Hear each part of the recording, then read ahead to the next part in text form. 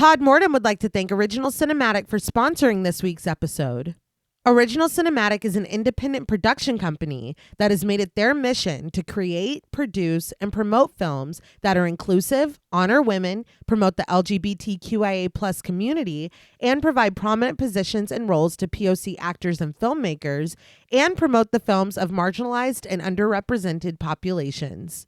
These are all things that are extremely important to our podcast as well.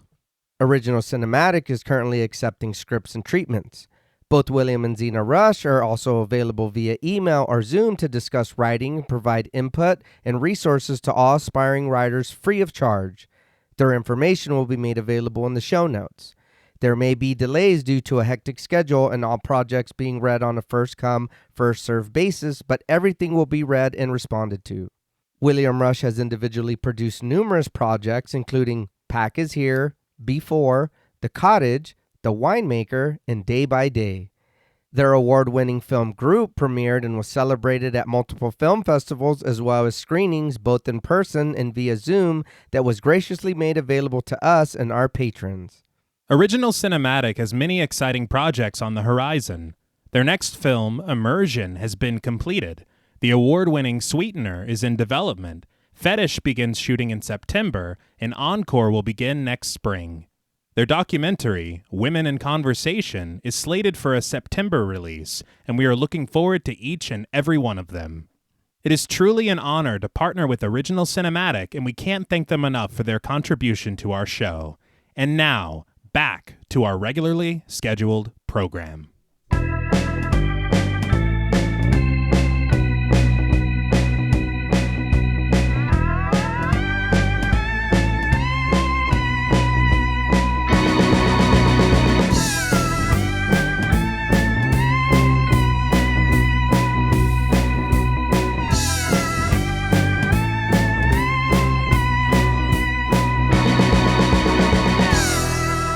Salutations! Welcome to Pod Mortem. I'm Reneé Hunter-Vasquez, joined as always by my co-host, my husband, and my brother. Hi, I'm John Paul Vasquez. Hi, I'm Travis Hunter-Sayapin.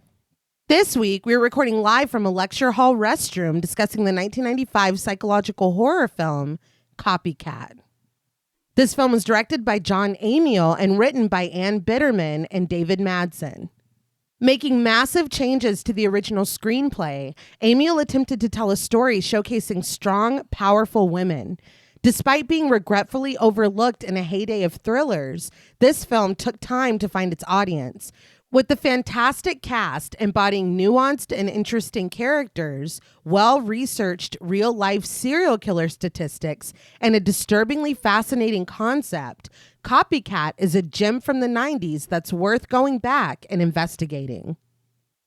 This film was suggested to us by friends of the show, Mozzie Bear, J-Rex, Probably My Jugs, Kent Morton, TJ Bronson, Lucy Thane, Leisha Olivier, Megan M., Half Price Horror, Tanner Rutgers, Beth Bauer, Franklin Badge, Katie Face, Jay, Seth Schaff, Cookie, Toya Shea, Lost Fan 08, Smelly Poo Poo Head, Skank Sinatra, Stephen Junius, Tommy Norcal, and Jessica Aprick Hernandez. We want to thank them all for their support as well as this suggestion. So, what did you guys think of Copycat the first time you saw it? So I know I've watched this before at some point, but watching it for the show, I don't think that I've watched it all the way through. I think I've seen parts of it, or I was dropped in the middle and I watched a little bit of it, and then that was kind of it. So watching it for the show, I was like, I'm just going to do it as a fresh watch. There's a lot going on in this movie. There's a lot I do like. There's a lot of cool stuff. There's a lot of stuff. Well, I don't want to say a lot, but there is stuff I don't like. There is stuff that I'm just going to be honest. Mm-hmm. The cast is amazing. Like there's people in here that I was like, oh shit. I was like, this is really cool.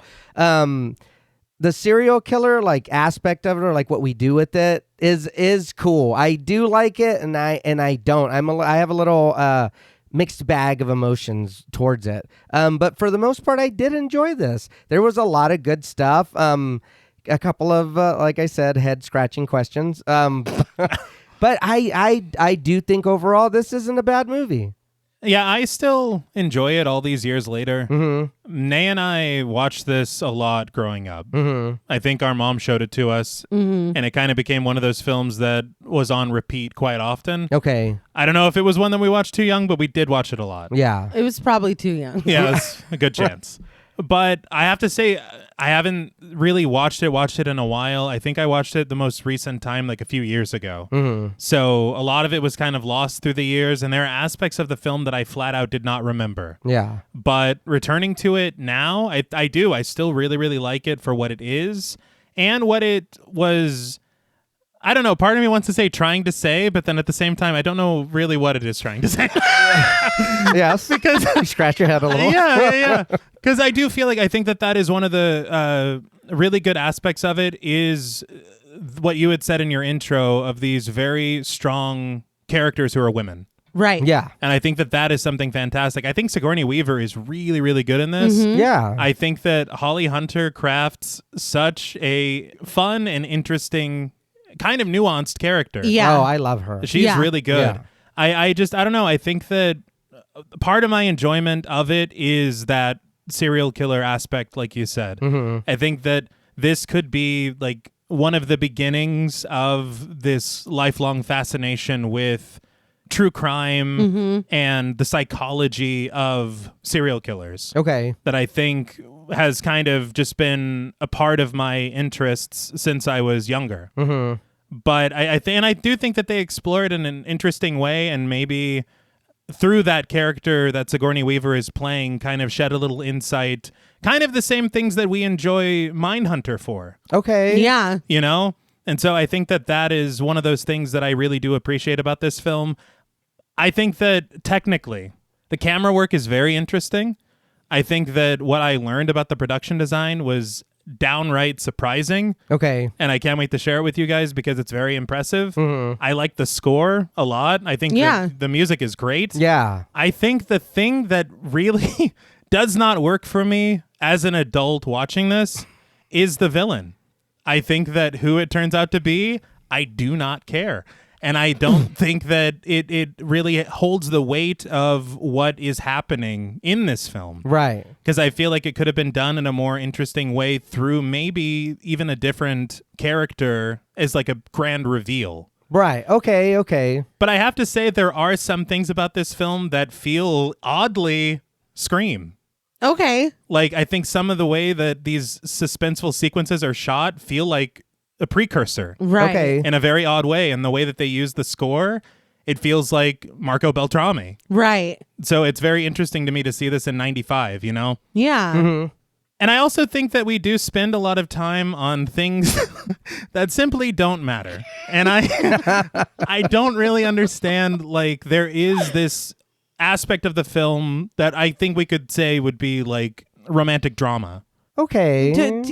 Yeah. And I feel like there is really no satisfying payoff to this. It's a little underbaked, Yeah. but Amiel had some thoughts on commentary that I can share when we get there. Okay. I cannot wait to hear that. One thing I will say, though, that I could not stop thinking about as I'm watching this film and it's progressing and we're getting more and more into what is actually happening, this premise, it is the perfect giallo film that was not a giallo film. Okay. And I feel like if they were to do this again and they did it through that lens, it would be 10 out of 10. Okay. All right. Well, I'll be the judge of whether or not this Yeah. Well, you are the expert. Yeah, I know. I think everybody needs to calm down. I actually don't think this one was, though. Thank you. I will be honest, you saying that, for me watching this, I felt the bones of something that I loved a lot, but it was maybe because I was just trying to. I felt a lot of Hannibal and Red Dragon That's in the fair. back for this. So Yeah. I have some things to Okay. say about that with something that was cut, but we see each other. Okay. Yeah, Okay. we'll talk about that in a little bit. There is one scene that puts you in the mind of Starling meeting Lecter. Yeah, there's a lot. And then there's a character that's kind of just Starling. Yes. So I I have not seen this. It's probably been a couple decades, honestly. And I remembered it being a perfect 10 because there were a couple visuals that I never forgot that aren't necessarily as scary as I remember them being. But in my mind, this was, perfection. Rewatching it, it's not perfection. But I do think that there's a lot of good and a lot of really cool ideas here. There were a lot of rewrites. There were a lot of reshoots. And I think, primarily toward the third act. And for me, that's kind of where things get a little, we're just going to speed run the rest of this. And, it's over. You know what I mean? I still think that it's a compelling story. I love the characters. I love Jon Amiel had said he very purposefully was casting people against their type. Putting Sigourney Weaver in the role that she's in, I think there is a brilliance to it and a subversion of expectation and kind of I don't know, this could be anyone. You know what I mean? Kind of this woman that's a fucking badass to everyone. She's a heroine. She's, all of this. But it's like, no, it could be anyone. Like there's something very interesting about that to me. I think that Holly Hunter is amazing. And I like her in, I think everything I've ever seen her in. But there's something about this character that I think she feels, and I know that there's probably some influence from other things, but she feels very lived in. She feels like a real, like this isn't a character that started at the beginning of this movie. Like it feels like she's been around. She's been doing this, and her portrayal I think is really interesting. That the whatever love thing that was going on, I have some thoughts on that we'll get to later on. And I will say the reveal of the big bad, I don't enjoy how they reveal it because it's not really a reveal. But if you stick around to the very end, for me, I love the ending of this. I can totally see why people wouldn't. I don't know if you guys do. I think that it's I have feelings. We'll get there. We'll talk. Yeah. I think it's pretty brilliant. For a lot of reasons that I can't talk about till we get there. But for, all things considered, are you laughing because I said for? I've been watching Daryl Lee Cullen. I know. All right. For all things considered, I still think that Copycat is great. I will definitely come back and rewatch this.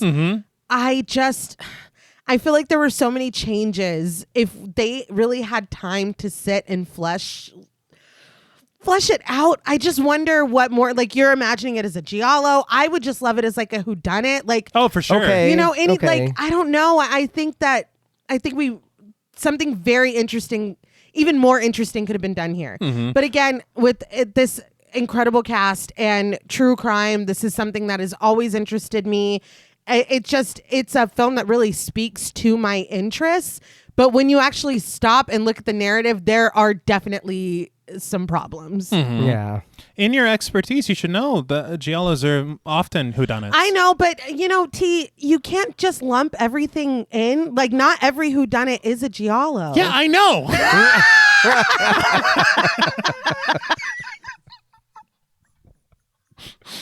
You should really be reading the pages I'm sending you. They're right in the recycle bin. The giallo book that I'm writing. Anyway, before T flips the table, I want to talk a little bit about the production. It's not a very long story, but I did get all the information for this production and for the trivia throughout the film from various sources. We have the director commentary with Jon Amiel. We have articles in CNN, People, and SF Gate. Bobby Wygant interviews with Jon Amiel, Sigourney Weaver, Holly Hunter, and Harry Connick Jr.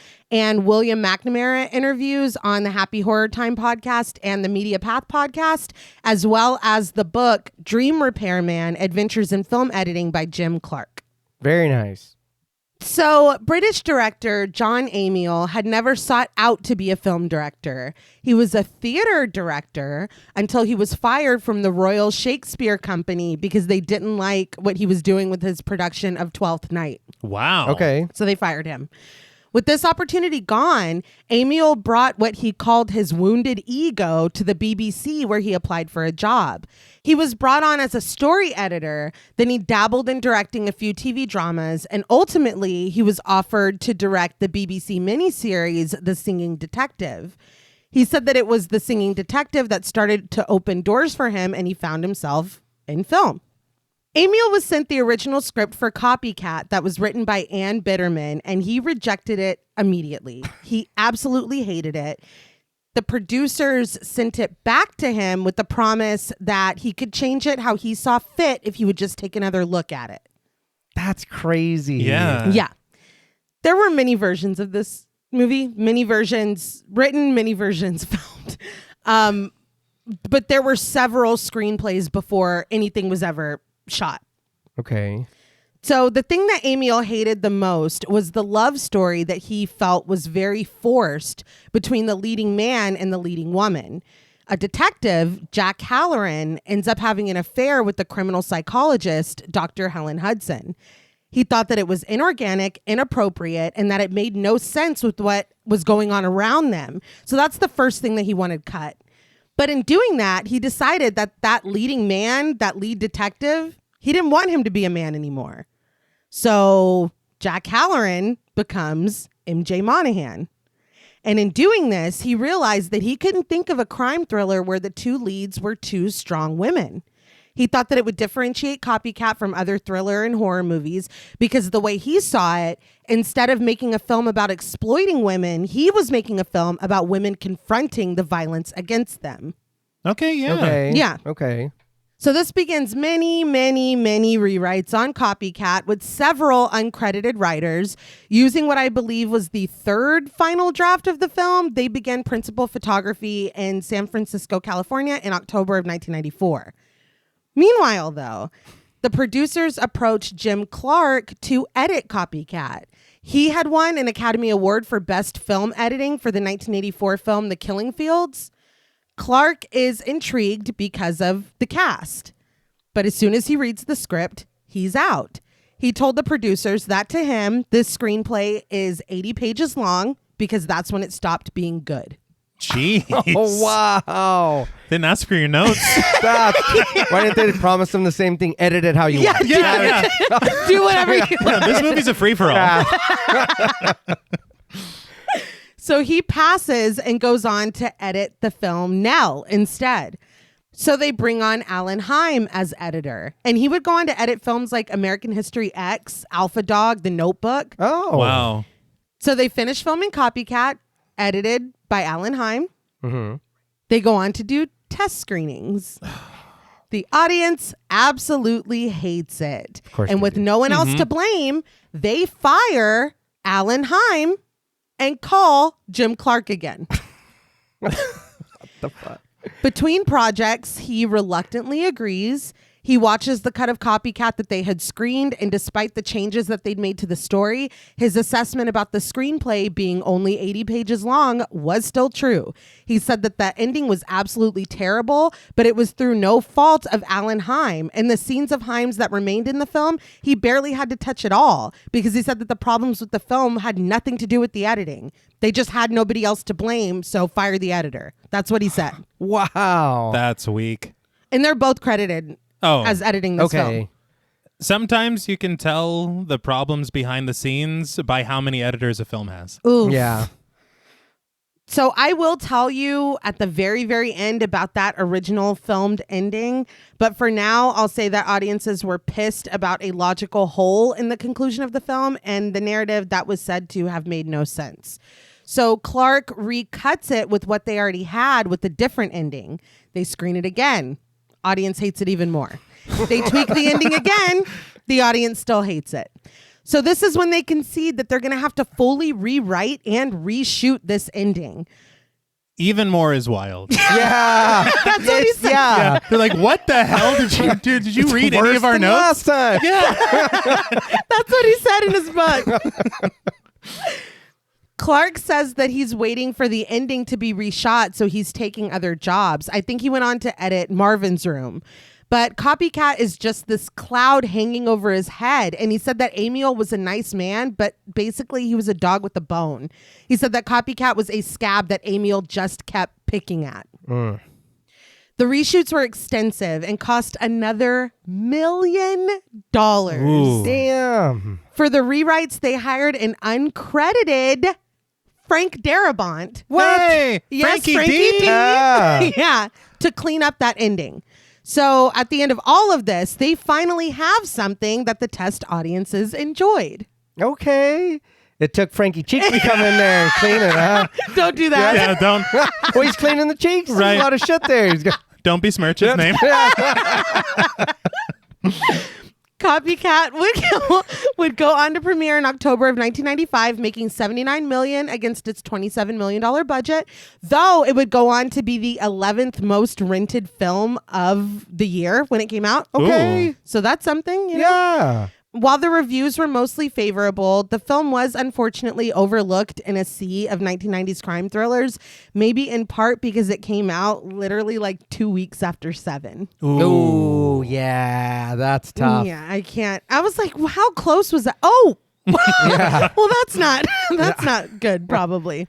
But it wouldn't be until years later that Copycat would find a dedicated audience. Although you might say this film is still criminally underrated. Mm-hmm. Anyway, it would be I was proud of you. it would be requested many times for Pod Mortem to cover. So without further ado, let's finally get into it.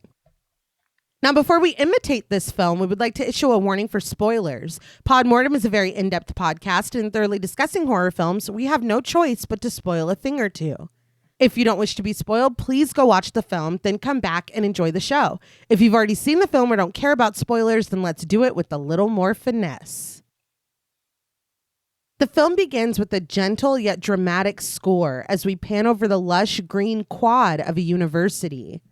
Very quickly, I hate to interrupt already. No, The music in this film is done by Christopher Young, Okay. who we have talked about so many times on this show. Yeah. Just off the top of my head, Hellraiser, Drag Me to Hell. Yeah. Like countless times. And his music is always fantastic. Yeah. yeah. There's one scene later where it's like this tinkling of a piano that is just so frightening and good. And the director had said that he was inspired by the music in Clute. I only know Clute from the very short parody of it they did on American Dad. Yeah, So me too. I'll add it to my watch list. Students sit, socializing, reading, relaxing, studying, walking back and forth to class. But a scream cuts over the serenity and a woman's voice informs us. The screams of his victim deaden his pain. The act of killing makes him feel intensely alive. And what he feels next is not guilt, but disappointment. It wasn't as wonderful as he'd hoped. We pan up to one of the campus's buildings, into a lecture hall, tight on the mouth of the orator on screen. Amiel also said that he uses a lot of screens in this film and things that kind of distort how things really are. Because this character, we meet a giant zoomed up version of her mouth before we ever see her. And so he thought it would be interesting to kind of play on how the types of people that we're talking about in this film see things differently than maybe the rest of us do. Mm-hmm. I didn't mean to sound so thoughtful. I just think yes, Quite. She continues, maybe next time it will be perfect. She posits that as the killer's determination builds to take another life, he plans in obsessive detail what props, what knots. We pull back to find her in the flesh behind the podium, donned in a bright red suit, Dr. Helen Hudson, played by Sigourney Weaver. Sigourney Weaver, we did talk about her in Alien and Cabin in the Woods. An icon. Yes. Helen has something to ask the audience. What turns you on? It's a packed house of students, and some of them giggle uneasily as Helen presses. What really does it for them? A great body, nice smile, beautiful legs? She concludes that what turns a serial killer on is the suffering and death of another human being. Well, that took Wow. took a turn. Have you ever Everybody's got a seen? kink, I Have you guess. ever seen that clip No.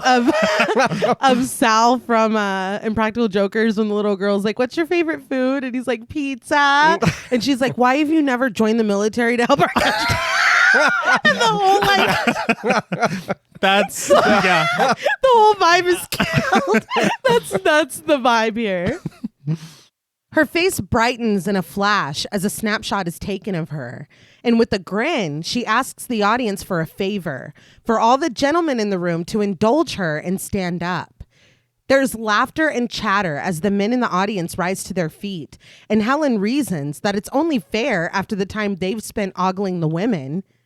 She invites all the standing men under 20 and over 35 to have a seat. Some of the men sit down. She invites anyone of Asian or African American descent to sit, and more men do. Helen asks for the man operating the spotlight behind her to turn it on and shine it at the remaining men. They smile good-naturedly as the spotlight washes over them, and they appear on the screen behind Helen. Helen asks the snickering women in the audience what they think. They're pretty cute, right? If one of them asked you for a drink, wouldn't you go? The man from the audience displayed on the screen is replaced by a black and white photo of Ed Kemper, the co-ed killer. This was very effective. Yeah. You know what? Y'all can, whatever you want to say about Helen Hudson, the bitch can make a lecture. Like, this is very effective because it is. These are all normal guys that you pass every single day. And so are these. Mm-hmm. Yeah. Like, that is terrifying. Mhm. The screen showcases another audience member before switching to the killer clown, John Wayne Gacy, in his pogo costume. Helen shares the statistic that 9 out of 10 serial killers are white males, aged 20 to 35, just like the men standing among them. There's an innocuous-looking man with glasses behind the one spotlighted as she says this. Let's put a pin in that. Yeah. Helen rattles off the facts. Albert DeSalvo, Bianchi and Buono, Berkowitz, Dahmer, Ted Bundy. All of them were quiet and unassuming, even nice. They held down jobs. They were decent neighbors. Their victims trusted them. Some of the men are looking around uncomfortably at each other now, but Helen isn't done. She shares that the FBI estimates there are as many as 35 current serial killers cruising for victims, even right now. She tells the guys it's time to sit down, joking that they're even scaring her. There's a light chuckle from the crowd as the men follow instruction, and Helen continues her lecture, informing the attendants that serial killers are not a 20th century invention, but now they seem to be spawning in ever greater numbers. She starts that the state of Florida spent almost $8 million to execute Ted Bundy, but her words break off before she can finish when she sees someone sitting in the crowd with vibrant red hair, a pimply face, and yellowed, crooked teeth. Daryl Lee Cullum, played by Harry Connick Jr., grins at her. He swipes his index finger across his throat, giggling as he mouths to Helen, "You're dead." Worried, Helen looks over at a waiting officer in the wings, who places a hand on the butt of his holstered gun. But when she looks back to the audience, Daryl Lee Cullum isn't there. He appeared to be replaced by an innocent redheaded man. Yeah. So I was kind of puzzled, wondering if this was an imagined thing for her. Yeah, I did Or too. he's like- Yeah. Because he's smiling. Yeah. But I mean, with where we go from here, Oh, okay. you know, it's yeah. like, how long has he been tormenting you? Right. Yeah. Harry Connick Jr., he was in Independence Day in 96, Hope Floats in 98, Mickey in 04, and Dolphin Tale in 2011. He said that he had auditioned for the role of Daryl Lee Cullum because he was auditioning for a lot of roles at this time, trying to establish himself as an actor as well as a musician. Mm-hmm. But he felt that the audition had not gone well and that Amiel was not impressed by him. On the commentary, Amiel even said that he he admitted to laughing when he found out that Harry Connick Jr. was even interested in this role because he didn't think he'd be able to play anyone other than himself, that he wasn't suited to. Ooh. I was like, God damn, dude. But he found that he was one of the most relaxed and natural actors that he had ever worked with, he said. And being from Louisiana, he already has a Southern drawl. And when Amiel tasked him with coming up with Cullum's voice, he just said that he imitated someone he knew growing up. Okay. But, I mean, they obviously colored his hair. They right. painted his teeth yellow and then blacked out the front. I was wondering how they did that. Yeah. 'Cause, dude, I read so many really negative reviews about this movie. Like, a lot of people fucking hate this movie. Is this one of those movies that we learned that we Yeah. we're the only ones who actually like it? Yes. But on a couple reviews, they talked about how obvious the blackout on his teeth was. No. And I don't agree. No. I really don't agree. I gotta be flat honest. There are times that I wonder if they're using CG for people's teeth when it comes to things like this because it looks so. Yes, it Yeah. looks real. Like, Yeah. Yeah. This looks because I watch Independence Day a lot, so I know him from there. He's Will Smith's best friend in the movie. Okay. I know his face. Seeing this, I was like, what happened to your tooth? Yeah. But it's just before Independence Day. Right. Like, so I got him fixed. Yeah. Yeah. I honestly, his portrayal of this character, he is such a character. Yes. But it Yeah. works so well somehow. And I it's almost like you want more of him, but I think he's used just the right amount to also kind of be this specter hanging. You know what I Okay, mean? Like, yeah, I don't know. yeah. And a lot of people like flamed him and said it was cartoonish and like it was over the, and it is a little over the top, but I think that's the character. I don't know. I like it a No, lot. I think it has to be that lasting and Yes. to have Yeah. that lasting because we impression. don't see him very No. much. No, we get really one big scene with him and then a little bit. Yes. And so for that, you need to have something this memorable, and it is. Totally. Yeah. Yeah. I agree. But I was just surprised. I was like, am I watching a different movie? Because I don't agree with that at all. Helen offers a brief apology and shares her statistic again, wondering if that money wouldn't be better spent imprisoning Bundy for life and subjecting him to intense scientific scrutiny. Isn't it our best hope to try to identify the Ted Bundys of the future before they kill? She concludes her lecture, thanking the audience, and she's rewarded with a burst of applause. Her proposal and sentiment I can absolutely get behind. Mm-hmm. I do not think this is a strong enough closer for her lecture. She's like, thank you, good night. Yeah, it's like, what? It's already over? I understand you're rattled. Yeah. Just like wrap this Yeah, we shit gotta up. get out of here, dude. But you have like 8 pages left. I don't care. Outside of the auditorium, Helen autographs a book for a woman with the advice not to park next to vans. She turns to walk down the hall, flanked by 2 cops, Roy, played by Scott Devaney, and Tom, played by Terry Brown. I completely understand what she's saying about the vans and that situation, but isn't that a little too playful? It's like Gale Weathers. Gale Weathers was immediately who came to mind. I think that there is an interesting dichotomy in the character of Helen Hudson because even later, like, her motives are questioned at a certain point, and I think that there are comments like this that make it like, Yeah. I don't agree. I think that I don't want to say she's in it for the love of the game. I think she's trying to do good, and but I do think that she enjoys this celebrity. I think, you know what I mean? Like, don't park next to, like, why would you say that Yeah. if you're having a lot of fun? Yeah. You know what I mean? It's like, don't smoke in bed. Come on, dude. Right. What the hell? When she tells the officers that she has to go to the restroom, Roy leads the way as Tom excuses himself to go to the men's room if she's going to the ladies' room. He takes off in the other direction. Roy thanks him sarcastically for his help, and Tom tells him that he's welcome. In the bathroom, Helen checks her reflection in the mirror as Roy does a security check. He opens each of the stalls, revealing them to be empty before he gets to the very last one in the row. He pushes on the door, and it's only when he finds it locked that he spots in the gap legs ending in high heels. It's occupied. Quick question. Yes, you? Say you're in a bathroom stall.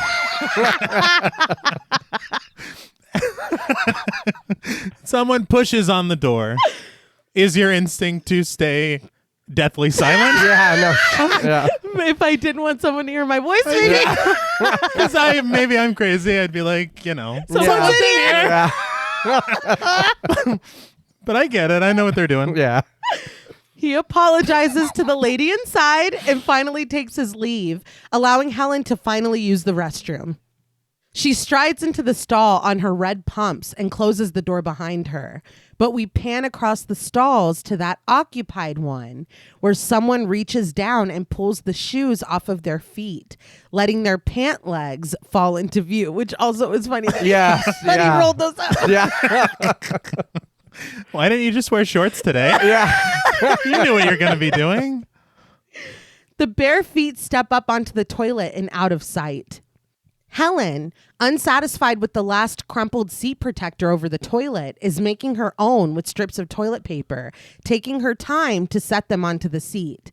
She doesn't notice the wire silently being looped over the pipe above her head. Just before Helen gets ready to sit down on the toilet, Daryl Lee Cullum pops up from the next stall with the wire. Quickly and seamlessly, he wraps it around Helen's throat and pulls. This, as a kid, maybe this is why I don't like public bathrooms. It's honestly clicking for me because I do not. Yeah. If there's any way I can avoid using them, I don't use them. That bathroom was clean as shit. It was so clean, It very was. bright. But maybe this is why, because this scared the fuck out of me. I am going to be honest, though. If there's just two of us in there and it's quiet, I don't hear any of that.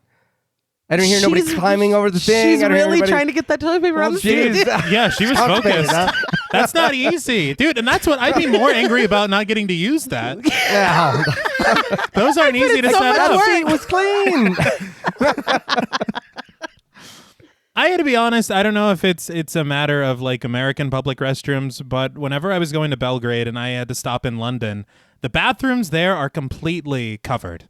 Like, yeah, a lot of places are. Yeah. the door is down to the floor and there is not like No you gap. feel Yeah. Why the hell aren't we doing that all the time? I don't know. I don't know. When I'm mayor, Elect me. yeah. Yeah, I don't know because it is very exposed. Yeah. Like, Even through the side, like Yeah. there's gaps everywhere. Helen grasps desperately at her throat, her cheeks puffing as she tries to pull in air. Her hands go to the cord digging into her neck as she's lifted. Her flailing feet kick at the toilet seat, the meticulously laid paper falling off. Daryl Lee Cullum secures the cord with the carabiner and hurries away, and Helen is left, suspended. She kicks her feet and one of her red Escada pumps slips from her foot and falls to the floor in slow motion. Outside the door, Roy hears it clatter to the floor, and his hand immediately goes to the gun at his belt when he calls out for Dr. Hudson. When she doesn't immediately answer, he pushes the door open and steps into the bathroom. He finds Helen immediately. The stall door is wide open, and she's inside, suspended from the wire by her neck and using the toes of her remaining shoe to balance on the toilet lid. The door to the supply closet opens silently on the other side of the stalls, and Daryl Lee Cullum slips out. But Roy's attention is drawn to the last stall, where the black heels still sit, abandoned. They clearly have no legs. I know. No I feet know. in them. There's nobody there. It's not a ghost doing this. No. He's like the worst officer in the game. Yeah. He's very off. Yeah. Helen tries to cry out a warning to Roy, but she's unable to speak. Roy draws his gun and points it at the closed stall where the uninhabited shoes still sit. He warns the person who he thinks is inside to come out with their hands above their head, and he's not going to ask again. We're focused on his gun and hear the last word of Roy's threat fade away as another hand slides into view, taking control of the weapon. The score crescendos, and we pan over to find Daryl Lee Cullum standing behind Roy, the blade of his large knife pressed against the officer's throat. With a thick southern drawl and a smile, Daryl Lee asks, "What are you doing with my gun, huh?" Further, he wonders what the officer's doing in the ladies' room. He titters and looks up at Helen. He asks Roy, "Doesn't she look pretty up there, officer?" He shifts the questions to Helen, wondering if she can help him out. Being the expert and all, how would a fart knocker like him take out a dumb guy like this? Would you stick him or would you shoot him? Alternating between weapons, he asks, stick him or shoot him? Shoot him or stick him? He laughs that he can't decide, so he'll just go on ahead and do both. Abruptly, Daryl Lee Cullum drags the blade of his knife across Roy's neck, slitting his throat. He lets go of the officer, and when he stumbles back, Daryl Lee shoots him twice in the chest, spraying blood across the mirror, and Roy falls in a twitching heap beneath the sinks. It's, of course, incredibly morbid, but I cannot even tell you how many times stick 'em or shoot 'em has come up in our household over the years. It's just one of those quotable lines. He is terrifying because he's so playful. Yeah. And then he just like double murders this guy. You know what I mean? Like, yeah, he's a little ridiculous, but Yeah. I like it. Yeah. Horrified, Helen whimpers, but Daryl is celebrating. He spits on Roy's body, chastising the fallen officer for bloodying up his knife. Finished here, he saunters over to Helen, sharing, I hate cops. He greets her as Dr. Hudson, locking his blue eyes on her brown ones as he invites in a low voice, what do you say me and you have a little fun? He drags the knife across his tongue. And this was a choice by Harry Connick Jr. Okay. The licking the knife. Oh, wow. In the hallway, Officer Tom races for the women's restroom, panting as he sprints. It cuts to black. The score swells, and the title is stamped in bright red, Copycat. It's stamped again and again until red takes over the entire screen, and white text informs us, 13 months later. So for this scene, they had an elaborate harness and rig, they said, around Sigourney Weaver's middle to support her weight there, obviously instead of her neck. Yeah. But she said that it was still physically exhausting and it would take the breath out of her. Both she and Amiel separately declared that the scenes shot in the bathroom were the most difficult to do out of the entire shoot. Damn, I bet. Yeah. But she did say that Harry Connick Jr. would sing Frank Sinatra to everyone in between takes to try to keep their spirits up. Although not too long ago, Harry Connick Jr. said that Sigourney Weaver was so unnerved by him in this film that unless they were actively filming, she completely avoided him on set, and that they did not properly introduce themselves to each other until the Copycat premiere. Huh. Wow. Yeah. Also, Amiel's intention was to do T's absolute favorite thing. Uh-oh. He said he wanted to make Copycat do for public bathrooms what Psycho did for showers. Okay. As soon as he said that, I was like, T's gonna see. Dude, I'm over it. I'm over it. Everything he says is discounted from now on. In his defense, it worked for you. I was going to say it. Yeah, somebody got Yes, it. it did. Helen wakes in her apartment with a cry. She sits up in her bed, her expression clouded with worry and her skin sheened with sweat. She tries to catch her breath before lunging over to snatch up a prescription bottle. When she finds it empty, she hurries to the medicine cabinet over her bathroom sink. I need someone to tell Helen to throw the empty bottles away because this is a recurring issue that she has. Yes, yeah. And she does not learn from it. Yeah, I wondered a few times, where are you getting all of these? As she rifles through the bottles there, she speaks to herself. John Adams, Thomas Jefferson, James Monroe, James Madison, John Quincy Adams. When she doesn't find what she's looking for, she closes the cabinet and rests her head against the mirror. Abandoning her presidential recitations, she calls out instead for someone named Andy. No one answers, and our view of Helen in her gigantic apartment is mobile and fluid. She breathes heavily, resuming her mantra as she walks through the space. John Quincy Adams, Andrew Jackson, Martin Van Buren, William Henry Harrison. I died in 30 days. This is a little insensitive. Sorry. She chides herself, lamenting that this is so stupid, before resuming her list. Finally, she reaches her destination and opens the door to Andy's bedroom to find it neat and empty. Helen heads down to the first floor of her gigantic apartment and continues to look around frantically. She finally finds the coveted prescription pill bottle at her large desk. She shakes pills into her hand and swallows them down desperately with gulps of a glass of abandoned brandy. Finally somewhat calmed, Helen sits down in her chair and focuses in on one of the 3 computer monitors at her desk. A conversation in the chat room, the stress line, is in progress, and Helen contributes, messaging from her handle, SheDoc. Something very interesting that I learned on the commentary, they chose to shoot this sequence in a very, very neat way.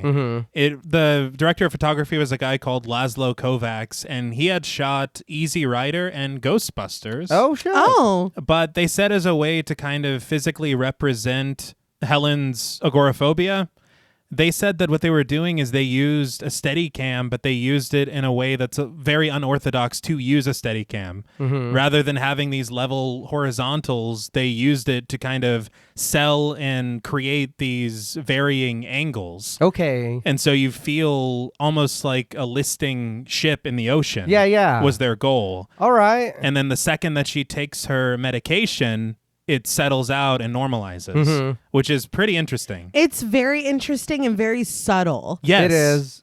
I think they did that on Sunny, where they were stuck in the bathroom and they didn't have anything to drink all day. Yes. They got that. Yeah. From Copycat. Yeah, for sure. Helen types, anyone awake? Need to talk. Someone with the handle Kate Min replies, hello, SheDoc. Panic attack? Sighing, Helen answers, big time, bad memories. You housebound? Kate replies that she is, 6 months. She asks about Helen. Muttering with a grin that she's got Kate beat, Helen replies, 13 and counting. Helen takes another sip of brandy before pulling off her glasses, running her hand through her hair and abandoning her conversation with Kate. So she one-ups her. I got what I Yeah. She felt better. I guess, yeah. Look, you didn't even say bye. TTYL? Yeah. Nothing. After snatching up a remote, she slides a partition over to another raised area of her gigantic apartment. Cartoons play silently on the TV in the living room, but Helen walks past this.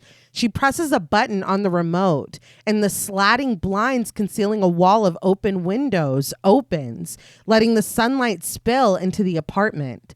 Helen stands there looking through the glass as we pull away from her luxury apartment that looms over the bay with the Golden Gate Bridge in the distance far behind.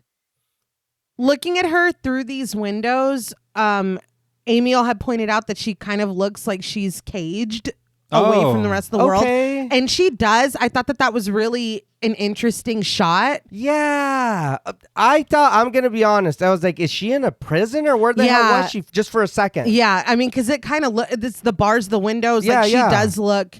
And it was so dark in her apartment and it's bright. When she opened the blinds, I was like, damn, it's daytime? Yeah. But yeah, it's just this really sad shot of her that kind of gives us insight as to what she's been dealing with. Okay. But I've already kind of talked about Amiel's intentional casting of who Sigourney Weaver is in like essence and like being this legend or whatever, casting her in this very vulnerable role.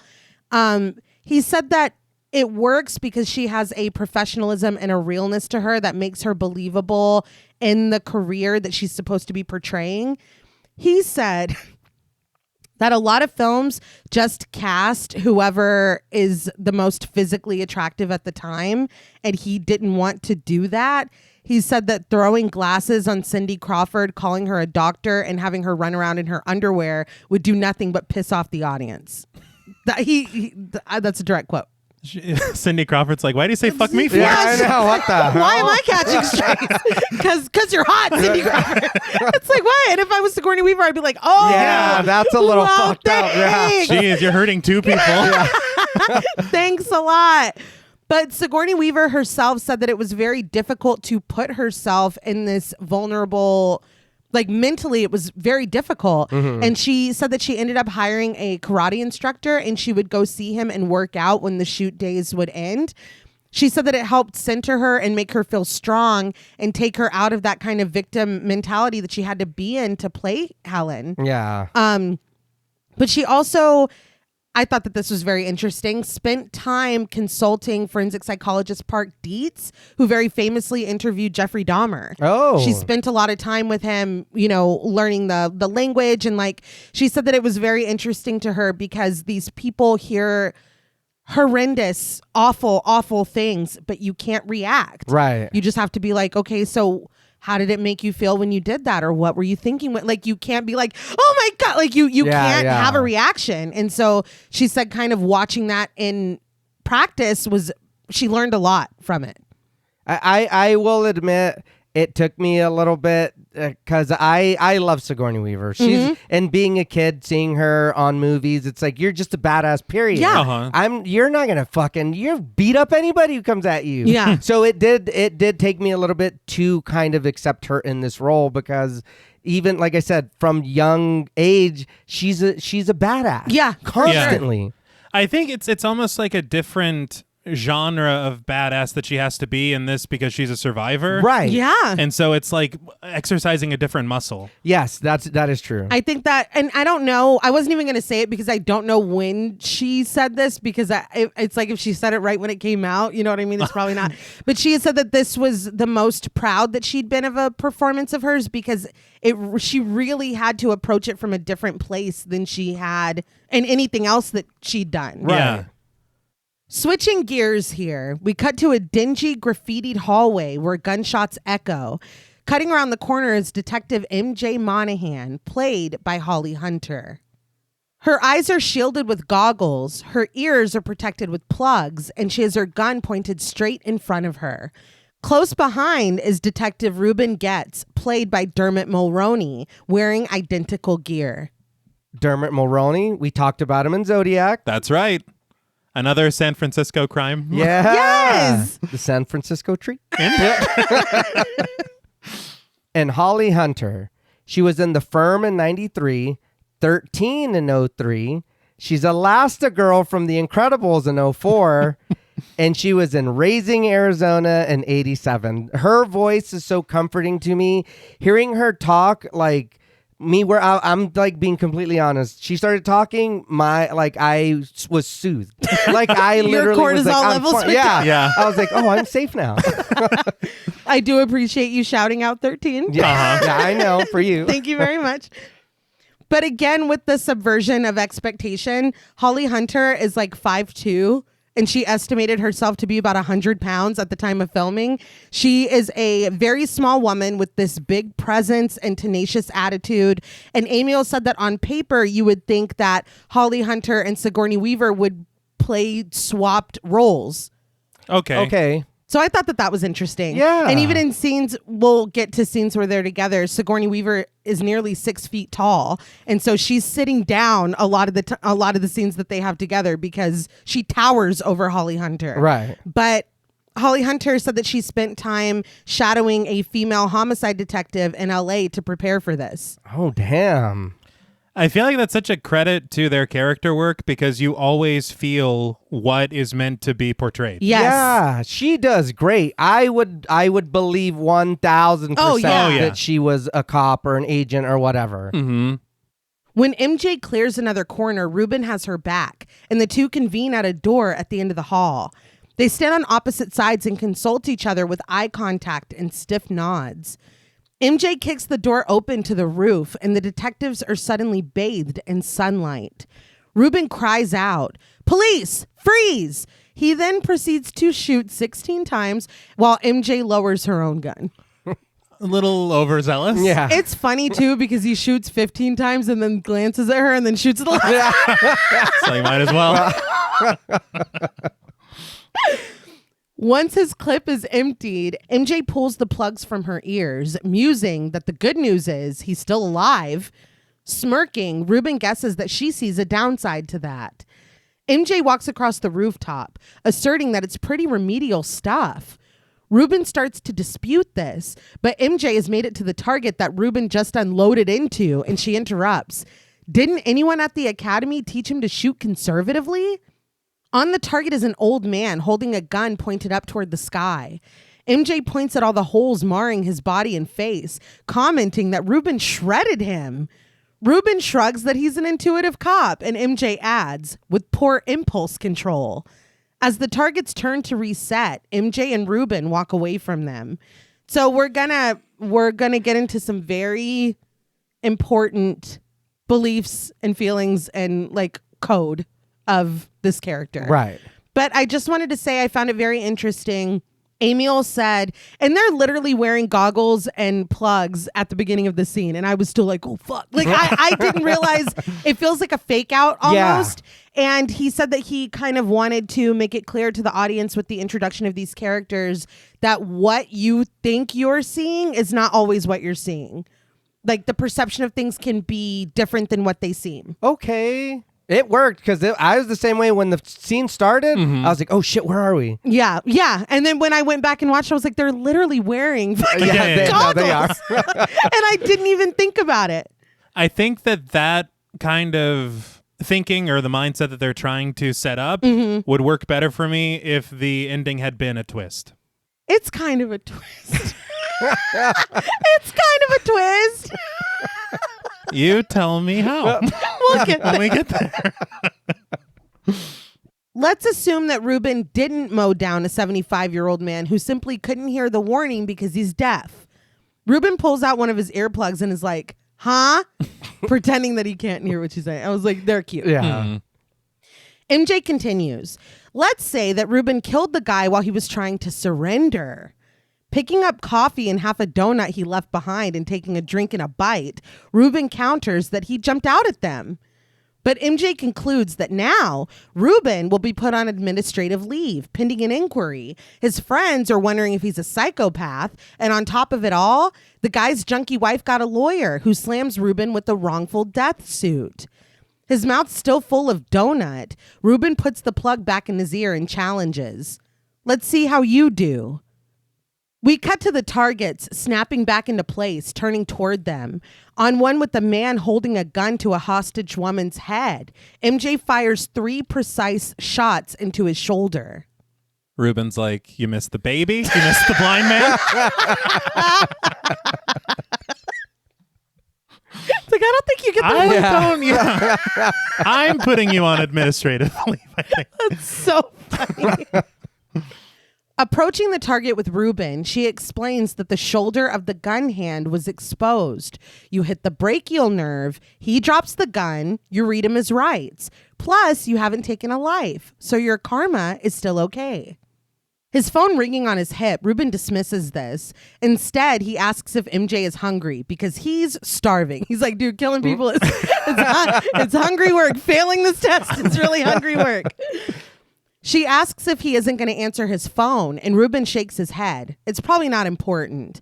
But MJ counters that she, the girl calling, probably thinks it is. Ruben presses forward, asking if she'd like some Moroccan, some couscous. But MJ isn't letting it go. Doesn't he want to know which one's calling? Finally, Ruben pulls the plug from one of his ears and answers the phone. When he says hello, MJ says it at the same time, mocking him. Ruben nudges MJ playfully and backs away, his eyes still on her when he tells the woman on the phone that she must have mental telepathy. He was just about to call her.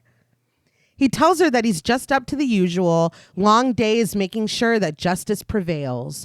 When the targets snap back into place again, MJ holds her gun sideways and fires. So she's cool. Yeah. I will say upon first watch, you think that this is just a really good way to set up their dynamics with each other. Right. But later on, you realize just how important and crucial this entire conversation is. Absolutely. Yeah.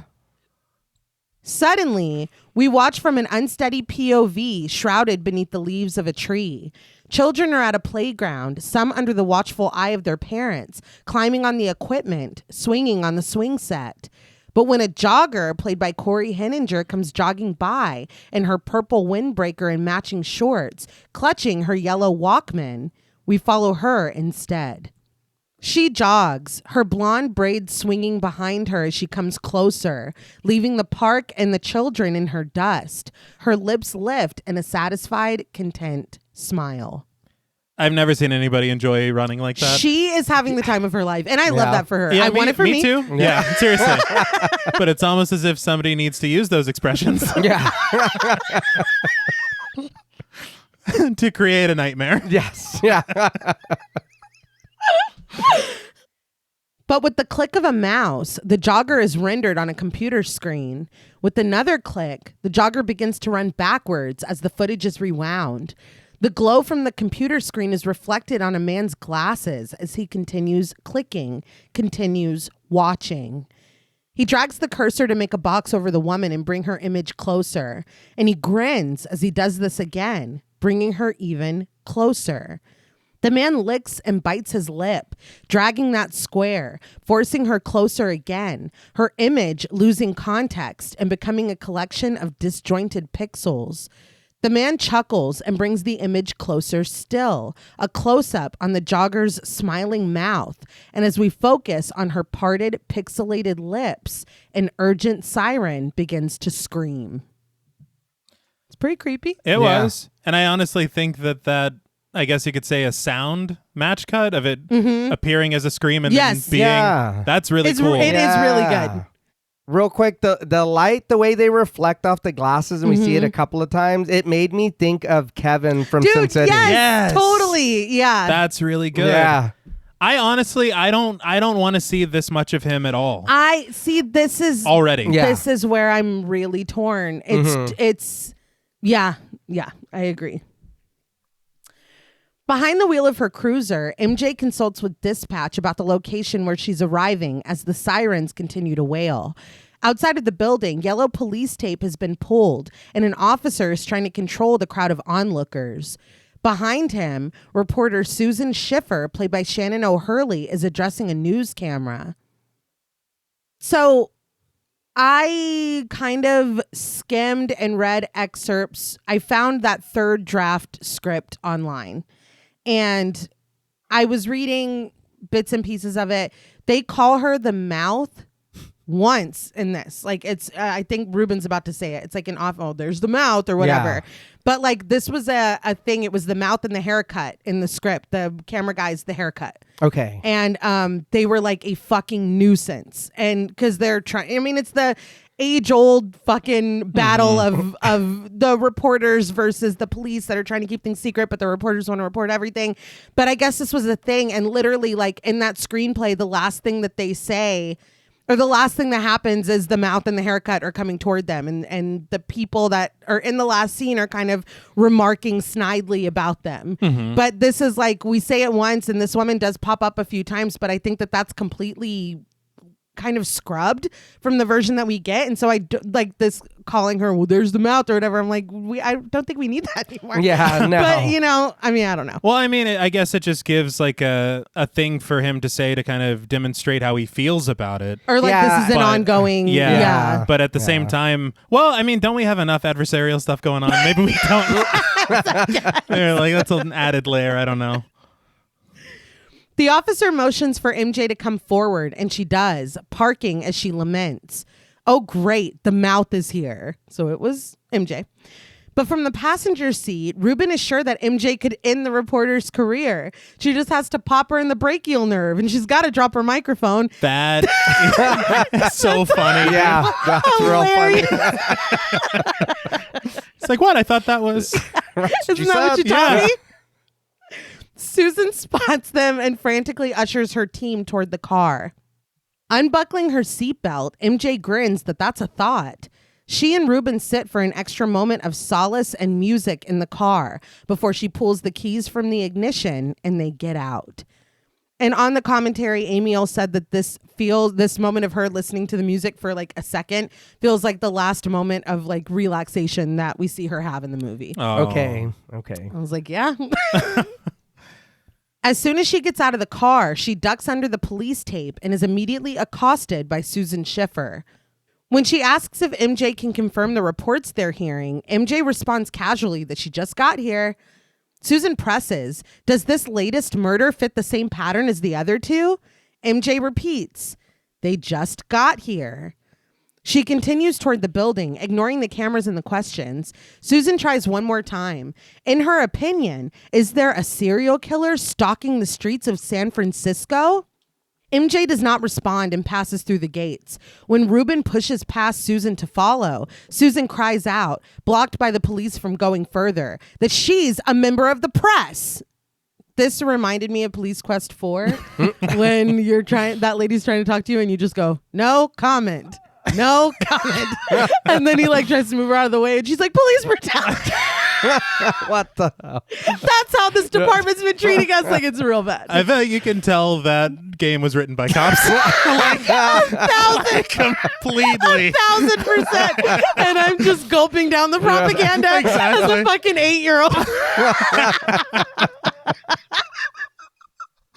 And his name was Detective John Kerry. Oh, wow.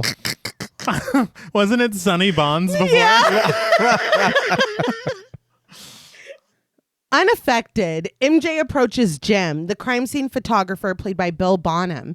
She tasks him with getting some pictures of the crowd with nice, clear shots of their faces. Chomping his gum, Jim assures her that he'll make them say cheese. She's so good at her job. Yes. Yeah. And she's so personable with everyone that she asks them to do something. They're like, you got it, MJ. It's really good. Lieutenant Quinn, played by J.E. Freeman, walks up to them from the crime scene, jumping straight into the situation. J.E. Freeman, he was in Mother's Boys in 93, Patriot Games in 92, Alien Resurrection in 97, and Go in 99. Would that be with Sigourney Weaver? Resurrection? Oh.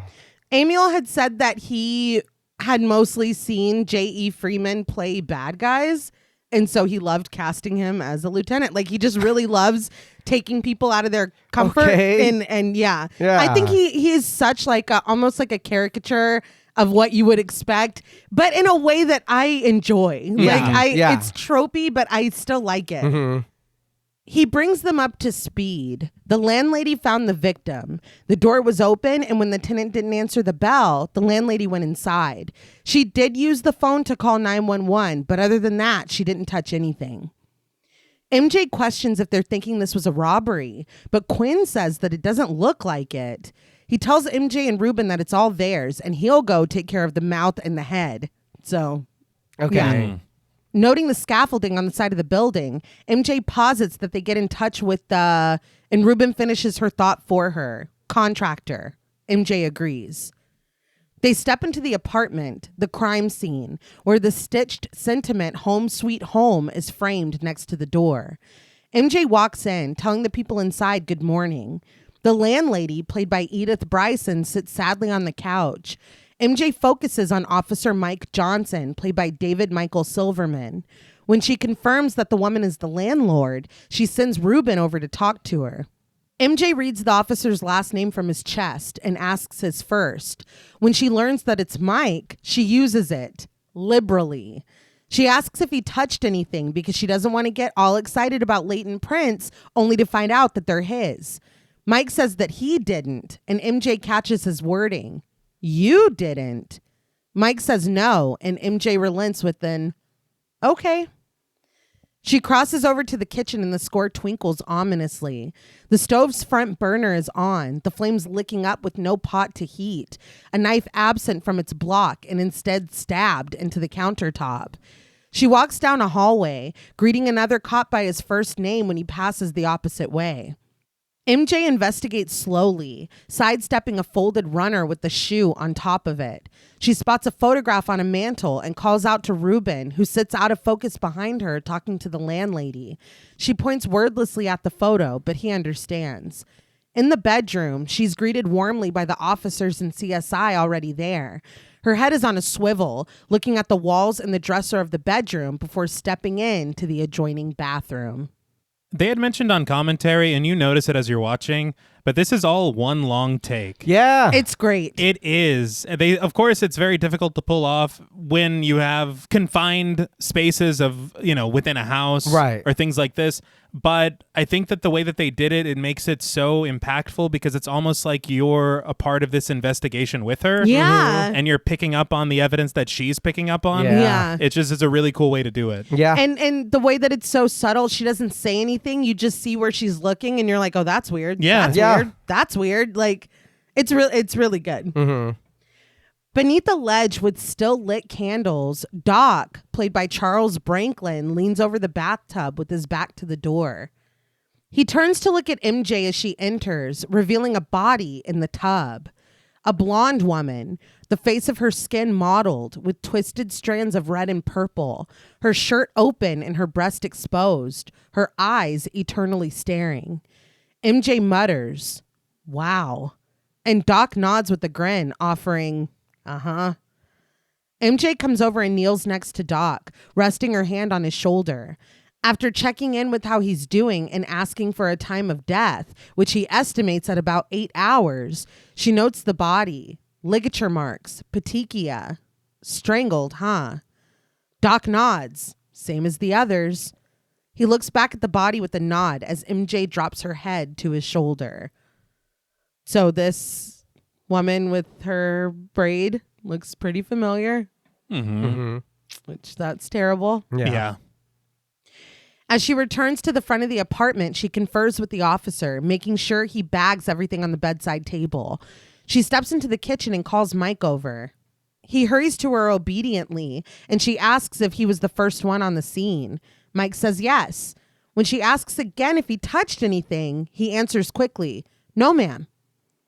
MJ flips through her notebook casually and asks, "What's wrong, Mike?" Mike chuckles that nothing's wrong. But when she assures him that if he's holding out on her, he knows she'll get it out of him one way or another, his smile drops. Lowering his voice, he tells her there was a stocking around her neck when he found the body, and he doesn't know what happened to it. MJ is like, Still looking down at her notebook, she asks who was here before the CSI showed up. Mike answers honestly, Lieutenant Quinn. MJ can't help but bristle visibly at this, but she plasters on a smile, thanks Mike, and walks away. So this is suspicious. Yeah. That's weird. Yeah.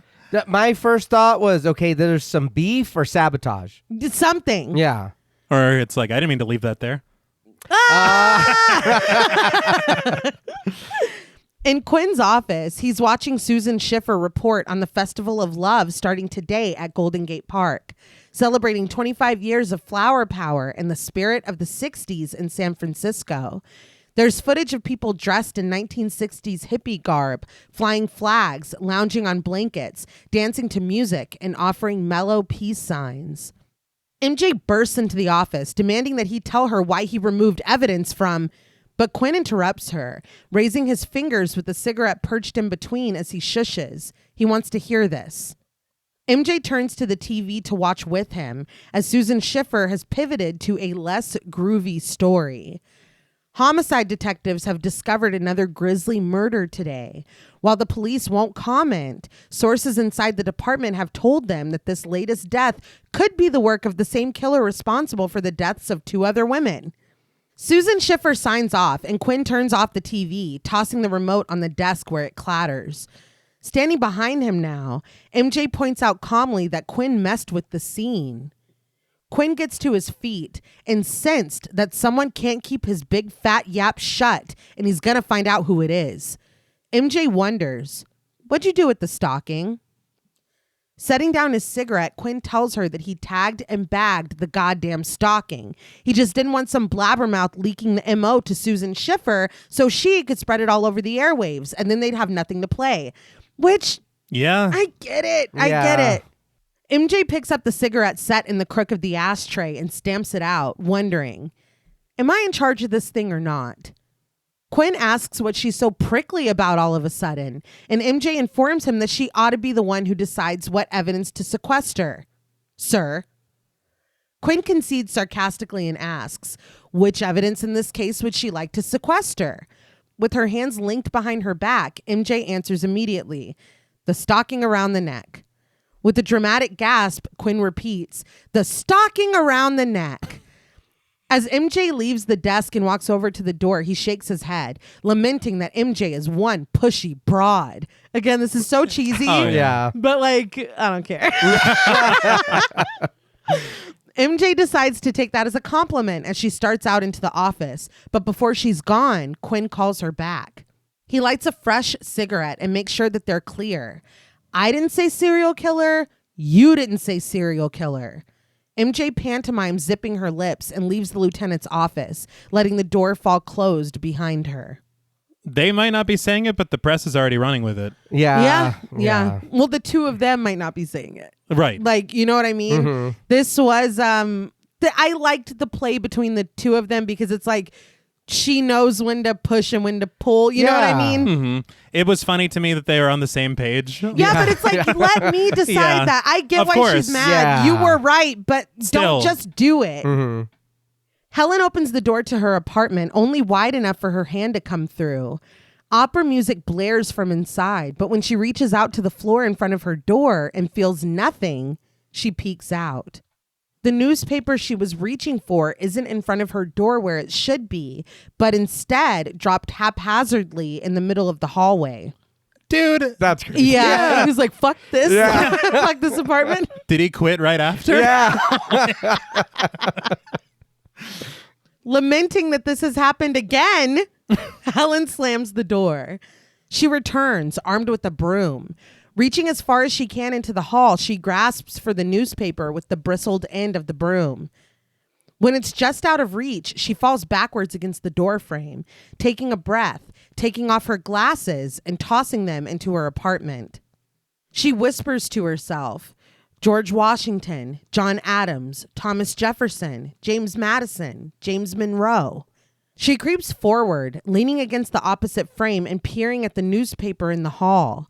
She looks up at the long hallway behind it, and it tilts, disorienting Helen as she teeters on the cusp of her panic attack. She encourages herself quietly before flinging herself into the hall, grabbing the paper and retreating back into her apartment, slamming the door behind her. One thing they had said about sequences like this, because there's another one that's coming up later, they have the hallway as we see it, and then through her view, they designed a set that's twice as long as the regular corridor. Okay. And so when they're doing these like tricks with these wider lenses and different angles, it's distorting in a way that really is successful to me. Yeah, I agree. On the commentary, Amiel was like, this was a very humorous way to portray a very not humorous condition. I was like, I didn't think this was funny at all. No. Because he's like, this woman trying to reach her newspaper with the broom. It's like, I didn't think this was funny at all. It's like you wanted us to. Yeah. I was like, I don't know if he's like kind of lamenting the way they did it and saying it, that it ended up funny, or like if it was intended to be. But I was like, God, she is like, she's struggling. Mm-hmm. Just this short venture outside of her home has left Helen slouched against the wall and panting for air. But she snatches up her hard-won prize and reads the front page of the paper. Above a smiling picture of the blonde jogger is the headline, Police Baffled and Death of Third Woman. Gritting her teeth, Helen blurts, "Idiots!" before pulling herself to her feet. We cut to an interrogation room where Detective Nicoletti, played by Will Patton, speaks calmly. So you followed the girl home, and then what? Will Patton. I know. As soon as I seen him, I was like, yeah. We talked about him in The Fourth Kind. We did, and Mothman Prophecies. That's right. He's fantastic. I know we have to say it every single time. Best Audiobook? Yes. Yes. In the game. 1000%. Across from him, Harvey, played by Richard Conte, admits, I killed her. Nico, as he's called, wonders where he did that. And his voice choked with emotion, Harvey replies, in the bathtub. Nico asks why he did that. And Harvey says that she was a very dirty girl. Very dirty. Nico shakes this off and asks if Harvey remembers how many times he stabbed her. Harvey does. 87 times. Nico calls Harvey's name, and Harvey's like, yeah?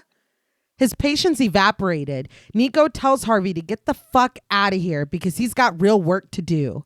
As he's ushered out of the room, Harvey holds up his hands, insisting that he's got innocent blood on them. Nico comments dryly that that's a terrible thing, but he wants to tell Harvey something. If he comes back, he's gonna make him stand in the corner again, and he doesn't want that. Behind them in the bullpen, multiple officers call out, "Bye, Harvey. See ya, Harvey." This is the thing. Yeah. Harvey continues to mutter that Nico doesn't care about the truth, but the detective continues to show him the door, ignoring Harvey when he cries out that he did it. He killed her in the bathtub. Harvey finally leaves, and a man with glasses that's been watching this entire time with a smirk tells Nico, "Hi." The detective returns the greeting absently before walking back to the bullpen with a, "Whew." So that was interesting. Yeah. He picks up a coffee cup from the kitchen where MJ stands, and he wonders, was it something I did in another life?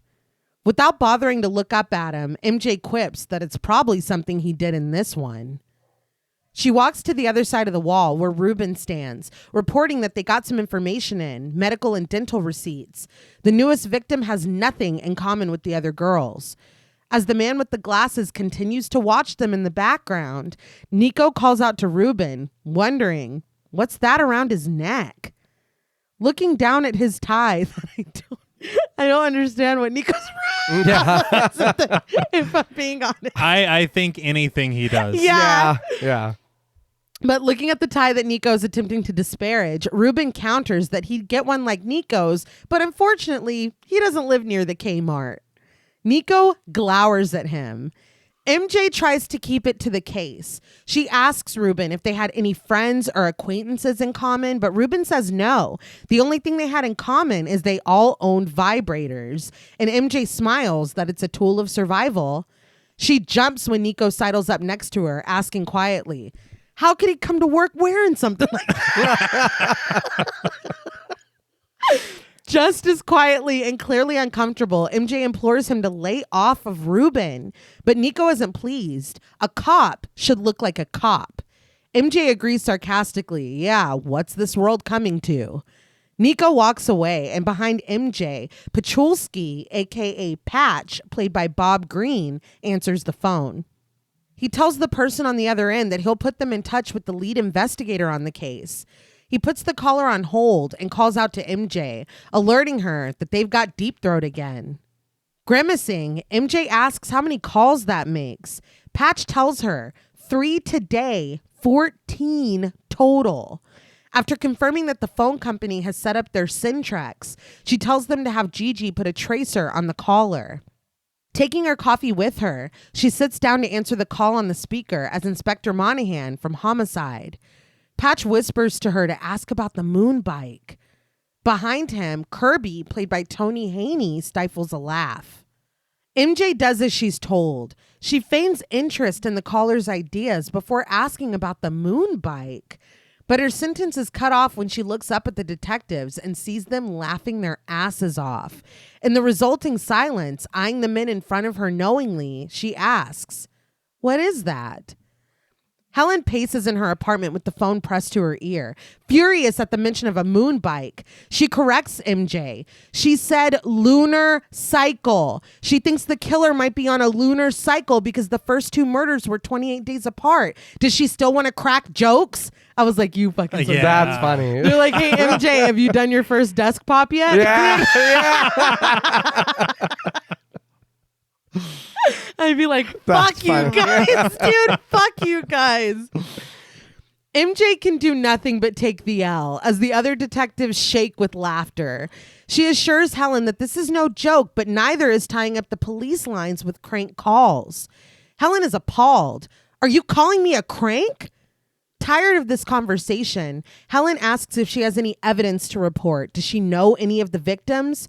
Helen thinks that this is victim number 3, but MJ interrupts that is an opinion, not evidence. Gigi, played by Diane Amos, strides over and hands MJ a piece of paper. MJ asks the caller who she's speaking with, and Helen promptly hangs up the phone. MJ looks at the paper in her hand with the knowing, ah. She sets it down on the desk and walks away. Patch picks up the paper and calls after her. Who's Helen Hudson? This would have worked, and this is nitpicky probably, but this would have worked so much better if we didn't see Helen on the phone in her apartment. Yeah, that's fair. Like if this was just a one-sided phone call and then we learn by him saying, who's Helen Hudson? Yeah. Because it's like, we fucking saw it. Yeah. We already saw Right that. there. Yeah. Because you got to feel a little silly getting the note and then realizing who was on the phone. That this is someone... This is kind of her fucking bread and butter. Yeah. And I'm sorry. And you're like, moon bike, fucking stupid bitch. Well, that was... Well, yeah. If she was mean. If we're at a station and it takes us 14 calls to trace it, I feel like I don't feel very safe. I don't even think they tried. Then what are you doing? Not everybody's going to be Harvey. Yeah. Because she was like, is Yeah. it set up? Run it this time. I don't even think they tried. Yeah. In the station library, and yes, I am counting this as a research scene, MJ scans through headlines on a screen. Cool killer Cullum, escape from custody. Do you think it's like a little bit of a sight gag that the library is room 411? Oh, that's good. I didn't even see that. But the negative photo beneath definitely isn't of Daryl Lee Cullum. It's Ted Bundy. And I thought he'd address that on the commentary, but he didn't. But it's clearly a picture of a well-known photo of Ted Bundy. But I don't understand. Anyway, more headlines. Dr. Hudson, victim of bloody attack. Escape killer claims new victim. Bodyguard slain. MJ turns to the TV next to her, where she's pulled up trial footage. An attorney asks Helen what she thinks of the defendant's claim that he tied those women to a tree and burned them alive because Joan of Arc told him to do it. Sitting on the stand with the lower third of the screen reading, cross-examination of Dr. Helen Hudson, expert witness for the prosecution, Helen replies that people suffering from oral hallucinations hear voices in both ears, in stereo. Daryl Lee told her that Joan of Arc always appeared on his left side and spoke softly in his left ear. At his table, Daryl Lee Cullum sneers at her. His lower third reading, Daryl Lee Cullum, accused of double murder. MJ turns when Quinn enters the room with lab results fresh off the press. As he sets the folder down on the desk in front of her, he reports bad news. No sperm. MJ realizes now that they've definitely got themselves a serial. Quinn asserts that MJ did not say that. He starts to leave, but stops when the TV catches his eye.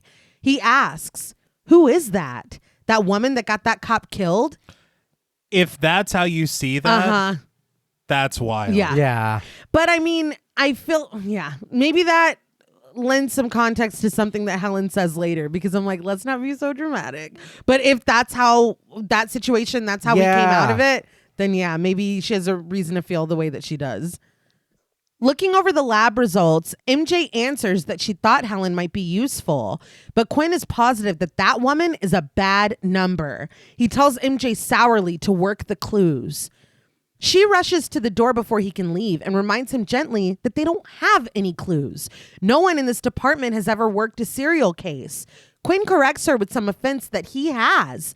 MJ remembers. The Zodiac, right? Did anyone ever catch the Zodiac, sir, or did he die of old age? I still worked it. So let's... He's got a little experience. Yeah. Gigi has walked up and is patiently waiting her turn. Quinn chooses now to turn to her and bark, "What?" She reports that the commissioner is still holding on line 2 about the Chinatown thing. This Chinatown situation is in the background in a few scenes, and I just wish I understood what the fuck was going on. Yeah. You remember the big account on Stella? Yeah. That's feels like it's that. like, all right, I guess we'll just call it a thing. She departs, and Quinn turns back to MJ, emphatic. Work the clues. He leaves. MJ goes back into the library, watching on the screen as Helen reports with certainty that Cullum satisfied the McNaughton rules for sanity, and he was fully aware at the time of the murders that his actions were wrong and unlawful. The attorney ceases his cross-examination, and when people in the courtroom start to clamor, the judge bangs his gavel. But Daryl Lee Cullum is looking at Helen with distaste. He drags his finger across his throat, mouthing with a humorless smile and nod, "You're dead." Does the judge have anything to say I about that? know. We all see you. Yes, you're on camera. Like the TV is there. Yes. Judge is like, I'm going to allow this. Sustained. You better be going somewhere with this, Cullum. The doorbell rings at Helen's apartment, and Andy, played by John Rothman, takes a peek through the peephole before answering. John Rothman, he was in Abraham Lincoln Vampire Hunter in 2012, The Day the Earth Stood Still in 2008, and Pollock in 2000. I have to say, aside from the fact that McPoyle is in the film, which is great. That's not the only reason we should cover it, but I think we should cover Abraham Lincoln. Yeah. Okay. Vampire Yeah, Hunter. that was a fun movie. It was very fun. I only saw it the once, but I remember thinking it was going to be really stupid and being like, that was great. Yeah. Yeah. Like just being surprised. And the Cowboys versus Aliens movie sounds weird, or Aliens versus Cowboys, I can't remember. yeah. But that movie was good too. Was it Okay. really? Yeah. I've never seen it. Yeah. Isn't it Harrison Ford? He's in it. He is in it. That's reason enough. Is there a McPoyle in it? Because that would really tip it over the edge. I just want to say that I love Andy, and I think that he is an amazing friend. And Yes. like, some of these scenes, I'm like, I just really like Yeah. Andy. I have a rewrite in my mind Okay. featuring this character. Okay, but okay. I can't talk about it right now. Helen watches pensively as Andy opens the door to reveal MJ and Ruben. Ruben holds up his badge and introduces them as Inspectors Getz and Monahan from San Francisco Homicide. He asks for Dr. Hudson. Andy explains that he's her assistant and asks if he can help. His eyes dart over to Helen, who is emphatically mouthing that she is not here. But when MJ asks for a moment of Helen's time, Andy invites them inside. And Helen stomps off in frustration. She meets them in the living room where Andy makes the introductions. She only has one question. He's escaped again, hasn't he? So here's my question then. Cullen. Mm-hmm. His Cullum. name- Okay, I was like, Cullen's a different guy. Edward Cullen. Yeah. He would never hurt Well, a soul.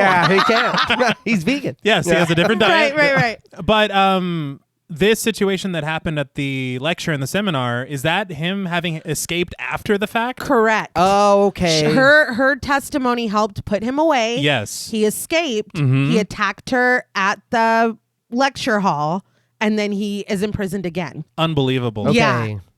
So that explains why it was shot almost as if she's seeing a specter. Right. Yeah. In the Because crowd. He shouldn't be there. Yeah. Okay. He should be in prison.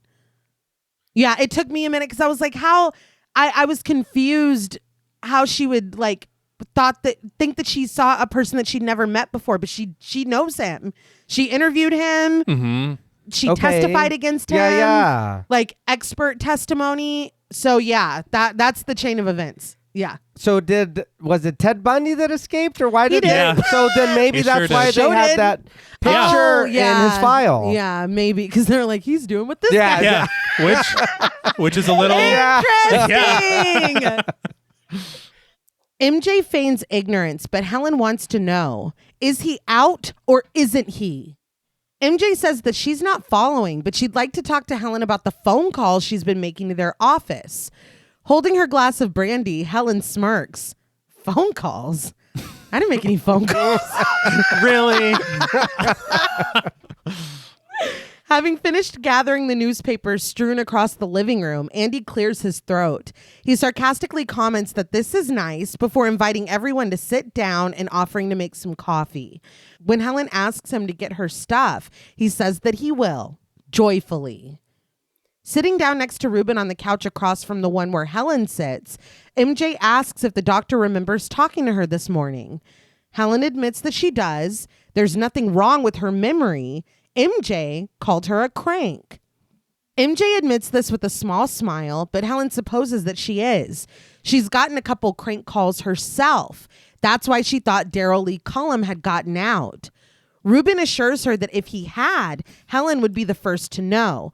And Helen allows herself a smile and a chuckle as she admits that she's relieved. Maybe I'm a little spaced, but did she call her a crank? She did. Yeah. Damn, dude. Well, she goes, tying up she's like, it's not a joke to tie up police lines making crank calls. And she's like, are you calling me a crank? See, you took it.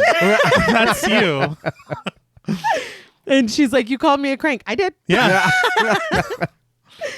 Andy comes over with Helen's pills and plops them into her hand. He takes away her glass of brandy, and when he offers her water instead, she snatches it from him in a silent gesture of annoyance. This is so, I think, a really cool way to show their dynamic silently. You know what I mean? Yeah. MJ brings them back to the matter at hand. Helen called them. She says that she did and she's sorry. It won't happen again. But MJ wants to know why she called. Helen reminds them that there's a serial killer out there who strangled 3 women. As she pops the pills into her mouth, she asserts with certainty that he's going to do it again. MJ reasons that even if there is a chain of events that connects these murders, that hasn't been released to the press. So how does Helen connect them? Helen chuckles that she doesn't know. Maybe 20 years of clinical experience and having serial killers on the brain. MJ nods and asks, would Helen work with them on this? Helen thinks at first that she's kidding, but when MJ makes it clear that she's not, Helen shares that she's retired. She doesn't do this anymore. MJ wonders if that's why Helen called their office 14 times, because she's retired. She smiles for Helen to help them out. She's a big fan of her work. Helen is amused. She asks Ruben if MJ does this wide-eyed little girl routine often. Ruben responds honestly, yeah. Helen cocks her head and wonders, does it work? MJ says usually, but Ruben corrects her, sometimes. But Helen grows serious when she asks MJ to spare her the bullshit. She doesn't admire her. She doesn't even like her. None of her people do. But the beautiful part is that Helen doesn't give a fuck. That's the upside of having a nervous breakdown. That's when I was like, firstly, nervous breakdown. But the wedding singer lives rent free. But that's when I was like, Helen, that's a little dramatic. But if Quinn is like, right, oh, that's the woman that got that cop killed, if that's how they all look at her, then I understand her being like, don't lie. You know what I mean? I know you don't give a fuck about me. Right. It was weird because that's how I kind of felt watching this little scene of what's going on. I'm like, why are y'all still dismissing her? If you do know who she is, you understand her credentials, you know what she went through, you come here and see what effect this has had on her. Mm-hmm. Why wouldn't you be a little kinder or be like, hey, look, I didn't know. I'm sorry. I didn't know it was you trying to call on whatever. Help us. That really would have been a completely different approach. Yeah. We didn't know that it was someone with your credentials and your knowledge. What lunar cycle? What are you talking about? Yeah, you could utilize. Yeah, but she's just like, what are you fucking calling our office? We're like, it's a weird approach. Yeah, it's like you're still tying up the lines. Yeah. It's like, what? It's an odd approach. Yeah. That's true. Wordlessly, MJ sets her briefcase on the table. Helen prompts them to leave, standing and alerting them that if they don't mind, she's had a very busy day. Ruben stands, but MJ remains seated. The unlatching of the briefcase booms as she opens it. Her wide-eyed little girl routine having proved fruitless with Helen, MJ switches gears. She compliments that it's a hell of an apartment Helen's got here. Hell of an apartment. She guesses that the books Helen wrote about these scumbags must have paid very well. She pulls out a large brown folder of photographs, informing Helen that they can't afford to pay her usual fee, but if she'd be so kind as to look at these. She tosses a stack of horrific photos onto the coffee table with a loud thud. They fan out, revealing glossy shots of death and torture. She tosses another thud. The landings of these photographs echo, washing away MJ's voice as panic begins to take hold of Helen. Helen looks away from these pictures, adamant that she doesn't want to see these here. Her good nature gone, MJ wonders, would you be more comfortable looking at them downtown? Ruben offers to drive her if she'd prefer that. It's like, Ruben, that's not the issue. Helen just repeats that she doesn't want to see these here. The glass of water slips from her hand and shatters when it falls. Her voice wavering and panicked, Helen calls out for Andy, who is still in the kitchen. Thinking quickly, Andy grabs a baguette from the counter and slides it from its paper bag, bringing the bag with him as he rushes into the living room. Helen is screaming for Andy now, and as soon as he reaches her, she falls into his arms. Andy cradles her on the floor, handing the bag to Helen as she brings it over her face and fills it with her hyperventilation. MJ asks if they should call the paramedics, but Andy says no. It's just a good old-fashioned panic attack. She'll hyperventilate until she passes out, her breathing will return to normal, and then she'll be fine. Ruben asks what they did, and Andy reveals that Helen is agoraphobic. Ruben's like, she's afraid of spiders, too?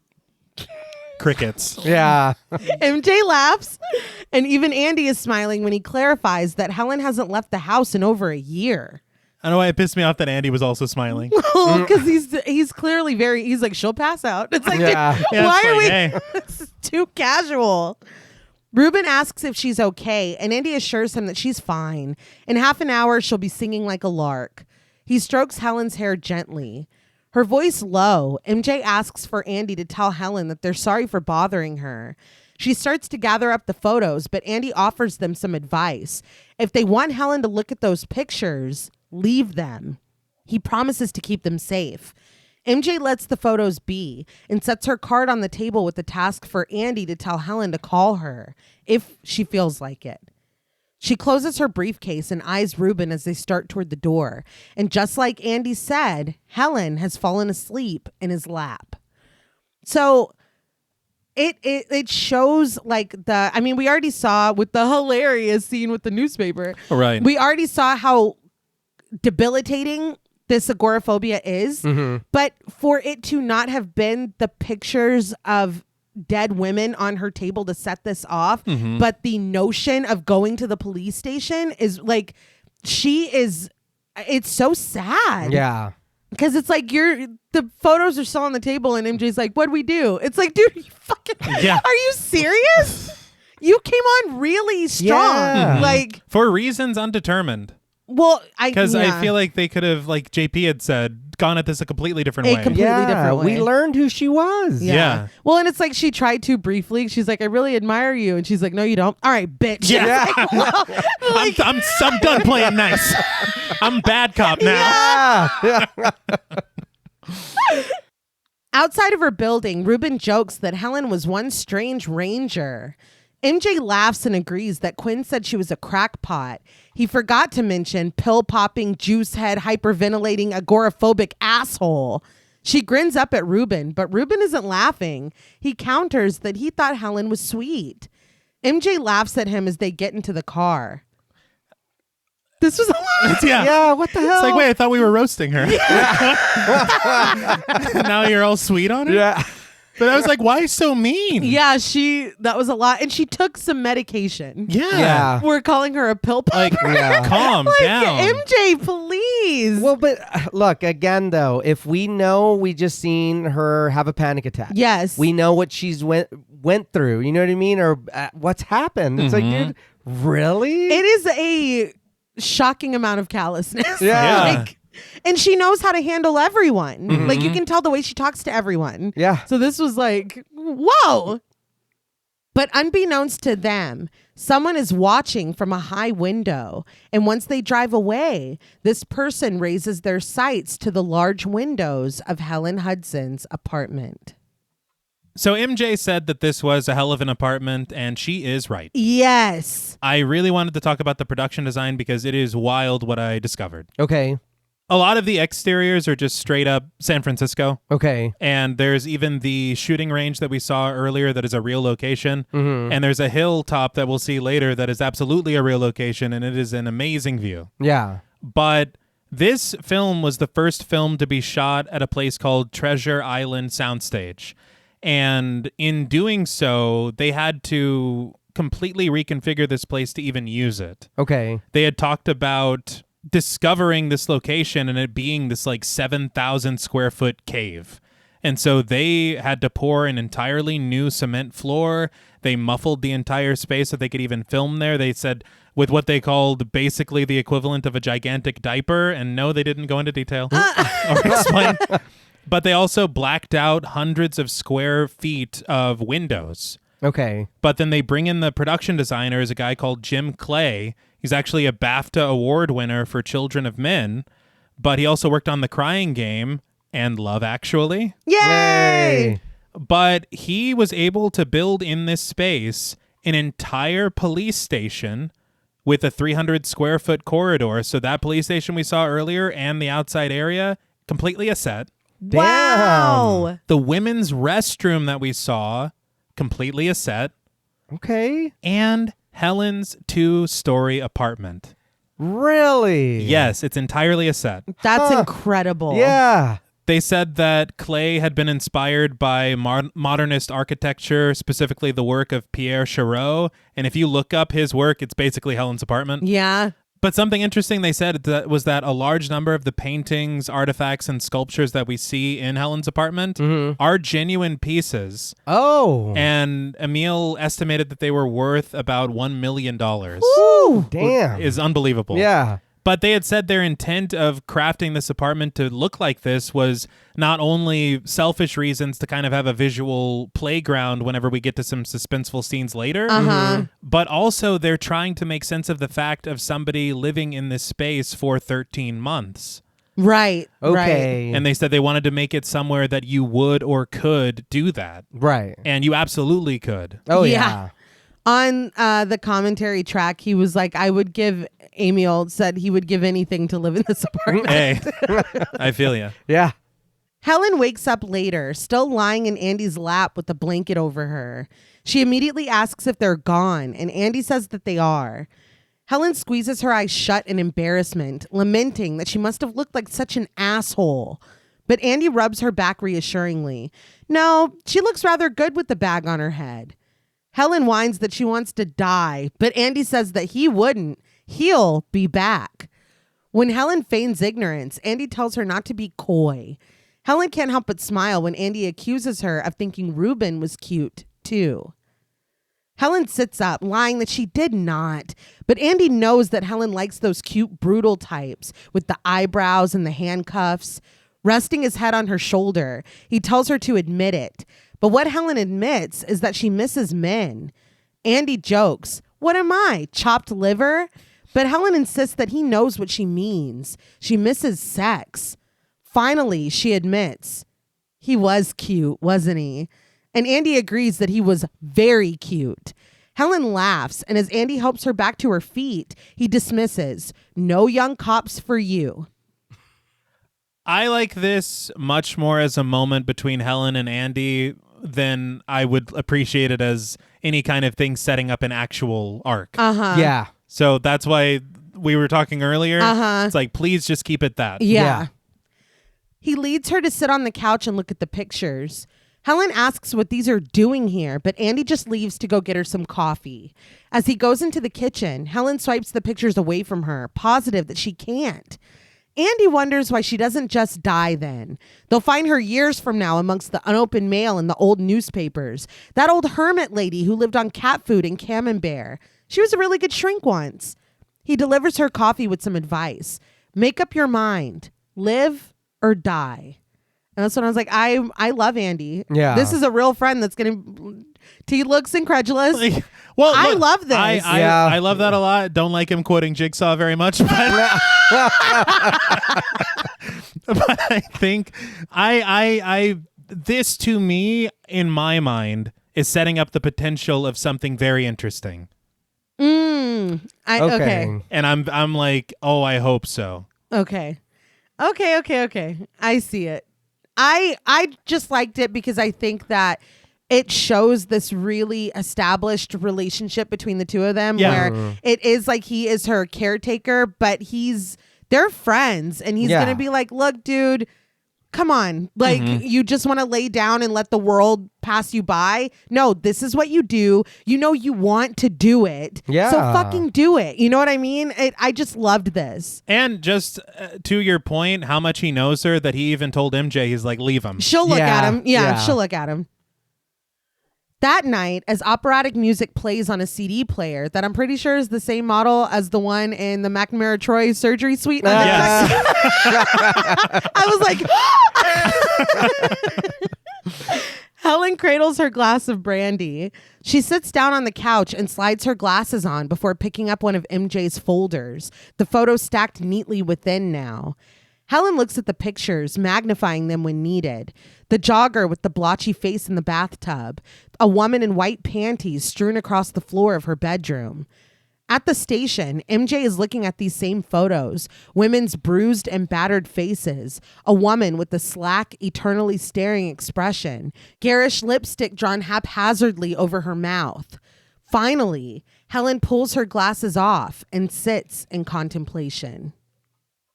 I just wanted to add that Amiel said they cut this scene down a lot. They had a lot more photos and a lot that it was just too gruesome. That it was just simply too much is what he said.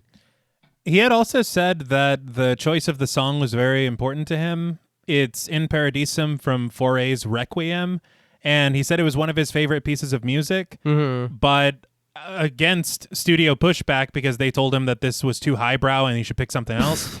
He said his intention was that this operatic music was actually a requiem for the women in the photographs. They're like, people that watch movies are dumb, dude. Yeah. But Helen has no idea that someone is watching her from the street as she paces the floor of her living room. Their view is finally cut off when she hits the switch on her remote and the blinds close over the window. Helen heads downstairs, and when she hears a floorboard creak, she calls out for Andy. When Andy doesn't answer, Helen keeps going toward her bedroom. We watch her in an unnerving POV through the sheer curtains covering the glass wall of her bedroom. Helen switches on the lights of her room before going to her closet, the score mounting suspensefully. But when she opens the closet door, it dies away when there's nothing inside but her clothes. Helen plucks a hanger containing a dress from the closet and plops it onto the bed as she walks by. I thought the suspense here was really cool. Like you're expecting something to be in the closet and then the way the music just dies when it's just closed. I thought it was really good. And this is the start of something that really reminds me so much of Scream.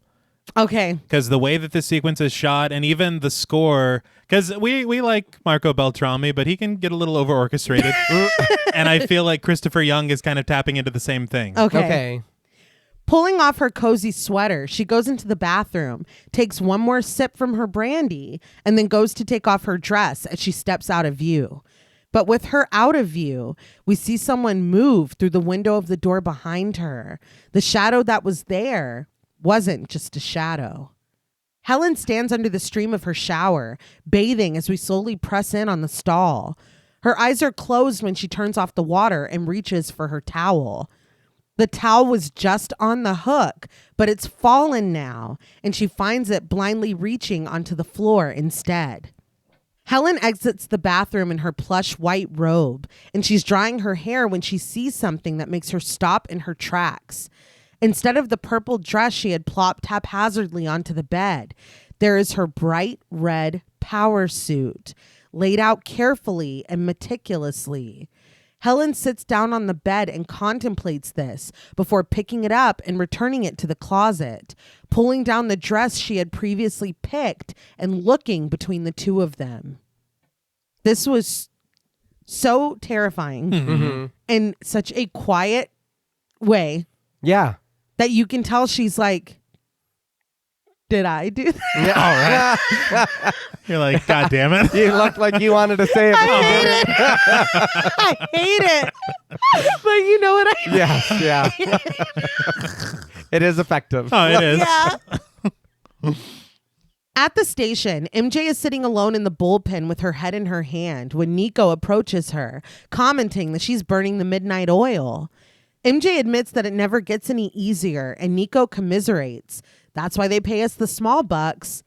He changes the subject awkwardly, stammering before finally getting to the point. What if when they finished here, they went down to Joe's and had a steak? And MJ answers in a whisper, I don't think so.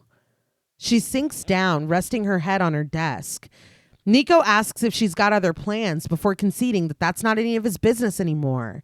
And MJ agrees. You got that right. But Ruben suddenly enters with a bag, rattling off bean curds, smoked dill sushi, Oh, Nico. He finishes that they've got seaweed salad and shrimp tempura. Does he want to join them? Yeah. Yes. Please. Nico has kneeled down to be next to MJ, but now he stands. Does Ruben kiss his mother after he eats that stuff? Ruben says no. But he can kiss Nico if he'd like. It's such an odd. It's like, yeah, I don't ever kiss my mother after my meals. I don't know what you're talking about. What the hell? His response was so funny. No. But I can kiss you. Nico tells Ruben to go fuck himself before making his exit. He doesn't like him. No. We get it. Ruben takes a seat next to MJ's desk and wonders who put a bug up his ass. But MJ has her own question. Where's her cheeseburger? Ruben holds up chopsticks and reveals that he made an executive decision. He got them Japanese. It's better for your heart. He starts to set out the takeout containers on MJ's desk, but her gaze goes cold when she calls his name flatly. He didn't even get her French fries? He's really pissing her off. But Ruben sets the container in front of her and takes a bite himself. With a chuckle, he asks if she's heard from Helen put a bag over my head Hudson. It's like, I thought you were defending her. Yeah, I know. I'm puzzled. And it was in front of her. What do you mean over her head? What the fuck? Yeah. Yeah, that's not what happened. MJ smiles that she hasn't yet, but she will. Ruben disagrees, but Helen bets $5 that Helen will call tonight. Ruben takes that bet. He's eating before he realizes something. Wait, what's this quarter pounder with cheese doing in my pocket? He slides the burger out of his jacket pocket and sets it into MJ's waiting hand with a grin. It's very sweet. Yeah. But he's like, and I did have them wrap it like a double cheeseburger instead. Just It's for better ease of for the transport.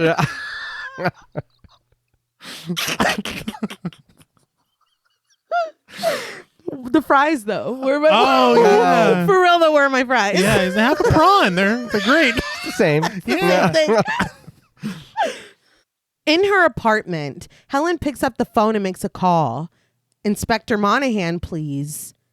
Later, sitting in her living room, Helen has crime scene photos with sticky notes on them. So MJ won the bet. Yeah. Helen indicates the photos of the lipsticked woman and the jogger in the tub, asserting that these two are the work of the same man. She looks over at the photo of the half-nude woman sprawled across her bedroom floor. This one is different. She looks up at the detectives with a smirk. Did they put this one in here to test her? Ruben stammers. Not exactly. They just had reason to believe. Helen is smiling, though. She has to take tests now. She slides on her glasses and gets down to business. Is this an ongoing case? Ruben admits 6 months. Fully shifted into pro mode now, Helen looks through the pictures, deducing that the scene is disorganized, so the killer lives nearby. He'd be too disoriented to drive, so there's 2 choices: a mental patient in the area or a boyfriend, someone who was denied sex on this occasion, someone who knew and cared about her. Ruben counters that the guy beat the shit out of her, but holding up the terrible picture of the woman on her bedroom floor, Helen corrects him. But he felt remorse. That's why he covered her face afterward. He felt conflicted about what he'd done. MJ is staring at Helen with something resembling awe. But Helen shifts over to the other crime scene photos, positive that that's not like this man. This is someone who is not conflicted at all. He's doing exactly what he wants to do. He is highly organized, and she guesses with a grin that there were no prints, no stains, no blood, no nothing, right? Ruben tells her that that's right, and she continues that there were no signs of forced entry, so he probably conned his way in. These may or may not be about sex, but they're definitely about power. She holds up a picture of another strangled woman, pointing out the multiple thumbprints along her throat. She asks, was the hyoid bone broken? And Ruben confirms that it was. Helen surmises that he strangles them face to face so they can see his power and he can watch their terror. That's what gets him off. He revives them and then he does it again. She tells MJ and Ruben that they're looking for an intelligent white man, 20 to 30 years old, socially functional, with a major interest in the golden oldies. She smiles, proud to be back in action, but Ruben is staring at her with wonder. Helen picks up her brandy, and as she takes a sip, she teases, "Did I pass?" She knows her shit. Oh, yeah. Ruben says that she did, but what does she mean by the golden oldies? Helen questions with a sigh. She picks up the photo of the jogger in the bathtub. Where's the stocking that was around this one's neck? Damn. Yeah. MJ asks how she knows about that, and Helen assumes that it was a stocking and not pantyhose, tied in a big loopy bow like this, right? Helen holds up a nearly identical photo of another crime scene, this one rendered in black and white. She swaps the photos for each other, the posing of each victim the exact same. MJ can only confirm. Right. Still smiling, Helen reveals, for goodness sakes, it's the Boston Strangler. This guy is imitating Albert DeSalvo's crime scene, right down to the kinky little details. Ruben asks if she's really saying this guy's copycatting a serial killer who's been dead for, MJ supplies quietly, 20 years. Ruben wonders, why DeSalvo? Why not someone more recent like Gacy or Ramirez? Helen shakes her head and admits that she doesn't know. These guys are like viruses. There's always some new mutation. I love this scene. Yes. Yeah. We cut suddenly to footage of the Festival of Love. People are hanging out and enjoying themselves, but the camera tracks one woman in a white dress and long red hair. The festival girl, played by Kelly DiMartino, looks cheekily back at the camera, grinning as it follows her. Smiling, she raises her arms and begins to dance. That same man is watching this on his computer screen now, the glare obliterating our view of his eyes. His shuddering breaths are uneven.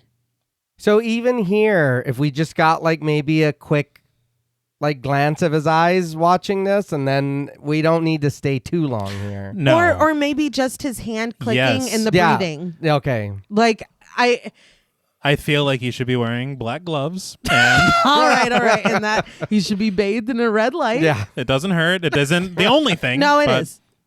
No, it's not. She's the expert, man. I don't think that's true. I think once you just accept that, things would get a lot easier for you. So MJ walks with Quinn down the hall of the Episode station. recording specifically. Quinn tells her that the commissioner is up his ass and saying that they need help around here. MJ agrees that they do need help. They need their VICAP and their database. But Quinn dismisses this. The FBI will bury you in their fucking help. During the Patty Hearst case, he had a snot nose with a crew cut take over his office for an entire month. They push their way through the doors into the bullpen, and MJ asks him what he's getting at. Quinn offers that if she needs help, Nico is almost done with his Chinatown case. He can give him to her. MJ turns and tells him gravely that that really won't be necessary. When Ruben calls her over for a meeting, she has a reason to walk away from the lieutenant, but he follows. Ruben turns to the other detectives with him and instructs them to look for anyone with a profile similar to the Strangler, anyone with a German wife, anybody that wears green pants. Quinn and MJ sit down next to Ruben, and when MJ asks if the files have arrived from Boston yet, Ruben tells her that they'll be here in the morning. When Nico steps into view, Quinn asks him what he's doing. Nico's on his way to Chinatown, but Quinn thinks he should sit in on this for a minute. The other detectives exchange a look. Ruben glances over at MJ, and MJ shoots her tight gaze at Quinn. Following instruction, Nico steps over, but MJ ignores him. Instead, she asks Patch what he's got. So now we're bringing Nico into this. Yeah. Unnecessary. I know. At home, Helen is playing virtual chess. After making a move, she gets a message from her opponent. Checkmate. Brilliant. Brilliant. Yeah, I was a big fan. Lousy move. Let's drop it. Let's meet. Like a date. Helen replies, can't date. Not viable material. Stop flirting and move. Their chat retreats to the side of the game board. Andy steps in and asks if she's winning. Chewing on a red vine contentedly with her feet propped up on the desk, Helen boasts that she's pulverizing. With that, Andy tells her that he's off. Helen wishes him a good time with the mutter that she won't wait up. She sits up and makes another move on the board before pulling up the chat again to tease checkmate. I'm creaming you. I thought she had turned him down. Yeah, I was like, she didn't even wait a second for Andy to leave. She's like, now back to our real business. It's like, oh my God. Helen, please. Operatic singing warbles as we pan over to the computer screen with all the active chats. There, the little mailbox icon begins to flash and open. Helen's got mail. She turns to the screen and clicks the mailbox.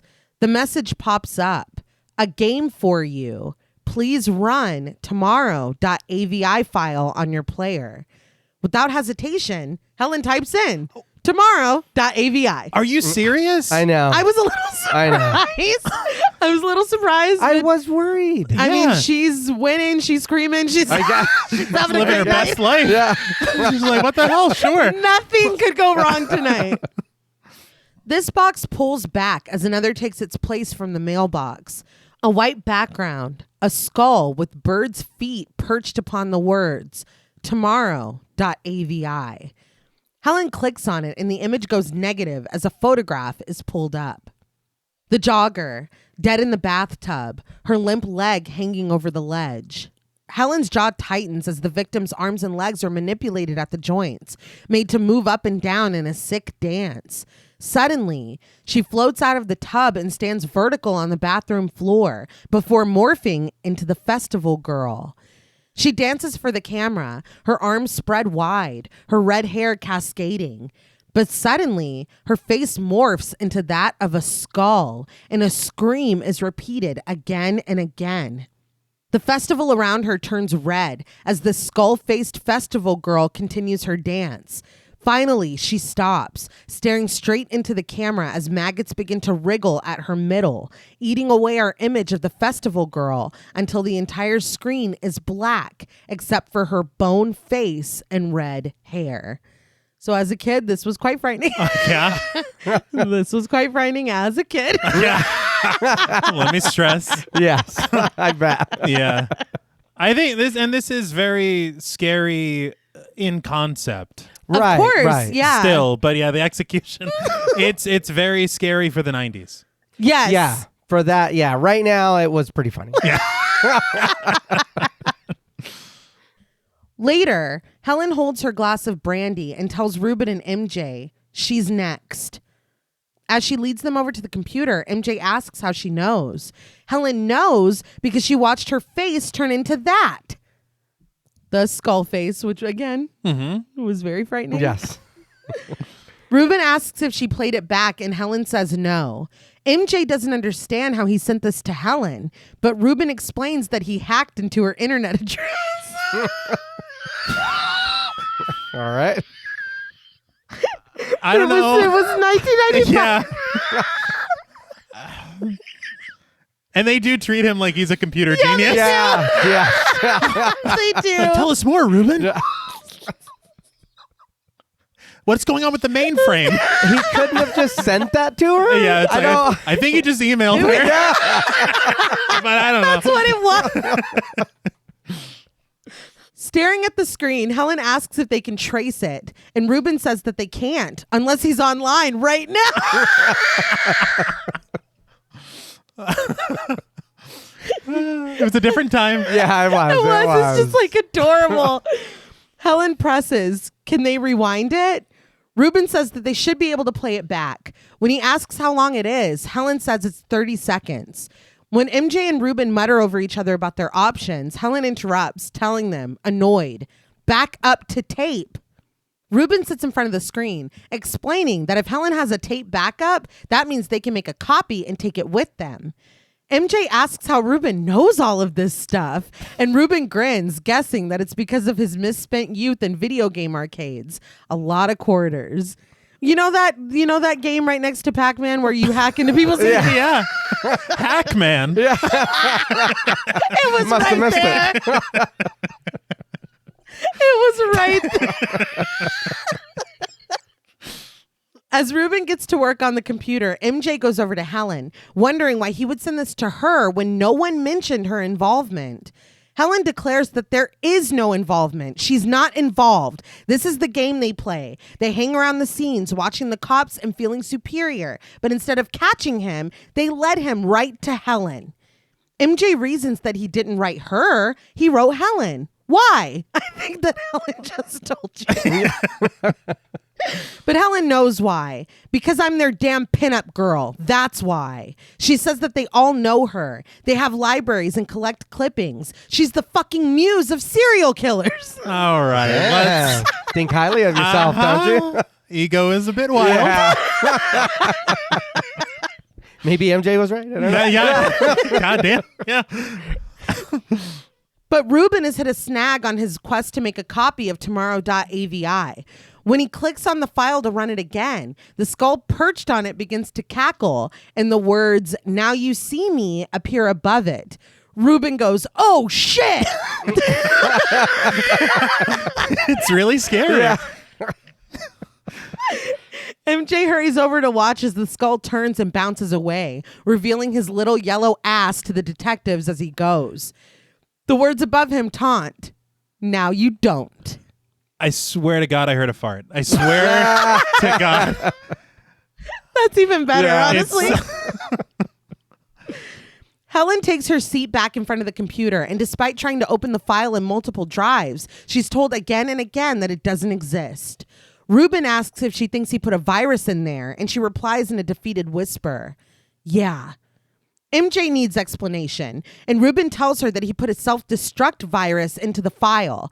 He's got to hand it to the guy. Helen agrees with a gulp of brandy that he's one smart motherfucker. MJ shifts her attention to Helen and asks if she remembers what the girl looked like. Helen says yes. She looked like a girl. She looked like a million other girls. MJ lowers her head and concedes. Okay. Helen mutters that she barely saw her before getting up from her seat.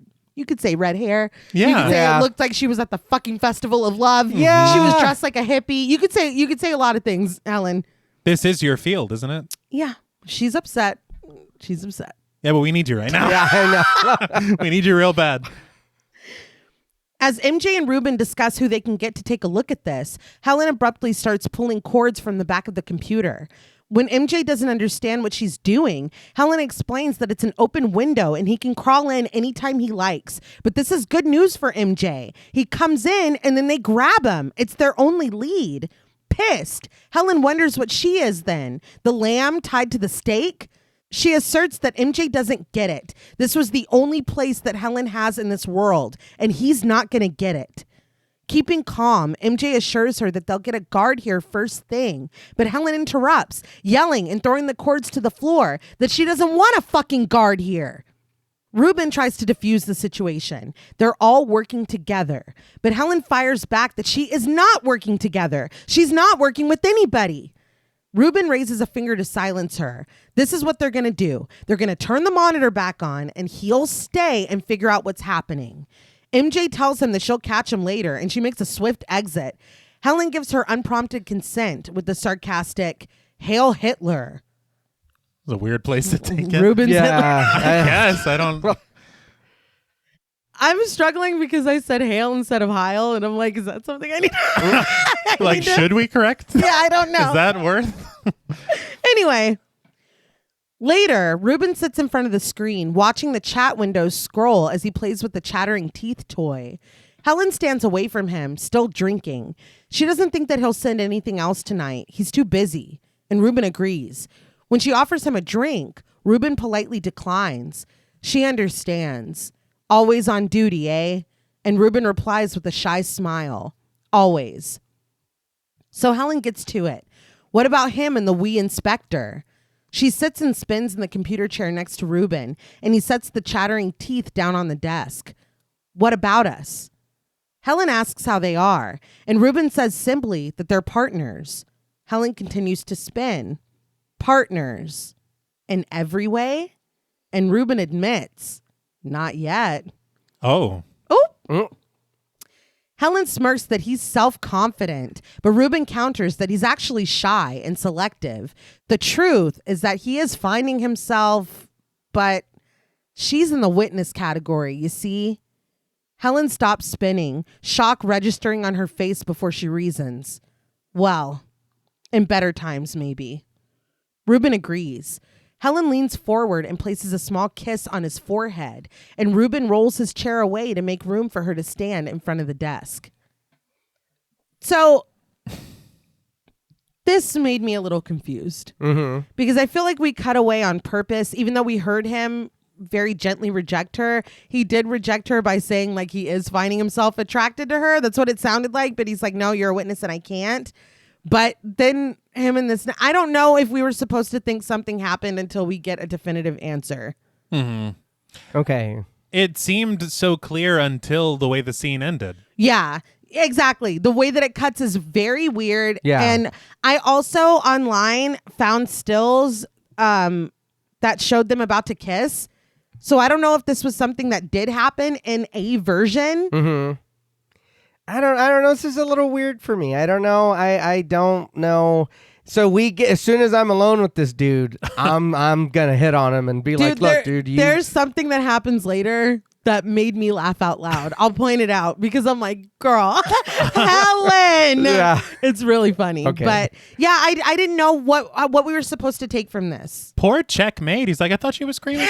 Yeah. No. What about me? She was just pre-gaming until he got it. But when someone calls out for Peter, we cut to a bedroom where Peter Foley, played by William McNamara, a very familiar looking man with round glasses, comes in with a glass of water. William McNamara, he was in Stella in 90, Surviving the Game in 94, and a movie that I watched way too much as a kid, Dream a Little Dream in 89. Hey, is Surviving the Game enough of a thriller? I don't know. Because we've talked. Yeah, I do remember really liking that movie. I remember really liking it too, but I don't remember it. I remember it. I would say yeah. But everybody weigh in. Let us know. Yeah. I have a very interesting story about William McNamara's casting in this film. Okay. Firstly, he thought he was being cast as Ruben Getz, not as Peter Foley. Oh. So he was hesitant to even accept it, but his agent insisted that he do. He said that they finished filming, and one day he's approached by two really cute girls who tell him that they recognize him from that movie Copycat. He's confused because Copycat hasn't come out yet. They explained to him that they saw it at a screening that he didn't even know was happening. In his mind, Copycat is going to be his big break. So he's like, well, how was it? And they're honest with him. Not so good. Shortly after that, his agent calls and says that he has some good news and some bad news. The good news is that they're not firing him. But the bad news is that he's going back for 21 days to reshoot literally all of his scenes. Oh. William McNamara has a full panic attack. He knows Roddy McDowell, and he calls him thinking that if anyone can help him out or know what to do, it's going to be him. He explains the situation, and Roddy McDowell tells him to calm down, relax, everything's going to be fine. He's going to get him in touch with his friend Tony. Tony's going to coach him. Everything's going to be okay. William McNamara has no idea who this is, but he's desperate. Roddy McDowell invites him over for dinner so that the two can meet. William McNamara shows up early, ready, eager to learn. He's brought with him what he estimated to be about 200 handwritten pages of notes that he took researching serial killers just to prove that he really does want this, and he really did try. Roddy McDowell tells him, just sit down, relax, get something to drink. He does, and that's when he hears someone call his name from the doorway behind him. He's like, Billy? William McNamara turns around. You're Tony?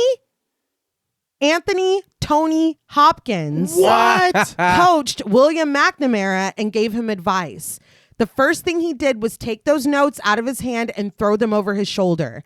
He goes, you need to forget being a serial killer. Forget all about the concept of being a bad guy.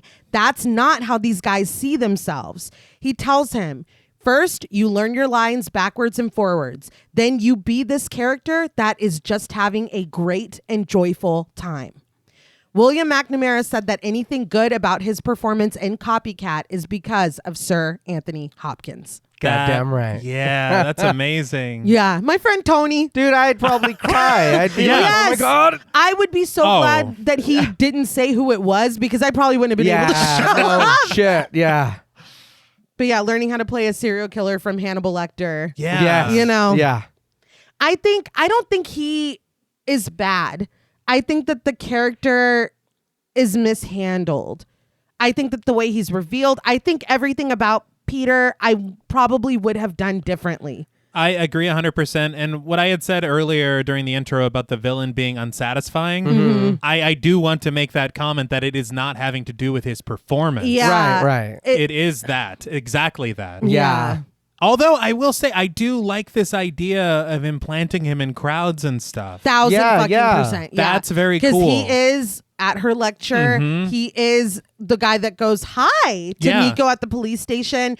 I loved that. And I didn't catch him in the crowd in the opening scene until I rewatched it. Okay. And I'm like, he's been here the whole time, which is really fucking cool. Yeah. But there is something about, I don't know. I think we see too much too soon. Yes. There's something, I don't know. There's something about it that it just really doesn't work for Right. me. But anyway. The person calling him is his wife, played by Rebecca Klingler. She tells him that she's been calling and calling. Didn't he hear her? Taking the glass from him, she accuses, wounded, that he completely forgot about it, didn't he? Peter stands there in front of the floral wallpaper, the TV broadcasting a Ron Popeil infomercial, not bothering to deny it. His wife cradles a chihuahua with a pink collar and tries to get it to drink from the glass. Peter's eyes dart around when her efforts are fruitless, but she finally turns her attention back to him. She asks what he's doing. Does he want to watch Letterman with her? Peter reasons, I could, darling. His wife looks up at him with pleading eyes. He knows she doesn't watch talk shows on her own. Peter does know this, but he was just right in the middle of this. His wife interrupts for him to go back to his silly little computers. Peter thanks her and turns to leave, but his wife stops him. Hasn't he forgotten something? Peter really has, because when he looks at her quizzically, she purses her lips in a kiss. Peter crosses the room over to her, and his wife closes her eyes, expecting the kiss on her lips, only for him to plant it on her forehead instead. The chihuahua barks at this, but Peter's wife continues to look after him with soft eyes. I love you. Peter's like, yeah, me too. He turns and closes the door behind him, the hinges squealing. Do you think that it is kind of intentional to have two scenes that end back to back with a forehead kiss? And it's almost like them being mirrors of each other? Okay. That I didn't even clock that. That's really interesting. Yeah. Free now, Peter heads downstairs with a sigh, presumably getting back to his silly little computers. When he passes through the doorway leading to the basement stairs, he lets down a beaded curtain behind him. It makes its purpose known as the beads clatter against each other, and we follow Peter down to the basement floor. After he unlocks it, we follow him inside. He whistles happily to himself as he pulls on a white lab coat, but we linger at the image on his computer screen. The festival girl with her red hair, her white dress, her innocent smile. We pan across the walls, plastered with the same crime scene photos we saw Helen analyzing. Victims with ligature marks, half-naked women posed and discarded. The woman with the lipstick smeared across her mouth, splayed in her white underwear and bra. Our gaze glides down to his desk, where a thick red book sits propped and heavily bookmarked. The Mind of a Serial Killer by Dr. Helen Hudson. In front of this, on folded blue towels, are rows of concerning equipment, syringes, scalpels, scissors, basters, a flashlight. Peter surveys these before picking up a scalpel and testing the sharpness with his finger. He turns, revealing a table where the festival girl lies, restrained. There's a plastic bag over her head, and she whimpers as she struggles to breathe. Peter's like, uh-oh. Looks like you're in a little bit of trouble. He speaks to her gently as he places his hand over her forehead and brings the scalpel to the plastic over her open mouth. The blade pierces the plastic, and the festival girl is able to take in grateful gasps of air.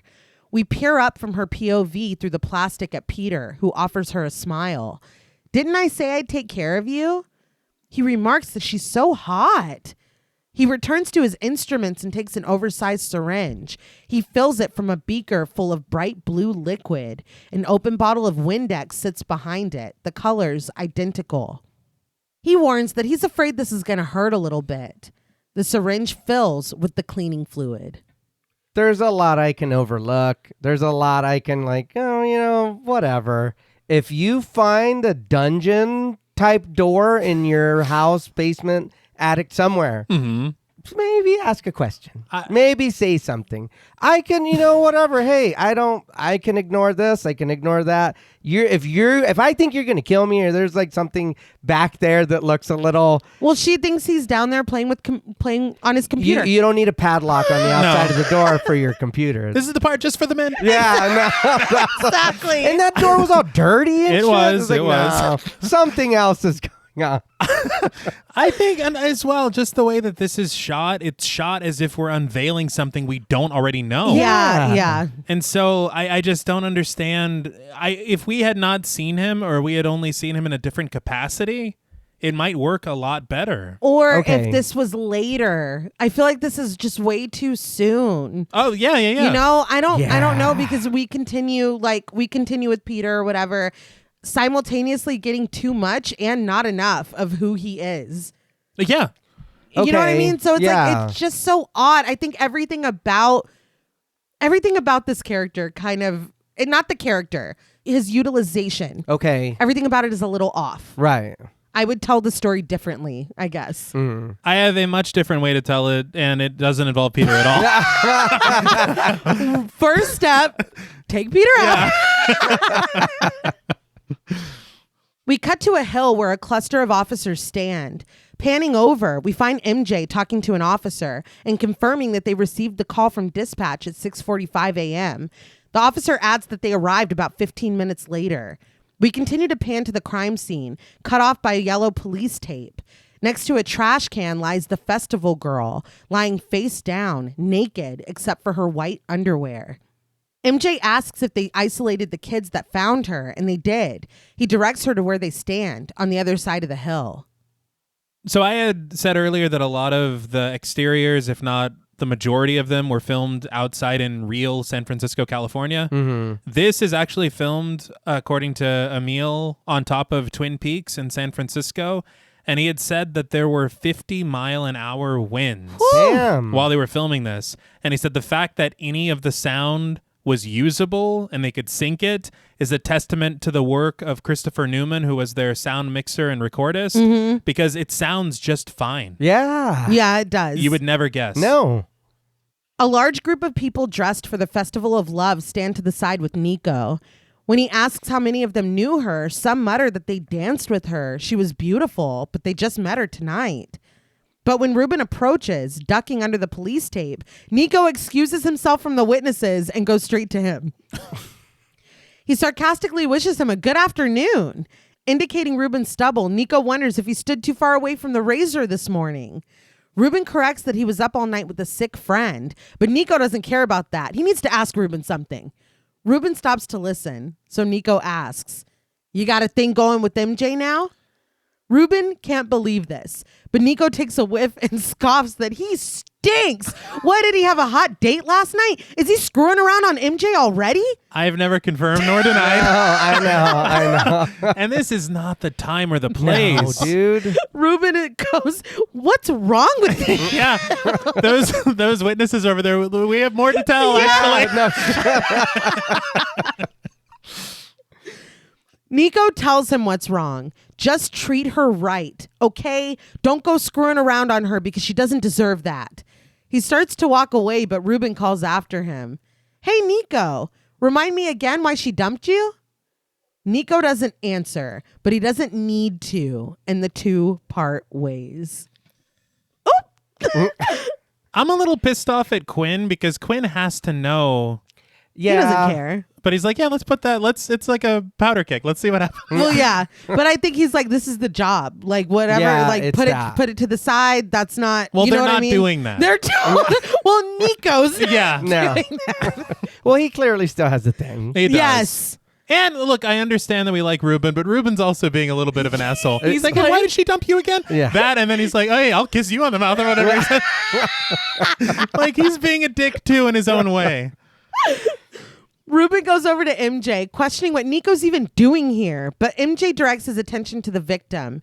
She asks him to tell her what he sees. Pulling out gloves, Ruben squats down and MJ lowers herself next to him, bringing her ear close as he makes the connections.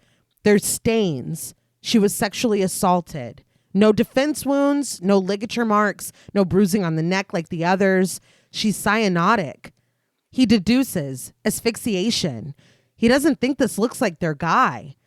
MJ seems a little surprised to hear this. She invites Ruben to take a look at the victim's heels.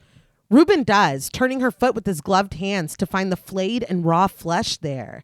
He notes abrasions, but no bleeding. She was dragged here post-mortem. MJ reasons, maybe, but they're not going to get any prints or tracks. Plucking a hair from the shoulder of his jacket, she muses, ooh, long night, huh? Ruben mutters for her not to start. See? Yeah. It seems like it's... Yeah, I don't... MJ stands and tells Ruben to look at the victim's arms. He does and finds the needle marks, but he comments that they're not tracks. She doesn't look like a regular user. He looks up to find Nico standing next to MJ. Despite having only just joined the conversation, Nico gives his opinion. She was probably so stoned she didn't even know what got her, huh, guys? MJ hopes so. She turns and walks away as Nico muses. Hot little hippie girls. They all want to make love. They all want to be beautiful. Hey, that's Ruben's type, right? Are you... At his absolute limit, Ruben pushes Nico's shoulder, and Nico responds with a push of his own. But MJ puts a stop to it, rushing over and standing between them. She implores them to stop it. Do they want to be on the 6 o'clock news? She tells Nico to go finish taking the witness statements. He's wandered. Yeah, and another thing. It's funny to me because after he got dissed by Ruben, it did take him some time to collect himself to come back. So that stung. That stung a bit. With a cold look at Ruben, Nico turns to go, and MJ stands next to Ruben, contemplating for a moment before deciding, let's get out of here. When there's a knock on Helen's door, she checks the peephole before opening it. MJ stands there, but before she can speak, Helen tells her that she already knows. They found another one. Annoyed, MJ assumes that Ruben told her already, but Helen tells her no. She heard it on her scanner. MJ asks to use her phone, and Helen invites her inside, informing her that they want her to call the office because her phone is busted. MJ remarks that Helen is some piece of work. As she follows MJ into the living room, Helen admits that she turned the scanner off, but then she turned it back on. She can't listen to it, but she can't not listen to it. So then she makes Andy listen to it, which he hates. MJ asks Helen if she's on medication because she needs her whole brain on duty. Helen corrects that she's not on duty, and neither is her brain. She takes a drink of brandy to illustrate this. MJ dials a number on the phone, and as she raises it to her ear, she reveals to Helen that everything is different. It's a different guy. The victim was asphyxiated, not strangled. She was dumped outdoors and sexually assaulted. Helen understands. Nothing like DeSalvo. And MJ agrees with a sigh. Completely different. Helen sits down at her desk, contemplating as MJ checks in on the phone and asks for her messages. Helen wonders, what do you need me for then? MJ admits that she thinks she's wrong because there is something artificial about it. She was posed and on display. Why would you drag a body up a huge hill where it's going to be found by tourists at first light? Helen shakes her head. If she thinks he's changed the routine, that doesn't happen. MJ checks in on the phone again, but Helen keeps talking. These men are robotic. The murders are like a ritual. The method itself is part of the pleasure. MJ suddenly notices the dark monitor behind Helen. She asks, why's that computer turned off? Helen answers with a grin, because I turned it off. MJ replies in a whisper that she can't do that, but Helen believes she can. But would MJ like her to turn it back on? MJ would. Helen obliges, and when MJ says, "Hello, Ruben," Helen looks up at her with a smile. See? What were we supposed to think? I know. She tells MJ, "Please tell Inspector Getz thank you for taking care of me last night." MJ takes this in with the frozen expression before delivering the message over the phone to Ruben. She listens to his news with the clipped, "Uh-huh." She pauses before hanging the phone up and reporting to Helen that there's lab results on the new one. There's 2 kinds of sperm, and she guesses that it's some kind of gang thing. But a spark of realization twinkles in the score as Helen straightens up, puts on her glasses, and turns to the computer. MJ thanks her for the use of her phone and leaves the room, but Helen has already pulled up the search bar in her computer. She types, "Serial homicide, sperm, non-secretor." Helen asks, 2 kinds of sperm? They said one was a secretor and one was not? So firstly, all the shit on these computers is made up for this movie. Okay. Yeah. These searches and whatever the fuck Helen's doing in here, it's all fake. Really? I know. It's very funny because every time we see these scenes with the computer and she's doing something. The programs. Yeah. I was like, what the hell is happening? They're all invented for the film. But I just for anybody who has not been true crime initiated from way back in the day, pre-DNA profiling, secretors and non-secretors was the only way to kind of type things found at the scene. Okay. So it can't be like, they can't run a DNA panel because they don't have that. Right. So anyway, MJ steps back into the room, bewildered. How does Helen know that? A long list of names appear as a result of her search, and Helen clicks on 2, Kenneth Bianchi and Angelo Buono. She asks MJ, despite already knowing the answer. There were needle marks on her right arm. Helen clicks on the victim profile for Buono, pulling up the information for 19-year-old Olivia Cook. We see the statistics: a serial, rape, strangulation, torture, 2 sperm samples. In the picture, the poor woman is left face down on the ground, wearing nothing but white underwear. MJ steps forward, intrigued, confirming that so far, there's nothing they've tested for that's come up positive. Helen continues her questioning. Was the body found near a no dumping sign? Yes. With MJ inside of her screen now, Helen pulls up the crime scene photo for 20-year-old Tanya Canesco, lying face down on a hill in front of a no dumping sign, wearing nothing but white underwear. Odd. MJ admits that she could have taken that picture this morning. Helen snatches off her glasses as she realizes, shit, he switched from DeSalvo to Buono and Bianchi, the hillside strangler, 2 men with 2 kinds of sperm. She admits that their guy is very witty. Sinking down next to Helen's chair, MJ reminds Helen that she said these guys are like robots. This is not consistent with what she said, but Helen interrupts. Consistency is the hobgoblin of small minds. She tells MJ to get them to test for the chemicals found in window cleaner. When she starts to rattle them off, MJ interrupts, stammering, "I know what they are." What was that about? She's like, I'm still controlling this. Yeah, but it was like, my father's a Win. Like, he runs Windex. My father is Win Dex. Yeah. It's like, what? Why? I know, she's trying to help. Yeah. She rolls her eyes, which also made me laugh. But Helen explains that that's what they injected into one of their victims. MJ doesn't understand why these guys and why in such detail. Helen says that he wants to dazzle them. Anyone can strangle someone in a bathtub. He's telling them, look out, I'm just getting started. So something I did want to make mention of that you had mentioned off mic, Nay, and I was glad to hear it, but these are not real crime scene photos. Yeah. Yeah, to my knowledge, no, and the names of the victims are not real either. That's very good. Yeah. And it bolsters what Amiel was saying previously about the respect for... Right, yeah, for Okay. sure.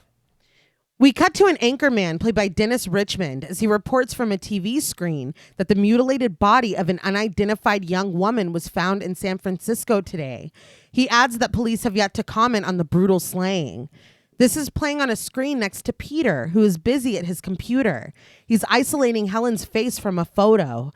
Other windows are open, the festival girl with her face wrapped in plastic, and another still of her dancing at the festival. Next to that is a candid picture of MJ. The anchorman kicks it over to Susan Schiffer, reporting from the scene. She fills the screen now, the wind whipping her hair as she reports that in response to growing public alarm, a special task force is being set up in the police department. Peter drags the picture of Helen's face over to the festival girls, shrouded in plastic. With the click of his mouse, the festival girl's face morphs into Helen's. So you're telling me that this isn't how photo editing worked in 1995? I know. Sure? I'm surprised. Wow. You know what I did think for a second? That what he was doing since he was watching the news, that it was the mouth that he was going to go after. Oh. And I was like, because they all know her. So it would be another display of, look how close I can get. That's, yeah. And then when I seen Helen, I was like, oh no. Never mind. Yeah. You know, honestly, with what you said about how much emphasis they put on her, that would make a lot of sense. Yeah. It would. As he does this, Susan Schiffer shares that noted criminal psychologist Dr. Helen Hudson is aiding the police. In fact, it was Helen's expert testimony that sent Daryl Lee Cullum to death row for murdering 2 women. Cullum would escape and attack Helen, resulting in the murder of a police officer. We didn't need to do all that. No. We didn't need to do all No. that. Peter continues to click his mouse, alternating the faces between the 2 women before leaving it on Helen's and forcing her eyes to roll back to White's. Susan Schiffer concludes that the panicked city is locking its doors. In her apartment, Helen sips brandy while listening to the police scanner. But we cut to a gas station where a group of bikers ogle and catcall a woman played by Gina Bingham as she pumps her gas. She gets inside the car, looking around uncomfortably, but it's not the obvious threat that approaches her. We see a man get out of an idling gold Volkswagen Bug. He approaches the passenger side window and gives a quiet knock with his wedding ring. It's Peter, holding a map. He tells the woman that he's a little lost, and when he asks for her help, she obliges, rolling down the window for this average, inconspicuous man. Peter leans in through the window, looking the woman in the eyes as he tells her, "Thanks." So again, with the kind of diversion of these men kind of catcalling her and making her feel uncomfortable, but they're not the threat at all. Yeah. Like it is kind of what you see is not what's really going on. That's a motif that kind of continues. In Helen's apartment, she's still listening to the scanner when a white female in her early 20s found deceased in her car is reported. Gunshot trauma to the head. Helen stares at the scanner. At the crime scene, a bullet is carefully extracted from the driver's side door. MJ says that she'll take a look at it, but currently she's sitting behind the wheel with the woman we just saw Peter approach, dead in the passenger seat, with blood smeared down the side of her head. MJ picks up a book from the dashboard and looks at the paper inside. Meanwhile, Ruben is interviewing a witness who thought what he'd heard was a car backfiring. He shares dazedly that he was just crossing the street, but when Ruben's phone rings, he steps away from the witness to answer it. It's Helen, and when Ruben tells her that this really isn't a good time, she persists. It was a woman shot in a car, right? Ruben says no, it looks like a drive-by. She's in a parked car shot in the head. There's no sexual assault. Still, Helen asks, what side of the car is she on? Ruben starts to dismiss her, but Helen insists. Is she on the passenger side? Ruben has to admit that she is.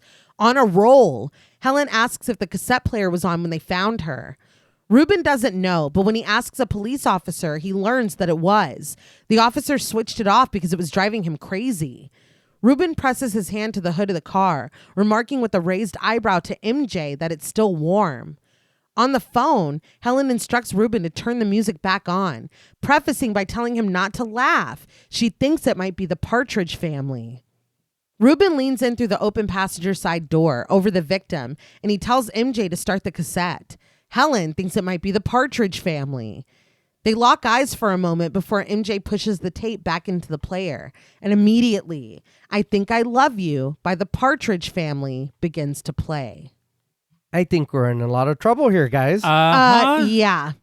So instead of the Partridge Family, they originally had ABBA. But Amiel said ABBA refused to have their music used in this context, and they denied the rights. Oh, wow. What song? I don't know. Oh. They're like, he's like, I'm not going to. I don't know. It's funny you say that, but David Cassidy's like, yeah, use that shit. Yeah. I don't care. They're like, dude, that's scary as hell. I love it. Sitting at her computer, Helen hears this over the phone. She implores Ruben not to hang up. Is there a gas station nearby? Ruben turns to the gas station they're standing right next to and tells her yes. Helen asks, is there a phone booth? Yes. She tells Ruben to go to it and look for a note. Ruben passes the phone to MJ as he walks away to go to the payphone. But in another parking lot, a man clad head to toe in black lifts the hood on a car. He quickly triggers an alarm, lowers the hood, and runs away, leaving the alarm to wail, the headlights to flash, and prompting unseen dogs to bark. In the hallway outside of Helen's apartment, Officer Burt, played by Burt Kenyon, looks up from his newspaper when he hears the noise. In the apartment, Helen is looking through her list of killers again before deciding on one and clicking. David Berkowitz. She pulls up his picture, then one of 19-year-old Janice Faulkner, slumped in a passenger seat, shot in the head. Pressing the phone to her ear, MJ doesn't need to be told before it dawns on her. It's Berkowitz, isn't it? He's doing Son of Sam. Helen says that the woman was sitting in the parked car when she was shot with a .44. She instructs MJ to look at the crowd. Berkowitz liked to hang around and watch the cops work. MJ stands from the driver's seat of the car and takes a look at the gathered people around the scene, but no one looks out of place. Ruben has finally made it to the phone booth, where a note on yellow paper is indeed taped against the glass. Outside of Helen's apartment, Officer Burt looks out the window and notices people crowding around the wailing car. He goes to investigate, leaving his post. That car doesn't need you, dude. Nope. I know. And on the commentary, Amiel was like, cops are always so stupid in these movies. Like, he was mad. You did it. Yeah, but you did that, dude. Ruben returns to MJ, taking the phone as he pretends to read the note to her. Police, let me haunt you with these words. I'll be back.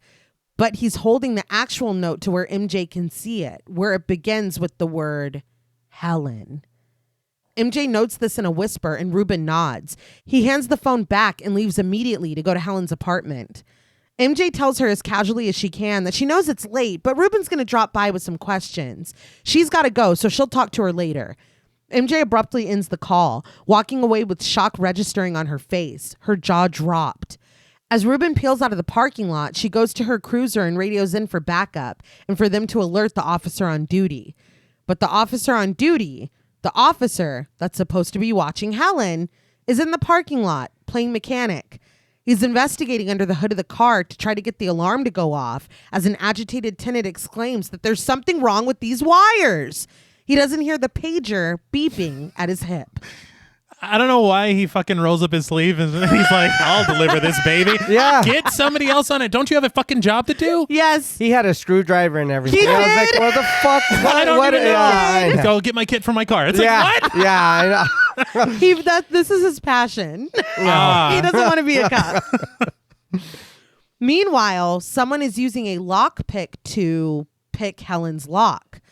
The car alarm continues to wail in the distance as the assailant slowly swings the door and props it open before it fully closes. He opens a panel and with some quick adjustments to the wires inside, produces a spark. Helen is in her bathroom, freshening up in the mirror for Ruben's arrival.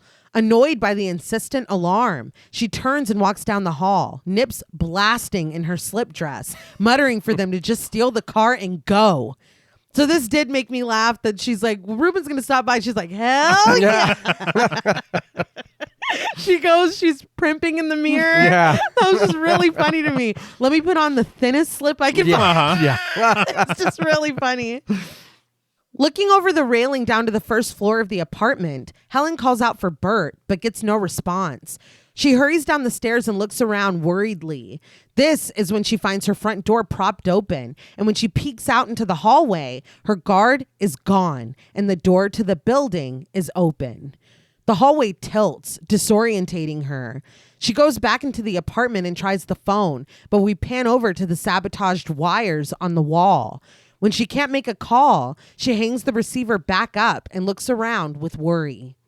She turns when she hears something and is able to see someone fully walking around on the second floor of her apartment. Her horror matches the abrupt musical sting, and with no other recourse, Helen slips out of her front door into the slanting, shifting hallway. Pressed against the wall, she inches away from her door in short, panicked steps. She recites her presidents, the wail of the car alarm mounting deafeningly in her mind. The hallway around her continues to slant and go completely white. Defeated and devastated, Helen knocks her head against the wall before retreating back into her apartment. So this is how severe this agoraphobia is. When she knows there is someone in her apartment that should not be there, but that is preferable to her fleeing. What a wild thing. I'll just be murdered. I can't go to the hallway. Like that, it's just so sad. It's heartbreaking. And That's crazy. I think it's this scene here that made something that happened in the original ending really piss off the test audience. Okay. Oh. Because we're establishing this is detrimental. Yeah, it's bad. She can't even flee to save her life. Yeah. Like that is how trapped she is by this fear. Mm-hmm. So I think that establishing that here is really... this really establishes that. Right. She leans against the door, catching her breath before traveling through the dark first floor, her head on a swivel. She goes into the kitchen and pulls a knife from its block. Armed now, her breath shudders as she peeks around corners, looking up to the second floor landing. She sees him again. A man dressed all in black, skulking around on silent feet. Thinking quickly, Helen snatches up the remote for her blinds and pushes the button again and again. The blinds open and shut, making a clear SOS call that possibly would have helped if Officer Burt wasn't still fully leaned into the open hood of the car with his back to Helen's windows. I understand that she doesn't have a lot of options. Yeah. But this is not the best one to go with. No. The largest fucking blinds you've ever seen in your Yeah. life. I wonder if that'll alert the intruder as well. Probably not. But the man inside her apartment does notice, and he turns back to look in Helen's direction. She backs away fearfully as he scales down from the second floor. The two lock eyes, and Helen holds her knife out in front of her. Just as Ruben pulls into the parking lot, the assailant abandons his prey. Ruben enters the building with Bert right behind him, just in time to hear whoever it was escape through an open hallway window. Ruben looks out the window to find a man clad all in black, sprinting down the shadowy pier and out of sight. Ruben grieves this before turning to Bert and promising, "I'll deal with you later, asshole."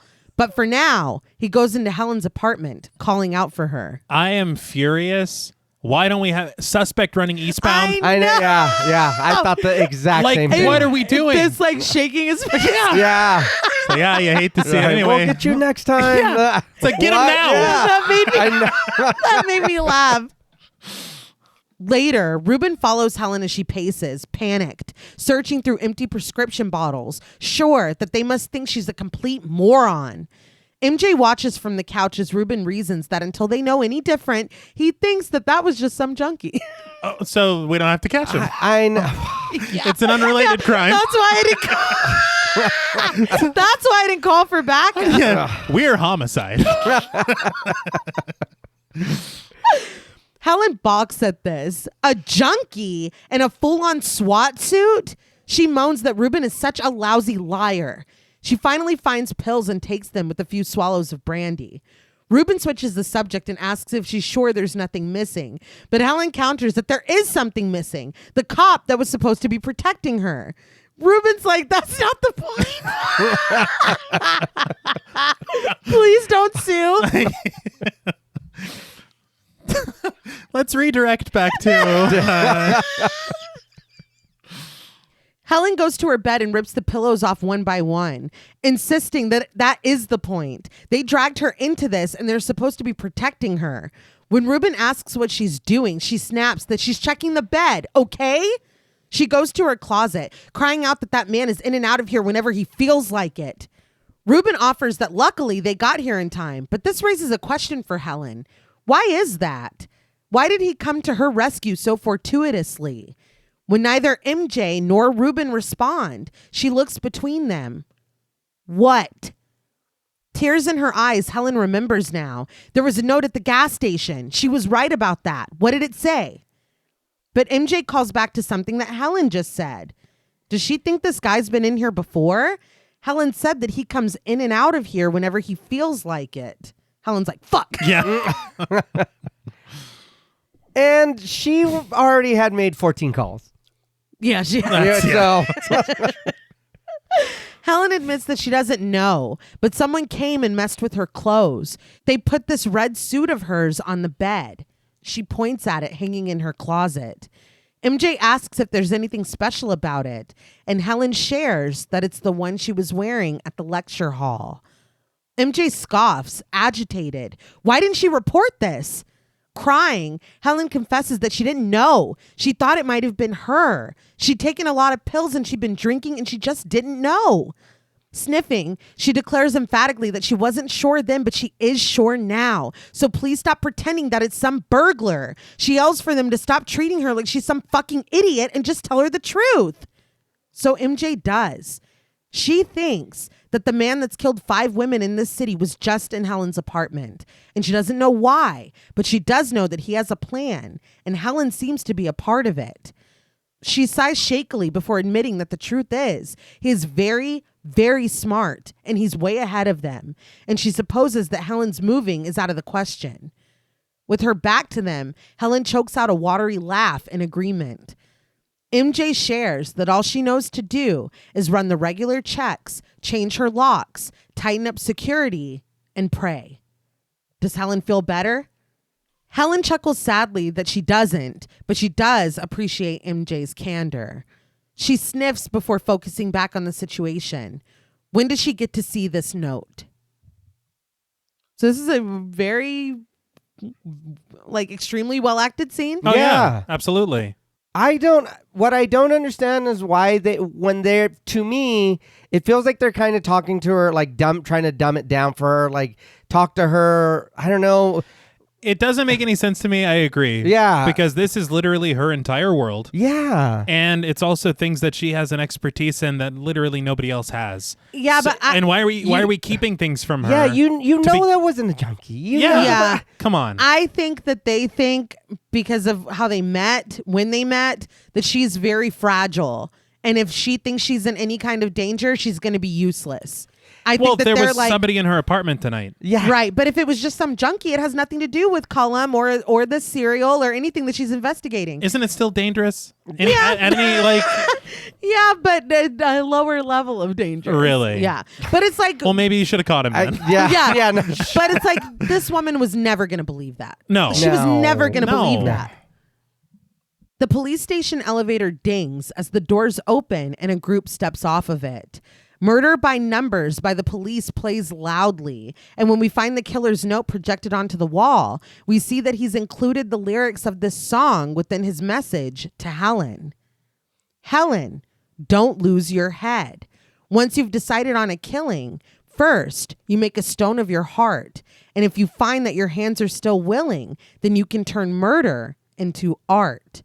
Now, if you have a taste for this experience and you're flushed with your very first success, then you must try a twosome or a threesome, and you'll find your conscience bothers you much less. There really isn't any need for bloodshed. Just do it with a little more finesse.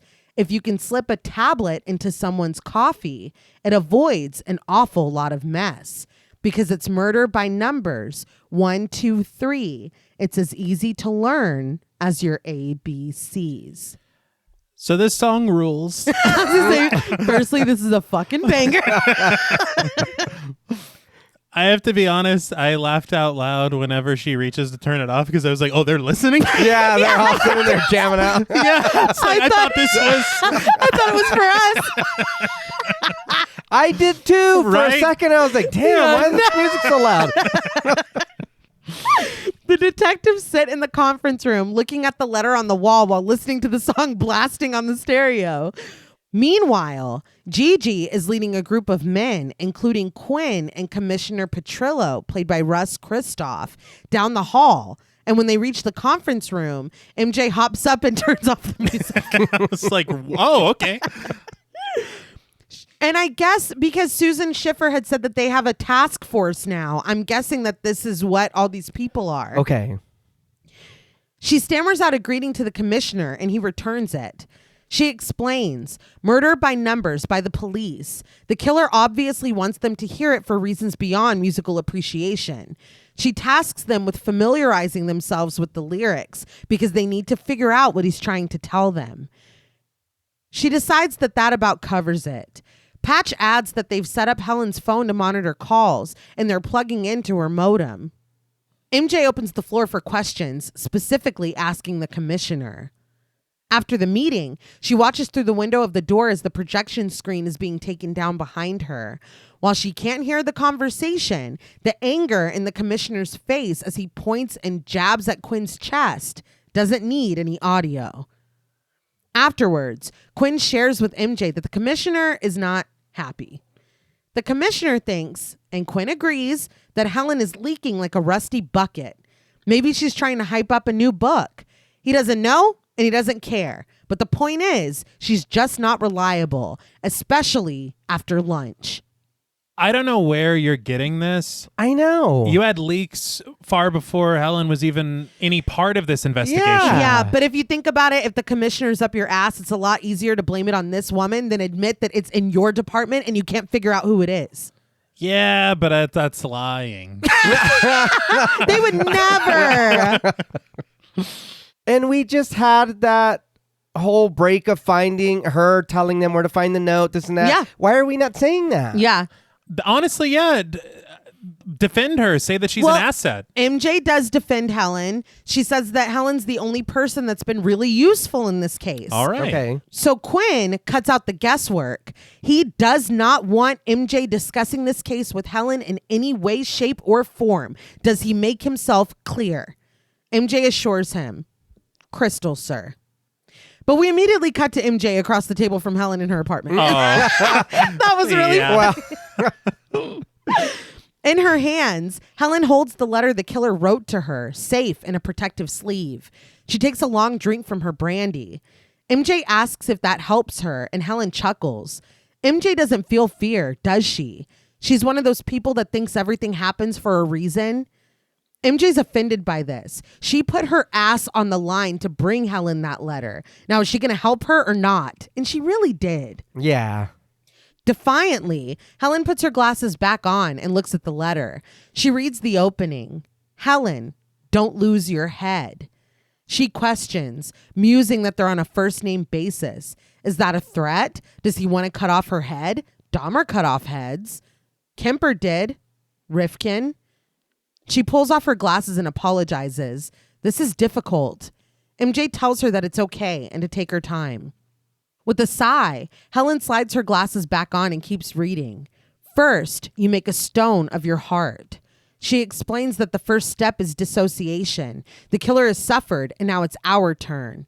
She wonders what made a stone of his heart. Usually, it's rejection or humiliation by a parent. Gacy's father beat him for fun. Kemper's mother locked him in a dark cellar when he reached puberty. She is certain that something happened to this guy. While she does think that these are his first killings, she also thinks that he thought about them for a long time. As Peter scans through a crowd lounging on a lush lawn with his camera, he peers at them, people relaxing and talking, lying on blankets. He lingers on girls in bikinis, their skin slick with lotion and glistening in the sun. Helen continues that he's copycatting because he wants what those killers had. Fame and the power to terrify them, to take whatever and whoever he wants without needing to say please. Was that at the campus? So, okay. Yes, Yeah. I think so. Yeah. Okay. Because it seemed like it. That's what I thought. Yeah. In this scene, we were supposed to originally cut to a flashback of Peter as a little boy. His mother is furious at him for wetting the bed, so she snatches him out of his bed and throws him into a closet. Peter, as a child, is so upset that he sets fire to a newspaper and is trapped in a burning closet. Amiel said that there are still scenes where it appears that Peter has burn marks on his forehead. I never noticed that. No. but that it's never addressed in the film that remains. So I feel like they just wanted something with Peter here, and maybe they took footage of him skulking the campus when she does the lecture that they didn't use and they put here instead. Okay. Because I was like, why would he come back here? Yeah. I thought that was weird too, but learning what used to be there, I can kind of assume that they just switched it. Right. I think the flashback to him as a child is very on the nose. Very. That's why I was kind of feeling Red Dragon. And I was going to say, the more you talk, it's like, I know. Really? I feel like it would have worked better, though, still. Better than seeing this? Yeah. Yeah. Well, I think that, again, my like dilemma of like we see too much of him, but also too little of him is like we don't. If this entire film is about profiling serial killers and her being right, a white man between 20 and 35, she has his number on everything, even his career, which we're going to get to in a second. Wouldn't it make sense for him to fit her profile and for us to see firsthand? We're learning all of these statistics. She's mentioning parenting and like how much the upbringing affects what happens in the mind of these people. Wouldn't it make sense to verify that that is what happened to him? Yeah. Or maybe he still lives with his mother instead of a wife, because it's weird to me that he has a wife. Yeah. Maybe he still lives with his mother and we see that kind of sick dynamic between the two of them, or she insults him and he like goes back down to the basement and takes it out on the festival girl, or like anything that would anything. I don't know. It doesn't work for me. Right. I expected his home life to come into play in some capacity. Yeah. But there's literally one scene with his wife, and then we see her one more time. And that's it. Yeah. So to have that just completely, I do agree. And I think this thing, it's already been revealed who he is anyway, so why not go back in time a little bit? Yeah, that is true. Just to get some context, or even like some confirmation that Helen really has his number, or maybe no, and maybe this is just a sick fuck that had an amazing childhood, or whatever. You know what I mean? Like, I don't know. I just feels like a piece is missing here, and learning that that's what he had intended Amiel to have here. I'm like, that makes more sense. Sitting at her table, she brings the attention back to the letter. And if you find that your hands are still willing, you can turn murder into art. She surmises that he really wants them to think that what he's doing is art. This is someone who craves acceptance, probably someone with a fair academic record. She thinks he'll have a technical job, something that demands precision. We find Peter in a lab, his hair concealed by a shower cap, his body clad in a white lab coat. He peers through a microscope at wriggling sperm samples. Peter stands and walks over to a biohazard freezer. He types in his code and opens the door. He plucks out 2 vials before replacing them with ones he's brought from his own pocket. He closes the door and goes back to work. His coworkers none the wiser. He was literally surrounded. I don't understand. Yeah, I know. They're like, oh, Peter. Yeah. He's always swapping. Yeah. He's always swapping samples. Helen keeps reading. Flushed with your very first success, you must try a twosome or a threesome, and you'll find your conscience bothers you much less. She mutters the gruesome twosome, recalling that Kemper did 2 in one day. Bundy did 3 at Chi Omega. MJ rattles off these killers. Boston Strangler, Hillside Strangler, Son of Sam. Does the order mean anything? Helen offers that it's not chronological. Son of Sam was before the Hillside Strangler. MJ says that he's sending Helen letters like he's daring them to nail him. And Helen agrees. You can't get famous if you're not caught. MJ adds, so you can write a book about him. This makes Helen lower her gaze and consider. Yeah, I didn't think about that. Yep. Yeah. Thanks, guy. Oh my God. I gotta call my publisher.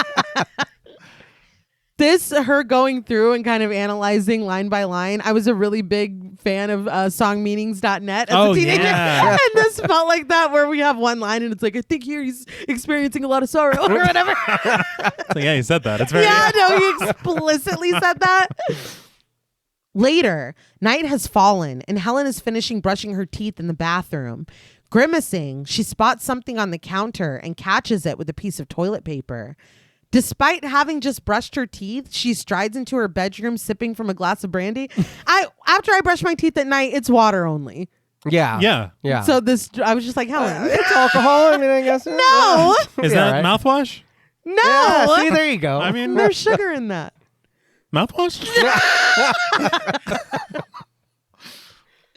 Helen sets it down on the nightstand, trading it for a case file as she slips into bed. She steps out of her slippers, leaving them behind with the unnoticed ants crawling along her carpet. Helen gets under her covers, getting a pen ready as she contemplates the pages of the case file. An ant suddenly comes skittering over the pristine white of the page. She bats it away, muttering, "Good grief!"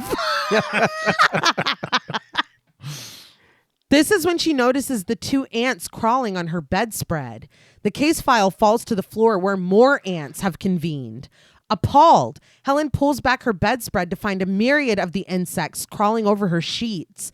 Helen jumps out of bed, mortified, dusting the unseen ants from her clothes and her hair. When she pulls herself back together, she turns her attention to the bed, and steeling herself, she pulls back the blankets. Was anybody else thinking of Creep Show? Oh, okay. I hope you die. How did she not feel that? She put her legs like in there and got That's comfy. so true. And there was so many ants in there. Yeah. It's like, I'm a little prickly. Yeah. One of those things is going to bite you. You would think so. Yeah. Like, what the hell is that? Yeah. Eat it. They see a big foot coming towards Eat them. it. The score goes wild as more of the creeping ants are revealed, most of them concentrated in the bottom right corner of the mattress. Helen covers her mouth in horror, but determined, she pushes the mattress to the side. And there, previously hidden, is a paperback copy of a book, My Life with a Knife by Daryl Lee Cullum. Stuck in the middle like a bookmark is a severed human finger. The ants crawl along the finger and the blood stain it's left on the page. Who published this? I know. Dude, it happens all the time. know. That's Happens all the time. too much. My question Yeah. is, what the hell is the timeline of all this? Did he leave the book? Yeah. And then she's been hanging out downstairs all day? And the ants have been massive. Yeah. Because she had to have slept, right? I feel like a day has passed. Did it not?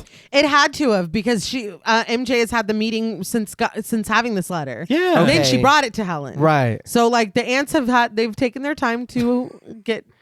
Yeah, but there's also Together. a whole ass book with a finger in it in your bed. You didn't feel that? No, it was under the mattress. Under the mattress. Yeah. All right. I'd be all the Princess and the Pea, man. I mean, there's something dangerously wrong with Dude, this not mattress. in the bottom corner. Yeah, you know But how I I'm sleep. 5 feet. I'm 5 feet tall. I would never fucking find that thing. I would feel it the first thing. I'd be like, there's something. There's a lot My of feet don't reach ants, down there. though. Yeah. Like a ton. Yeah.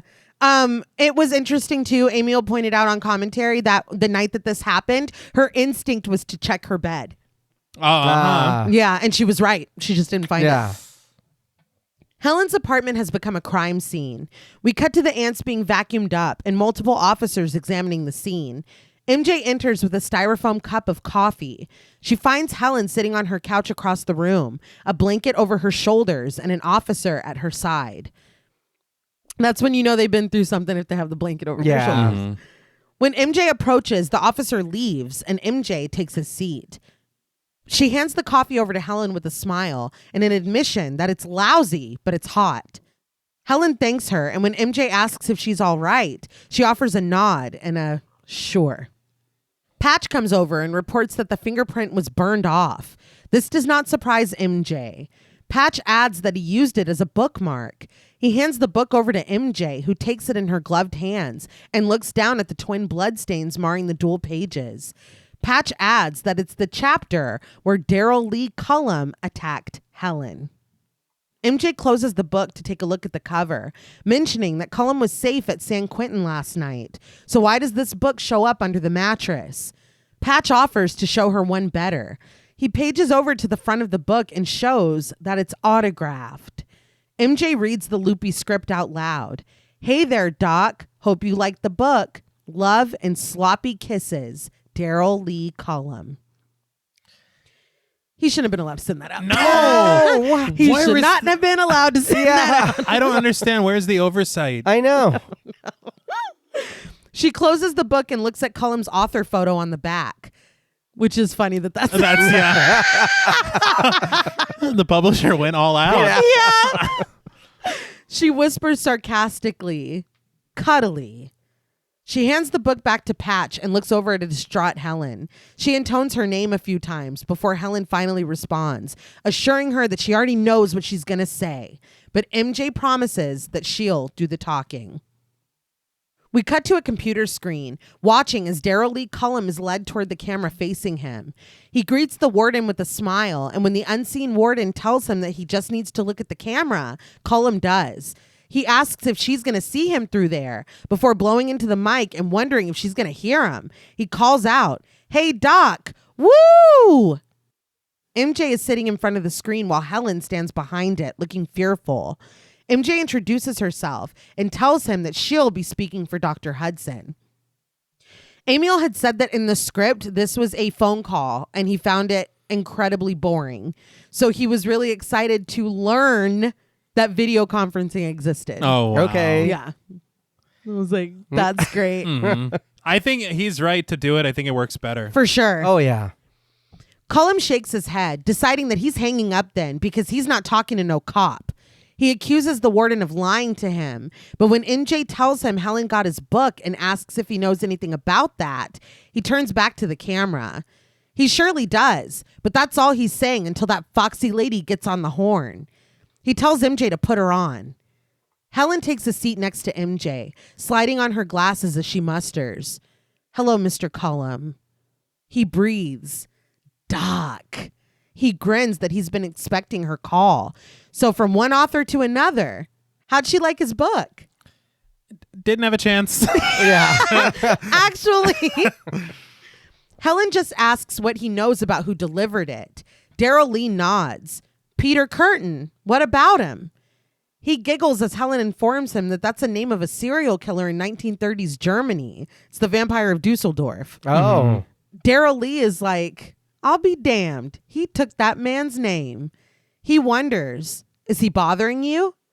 Helen explains that he broke into her apartment to leave Cullum's book. Daryl Lee smirks. "A little home delivery, huh?" When asked if he put him up to that, Daryl Lee explains that this Peter guy's been writing him all these letters, so he figured he owed him a couple favors. He did send him to deliver the book, but he didn't expect him to break in. He warns Helen to steer clear of that guy. He's a freak. He told Daryl Lee that he was going to send him $500 for some of his spirit. He grins that Peter told him he could make him immortal if he gave him some of his spirit. He winces that it's kind of embarrassing, and he doesn't want to say it right out in front of a lady and all. Disgusted, Helen assures him that she knows what he's talking about. So what did he do about it? Daryl Lee tells her sincerely that he put some liquid soap into a sandwich baggie with a message from Jesus to mend his ways.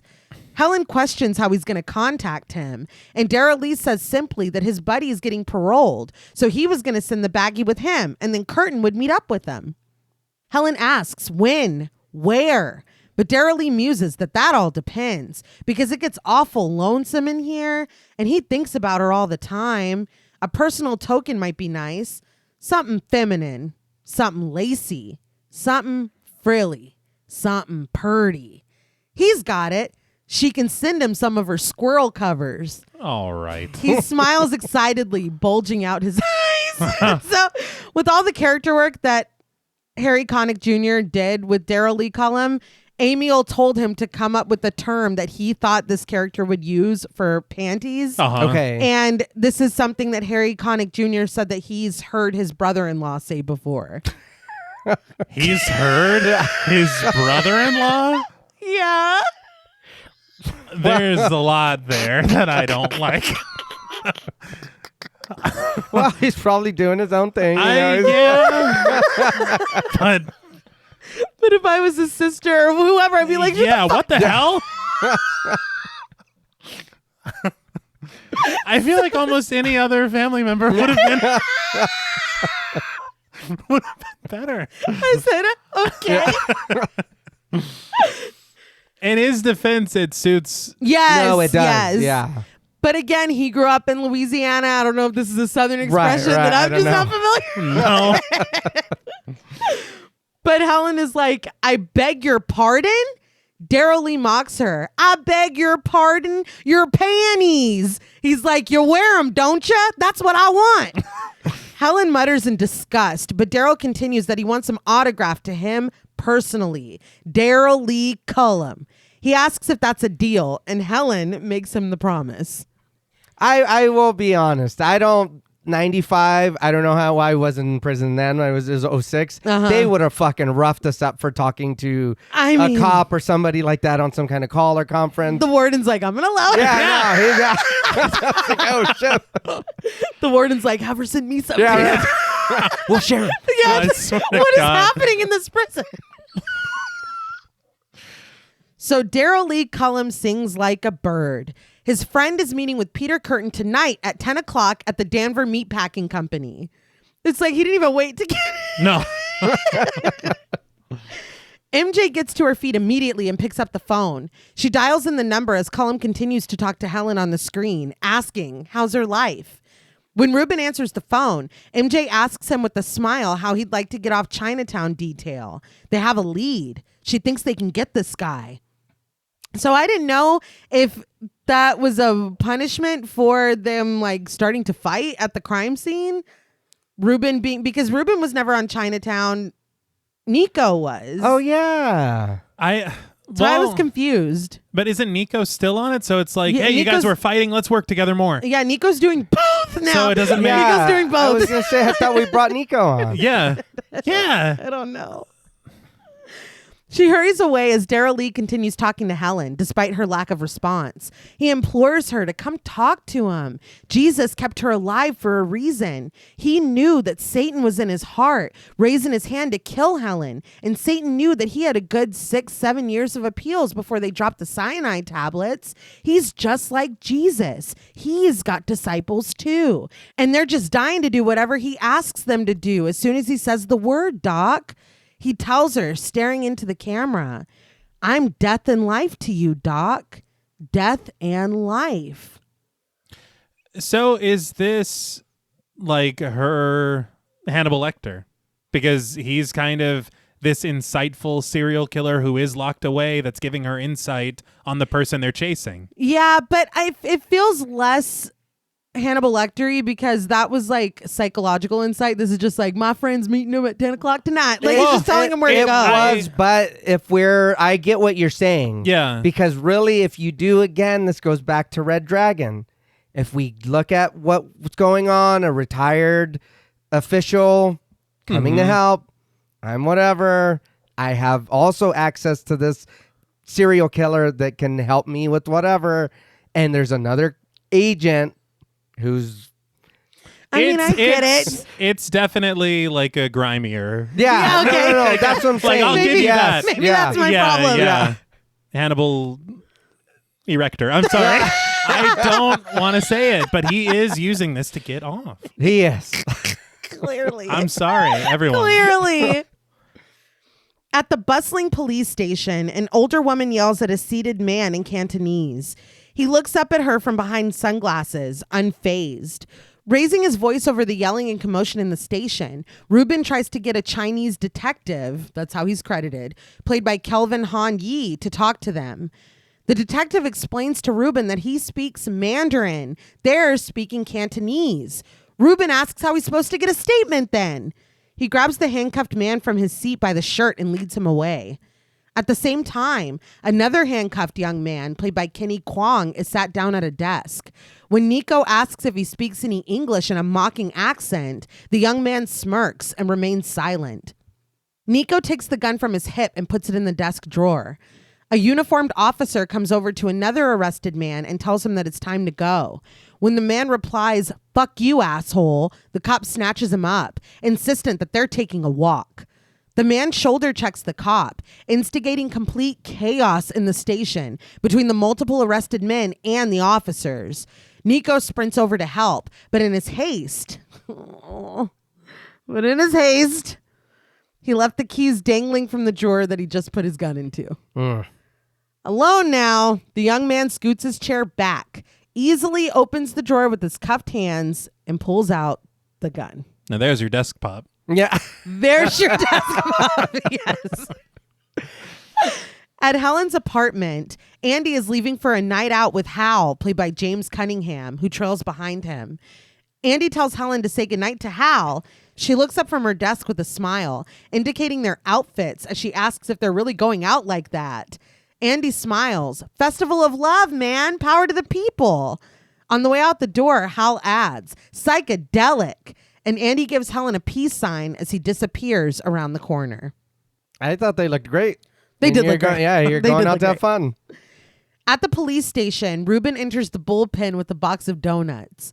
Chewing a piece in his mouth, Ruben asks the young man if he wants one. He unlocks his cuffs, warning that if he doesn't behave, Ruben's going to send him to his room. Ruben picks up the donut box and shows it to the young man, informing him that all he has is glaze because he can't have the chocolate. Come on. Yeah, it just made me laugh, man. Chocolates for people not under arrest. Yeah, no.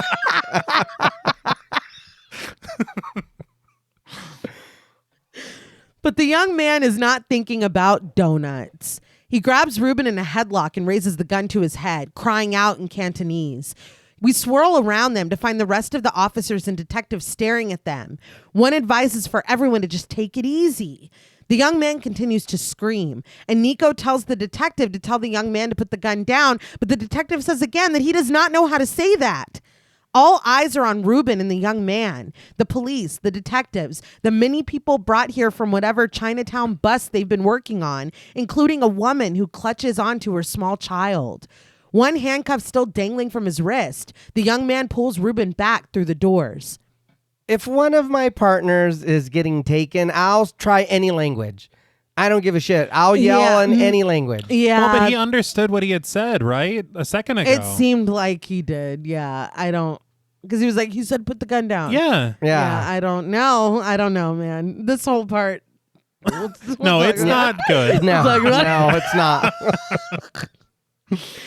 Quinn pops out of his office, pointing his gun, but after reading the situation, he drops it to the floor. Ruben is still holding the box of donuts when he's pulled through the doors to the homicide office. MJ is walking towards the office when she sees what's happening. Nico coming out into the hall, staring at the young man pulling a captive Ruben away. MJ screams out, "Hey!" The young man turns and MJ easily pops him in the shoulder, just like she taught Ruben. The young man goes down and MJ smiles at Ruben, who allows himself a small relieved laugh. But the young man has an unaffected brachial nerve in his other shoulder. He reaches over with that hand to snatch up the gun. MJ screams Ruben's name, and Ruben only has time to reach for the gun at his ankle before he's shot in the chest. Just a couple of things. Firstly, I understand this is a callback Yeah. because she's taking a half measure, and this is what Right. I understand you got to make snap decisions. The first snap decision is to kick the guy on the ground in the face instead of being like, I have a second gun. Yeah. It's just right here in my sock. Like, what the fuck are you I doing? know. Run away. Get to safety. You're covered by all your other cops. Yeah, and why Yes. is no one doing anything? Yeah. Like, you have time to smile at each other and laugh. Like, he should have been swarmed immediately. That gun should have been kicked away. Like, this is, I don't know. This needed to happen for reasons, and that's the only reason this happened. Right. Like, this is completely illogical. And even reasons, as far as the reasons that it is happening for, Yeah. they're not even worth it. Yeah. Yeah. Wonder and shock transform Ruben's slack face, and piano plays in the score as he hits the ground. He lies motionless on his stomach as a donut falls from the box in slow motion. Look, dude, that's diabolical. Yeah, we didn't need that. No. It makes the whole thing funny. Yes. Yeah, it does. It does. Nico rushes with the group with their guns pulled toward the young man as he screams out in English, "I'm a juvenile! I'm a juvenile!" Nico kicks the gun he used to shoot Ruben away, screaming at him to freeze and to not fucking move. While the young man is apprehended, Quinn goes over to Ruben to feel for a pulse. He looks up at MJ with somber eyes, relaying the bad news wordlessly. MJ slumps against the wall, still holding her gun in her hands. So, is this everyone's favorite part of the movie? No. I was like, isn't there a serial killer or something? Yeah. Like, it feels so strange. It does. It's It all does. odd because she talked on the phone to Ruben, Uh-huh.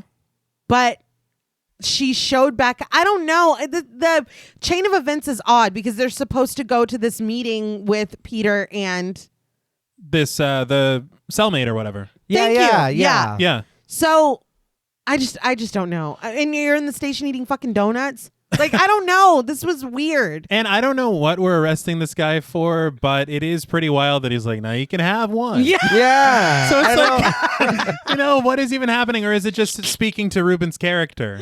Probably. I guess. Probably. Dude, in the screenplay, because I was like, does this happen? And like, right. did y'all add this or whatever?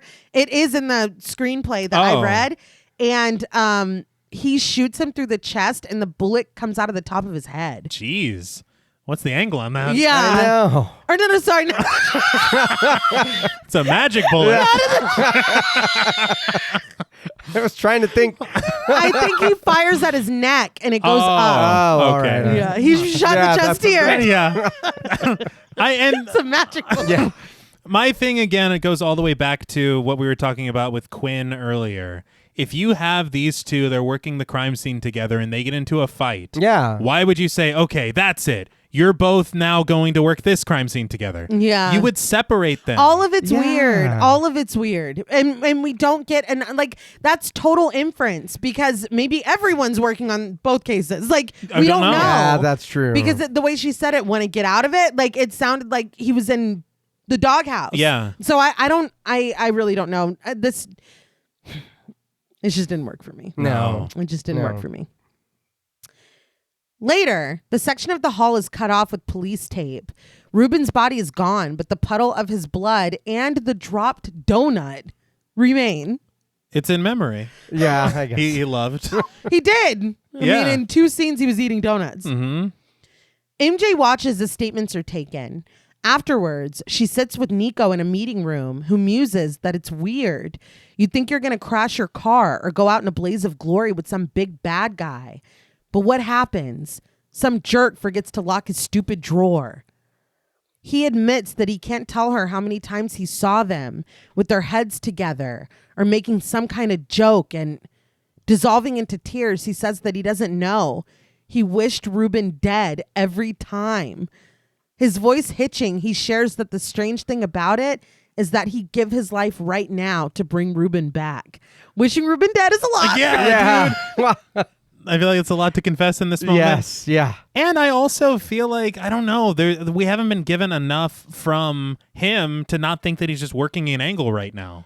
That's fair. I don't think he is because it's Will Patton. I know. That's the only thing. Well, trust him. that and him telling Ruben earlier, don't cross her. Don't, you know what I mean? Well, and the fact that he was trying to control the situation. Like, he wasn't like, do it. Yeah, no, So, Isn't it wild that it is his gun? I just want to point that out. The second thing. maybe he's magical and he shouldn't have been throwing around bad thoughts like that. Yeah. Maybe. Wish Yeah. is a strong word. Which is a really strong word. That's crazy, Yeah. though.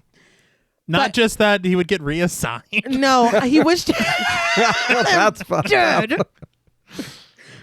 Quinn steps out of his office and calls out for Nico, leaving when he and MJ sit in silence. Tears streaming down her face, MJ whispers that Nico is in terrible trouble. But Nico counters, who gives a fuck? MJ admits that she does. The two grasp hands, and Nico points out that in all the time he's known her, he's never seen her cry. On commentary, Amiel was like that this tragedy brought two people back together or whatever. And I was like, are we... What? Yeah. That's the intention? I don't. Because it sounds like he cheated on her. She hates him. She's moving on or about to move on with Ruben. Wait, so he cheated on her and that's why he was like, don't cheat on her. She Well, hates that. that's Well, what, yeah, that's that's what what he I was- inferred. Because he was That's like, wild. don't fuck around on her. And he's Yeah. like, hey, why did she dump you again? Yeah, when he told him that Yeah. earlier. Oh, I thought he was just like calling him ugly or something. I didn't know. No. No, I think it was no. like, oh, cheat on her like you did? Oh, wow. Yeah. Yeah. Jeez. No. I think if we're gonna do that, I need a little more with them together. Oh, yeah. Yeah. I need a little more of that. Yeah.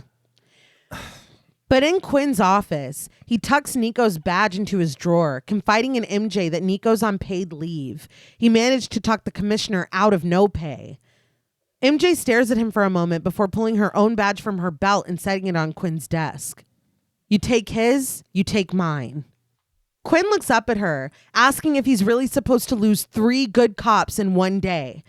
Trying to keep her voice level, MJ confesses that she tried to control the situation. She made a choice, it didn't work out, and an officer got killed. Quinn tells her sincerely, Mary Jane, you made a decision, and it was the right decision. You just got the wrong result. That's all. Drinking from his mug, Quinn sets her badge back in front of her in refusal.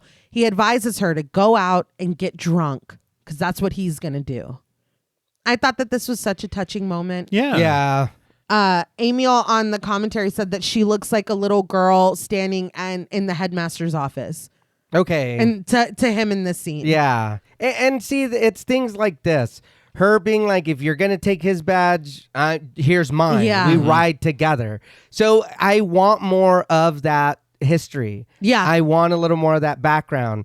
If something did happen and things ended bad, but now you guys are like, look, we can fix this or we can whatever. Like, I guess we're supposed to think when whatever happens. No, I don't get that. I don't either. But that's just a comment that he made that I was like, huh? Yeah, but it's things like this, her doing that. Yeah. Give me more of them. Yeah. And it's good for Quinn, too, because I know they've had this very fun dynamic back and forth. Yeah. But it's all been so about the case. Yeah. Mm-hmm. And so to have this personal moment, I think it does play really well. Yeah. And him calling her full name, like it just Yeah. feels very fatherly and like you don't need to carry this. Like, because she clearly feels very guilty. Yeah. Mm-hmm. But instead of doing what Quinn advised her to do, MJ goes to Helen's apartment. When she opens the door, MJ admits that they missed him. Helen asks how that happened, and MJ says that it was her fault. She's so stupid. Helen doesn't understand what happened. Tears still streaking her face. MJ tries to explain that they had a problem at the station before just blurting it out. Ruben's dead. I didn't know what she meant by we missed him. And then I was like, oh, yeah, you were supposed to catch Peter at that meetup. Yeah. Oh, yeah. And so you just called no one? Like that just happened and nobody was there? So he did make the delivery? Yeah. Like, that's insane. I know. What the hell is going on? No, I was like, what? Yeah. Helen stares at MJ in shock before finding her words and inviting her inside. MJ says that that's okay. She just wanted to tell Helen herself before she saw it on the news. She knows that Helen and Ruben had a thing. But Helen shakes her head. No, they didn't. He was just a sweet man. And MJ offers a small smile. I thought he was a boy. I would have liked to somebody have said this earlier. Like it almost feels like Helen called him a boy. And she's like, he's a sweet man. Oh, I thought he was a boy. Yeah. But instead of MJ saying, I thought he was a boy, because I didn't get that either. I feel like, honestly, it made me think more about the conversation between Helen and Andy, where they were talking about Ruben, Yeah. than anything that was between her and MJ. Right. Helen's phone is ringing inside when she tries again to get MJ to come in. MJ pulls away from her and tells her instead to go answer the phone. But both of their attentions are pulled into the apartment when Helen's voice begins to play. It's her at the lecture hall, reciting her statistic of most serial killers being white males between 20 and 35, just like these. Helen turns and goes back into her apartment, followed closely by MJ. The recording of Helen is being played on her answering machine. Helen snatches up the receiver and asks desperately, Peter Curtin? At a nightclub, Peter is dancing and chomping on gum as David Bowie's Fame plays loudly. He's holding a recorder up to the phone, playing back Helen's lecture. As soon as Helen responds, Peter hangs up the phone with a smile. This is one of the coolest songs ever recorded. Like, It's really good. It's really good. He goes to a tray with 2 tropical drinks on it. He empties a vial of powder into one and stirs it with the decorative umbrella. Peter picks up the drinks and dances his way across the dance floor. When a woman bumps into him, he yells after her, "Bitch!" Nobody says or does anything. I know. That was wild. Yeah. Peter composes himself and sets the drinks down at a table. The spiked drink is picked up by Andy, who sips it, smiling up at Peter with a flirtatious look. Back at Helen's apartment, MJ calls in to see if the call just placed to Helen can be traced. This is how Helen learns that there's a tap on her phone. Great. I know. MJ tells the person on the other end that he hung up before telling them gently not to argue with her and just do it. Helen wonders if it's possible the killer was a student of hers. MJ asks where she gave that lecture, and Helen admits that she gave it all the time, all over the country, dozens of times. It was her stock lecture. MJ specifically asks, when was the last time you gave it in San Francisco? MJ clicks through her computer, finding the lecture. Highlighting the words on the screen, she understands the order now. That's how she said it in her lecture. DeSalvo, Bianchi and Buono, Berkowitz, Dahmer, Ted Bundy. MJ realizes that means he's going to do Dahmer next. Helen agrees. This time, he'll kill a man. And does she know what's next? MJ does. Next is Ted Bundy. The person on the phone finally reports back. The call came from the sound factory. MJ knows where that is. She's going straight there. She asks for backup. MJ hurries to the front door, muttering, Christ, Helen, maybe. Left alone again, Helen agrees in a whisper. Maybe. I understand the trajectory and we're like propelling this forward or whatever, but I feel like there's some things here that don't really make sense. Like, I thought the revelation was going to be that this was the lecture she gave the day she was attacked. Mm-hmm. It felt like that's what MJ Okay. was asking her. Well, when's the last time you gave it here? Yeah. And she's like, now I understand the pattern. It's like, wait, what? I feel like we're having two different conversations. But And yeah, it is. You know, the last time I gave it here. exactly. I don't give lectures anymore. Yeah. Exactly. Yeah. The last time I gave it here was the last time I ever gave a yeah. lecture. Yeah. But it is interesting because we literally hear her say it at the beginning. So I thought that was a cool like callback. Like we were told at the beginning. Yeah. Maybe, I don't know, maybe if there's some way to kind of tie it to him being seen at the lecture. Right. But they don't do that. And something else that Helen asks here did come to play with the original ending. So we'll talk about that. Okay. But we cut to officers swarming the sound factory. But in an alley, Peter is attacking Andy. With the bag pulled tight over his head, Andy struggles and fights. He's slammed against a dumpster, a gate.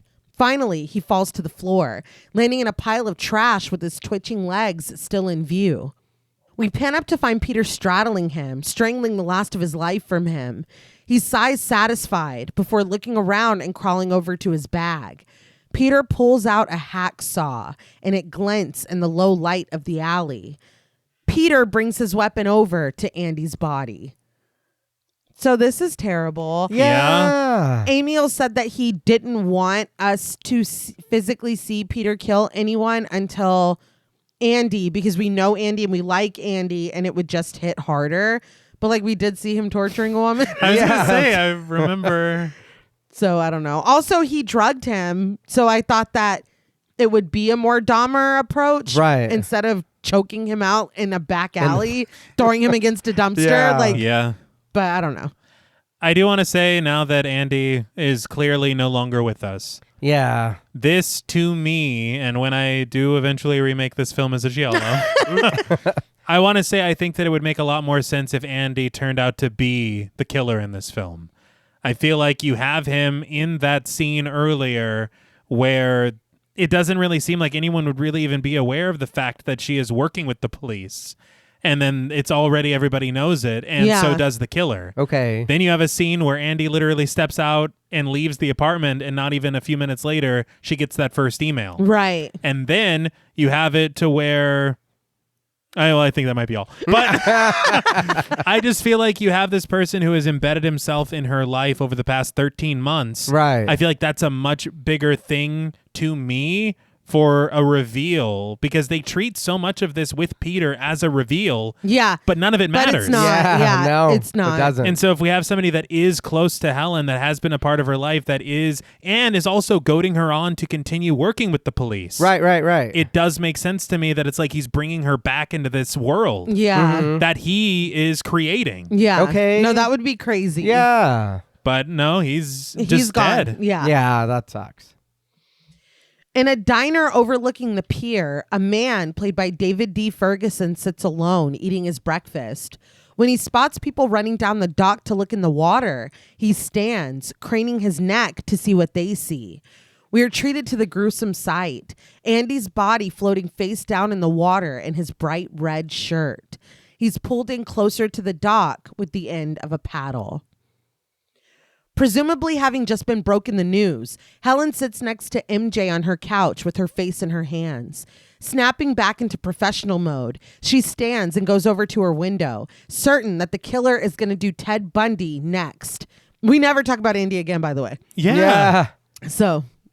Again, you're talking about things moving really quickly all of a sudden. Yes. And I feel like this is when you start to feel it, because I just feel like the first part of this film is just a lot stronger than the end. And it's like, okay, we got to kill Ruben. Now Ruben's out. We got to kill Andy. Now Andy's out. Now these two women only have each other. Right. And I think that that's what we were going for. But the way that we do it is so abrupt and like odd. And we just don't give a fuck about Ruben. We don't give a fuck about Andy. You know what I mean? Like, yeah. Obviously I know we have to set things to the side to focus on the matter at hand, but I feel like it is just odd and it just moves too quickly because Right. I think that we're trying to take other players out to just leave it up to these two. Okay. You know what I mean? And I feel like for me, that's where things get very unsatisfying, especially with the character that Will Patton is portraying.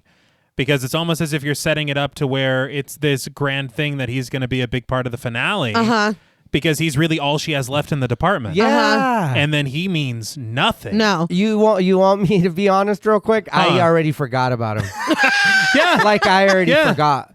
Well, because you saying that, I it is like I'm thinking and it's like, yeah, we're just taking out everybody around him super quick, like back to back. And for what? Would it be better if they were all taken out at once if something happened and then, or it would still be I don't two? know. Or would that be overkill? It would like, probably be overkill. Okay. Where it's like they're just all put in a pool and the ladder's taken away. Yeah. Like the Sims, Sims, yeah. really? But Helen recalls that Bundy was the last name on her list. Her voice wavering with emotion, she continues that he picked the most extravagant murder. That song talked about a threesome. Bundy killed 3 girls in one night at the Chi Omega sorority house. She informs MJ that he faked injuries. He wore a cast on one arm. He used crutches. He asked girls for help. She says that he drove a very distinct car, but she struggles to remember what it was. We cut to MJ as she delivers the answer to the other detectives, a gold Volkswagen Bug.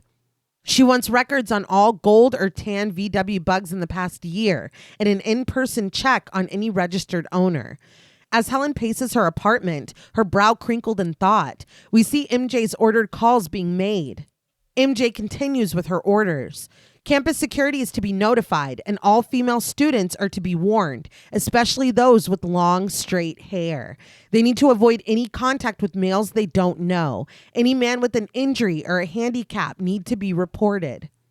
Helen sits down at her computer and switches it on in a daze. As Gigi brings MJ a file of DMV printouts on all registered bug owners, Helen gets to work on her computer. She pulls up a black and white picture of a couple on their wedding day. She has another one of her own smiling face. Helen isolates her face and drags it over to the face of the bride. At the station, MJ is showing stacks of licensed photos to Hal. And again, the licensed photos, we see them, but we do not see Hal. I'm just assuming that they're talking to Hal. Yeah, that's true. It's just his voice off screen. But he rejects the first couple of them, and when Peter's license is placed in front of him, he's certain that that was him. Starting to cry, he says that that's the guy that bought Andy a drink and took him out onto the dance floor. So there you go. Yeah. With this ID, MJ tells Quinn, it's Peter Foley of Daly City. That was remarkably fast. Yeah.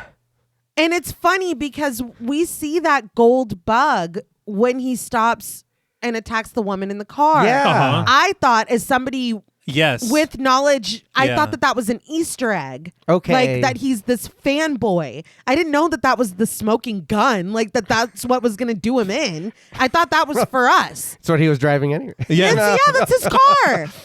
registered to his name. Yeah. And again, him having the map and being like, can you help me? I'm lost. It is very Bundy. That's not what Berkowitz did. That's why I don't know. I don't know. When we talk about this rush to the finish, you are combining things in a way that I feel like, yes, you are going through the list of names that she said, but you're also using one killer's methods to do another killer's crime. Right. It just, I don't know. It doesn't really, I don't know. Maybe Peter's just not as well versed as he Maybe thought not. Maybe not.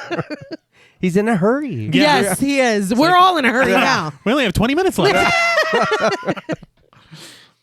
Helen puts her face over the bride's to her satisfaction and types a message under the manipulated photo. Peter Curtin, I'm ready. With the click of her mouse, she dissolves the man's face into a bleeding skull and makes the woman herself hold the man tighter by the arm. She sends her file labeled Helen plus Peter, and she whispers to herself, here, kitty, kitty, kitty, kitty, kitty. That's too far. That is a call to Alien. Then I love it. Okay, I take it back. But who is she sending this to? Peter. How? Well, here's the thing. The other question I have is this skull... I didn't even think about it. Is this skull an asset that we all had on our computers? It comes stock. Like, yeah, because she just coughed it up like it's nothing. I don't know what was going on in the 90s. Yeah. Dude, everyone had that scary ass skull. You don't guess remember? So. It was like that Yeti on Ski Free. I was thinking. It came with LimeWire when it crashed your computer. But she doesn't have his address. Yeah, they couldn't trace it. They couldn't replay they couldn't do anything. I didn't even think about that. Like, I literally didn't even think, who are you sending that to? And it's so weird because it did arrive in the email, but I guess there was no... It was a self-destruct. Yeah. Could you do that? Sure. I guess. I don't know. You click the button right next to the skull. It's like, I was going to use that. Back at the station, Quinn presents the picture of Peter Foley to Patch and Costas, played by Danny Kovacs, with certainty. We got him. They're visibly excited, but Quinn tells Patch to call the SWAT team. They're not taking any chances with this fuck. Patch and Costas slap high fives. MJ presses through the bullpen, tucking in her bulletproof vest, but she's startled when she sees Nico at his desk, packing up his belongings. He was putting a trophy in. Yeah, I know. Do you deserve that? Yeah, I know. Well, what's it for? Most likely to get your colleague murdered. Then he give him 3. Yeah. MJ jokes that this thing defeats the purpose of her miracle bra, but who's looking? Nico heard that they're on to him. He commends her for her good work, but MJ dismisses it as horse shit luck. Nico doesn't think so, and MJ just offers a shrug. Nico tells her to be careful out there, and as she slides her gun into her hip holster, MJ replies, "Don't I always?" Nico tells her sincerely, "I love you, you know?" MJ pulls on her jacket and says that she does. With a smile and a nod, Nico leaves, closing the door behind him, and MJ looks after him solemnly. So that's a wrap on MJ and Nico. Yes. Yeah, that's it. That's so wild to me. Well, he's got to go. Yeah, sure. Okay. We watch with night vision as the SWAT team moves slowly through the trees, and Amiel said that this was footage of a real SWAT team. Oh, okay. Wow. MJ watches the monitors in a crowded van as they approach toward Peter's house.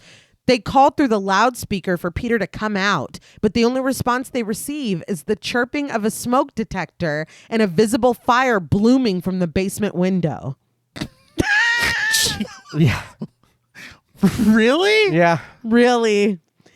At this, they break down the front door. The team swarms the home, their voices overlapping one another's as they spread out to clear the house. Before following the group upstairs, we linger on an overturned jug of gasoline, which leaks steadily onto a crumpled newspaper. Of course it's a trap. Yeah, naturally.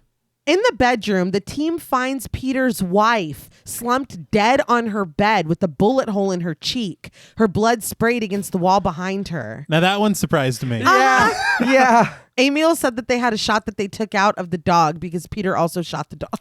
Oh. Oh my God. It's not funny, but it's just like, dude. So he went upstairs, killed them, ran to the basement, started a fire, and then crawled out of a window?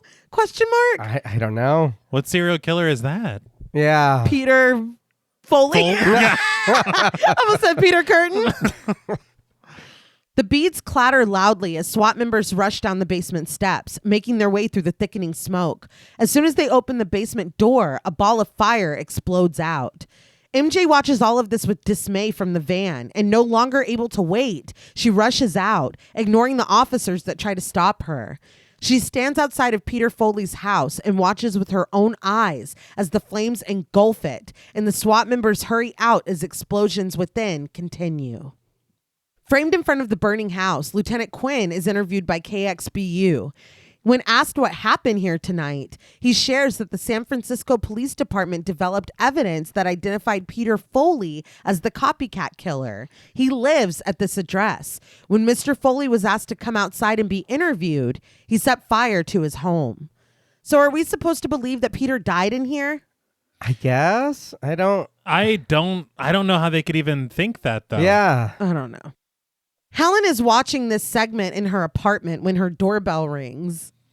She looks out the peephole to find Officer Mike laughing as he talks with another officer standing very close to him. Helen opens the door, joking for them not to tell her they both want to use the men's room.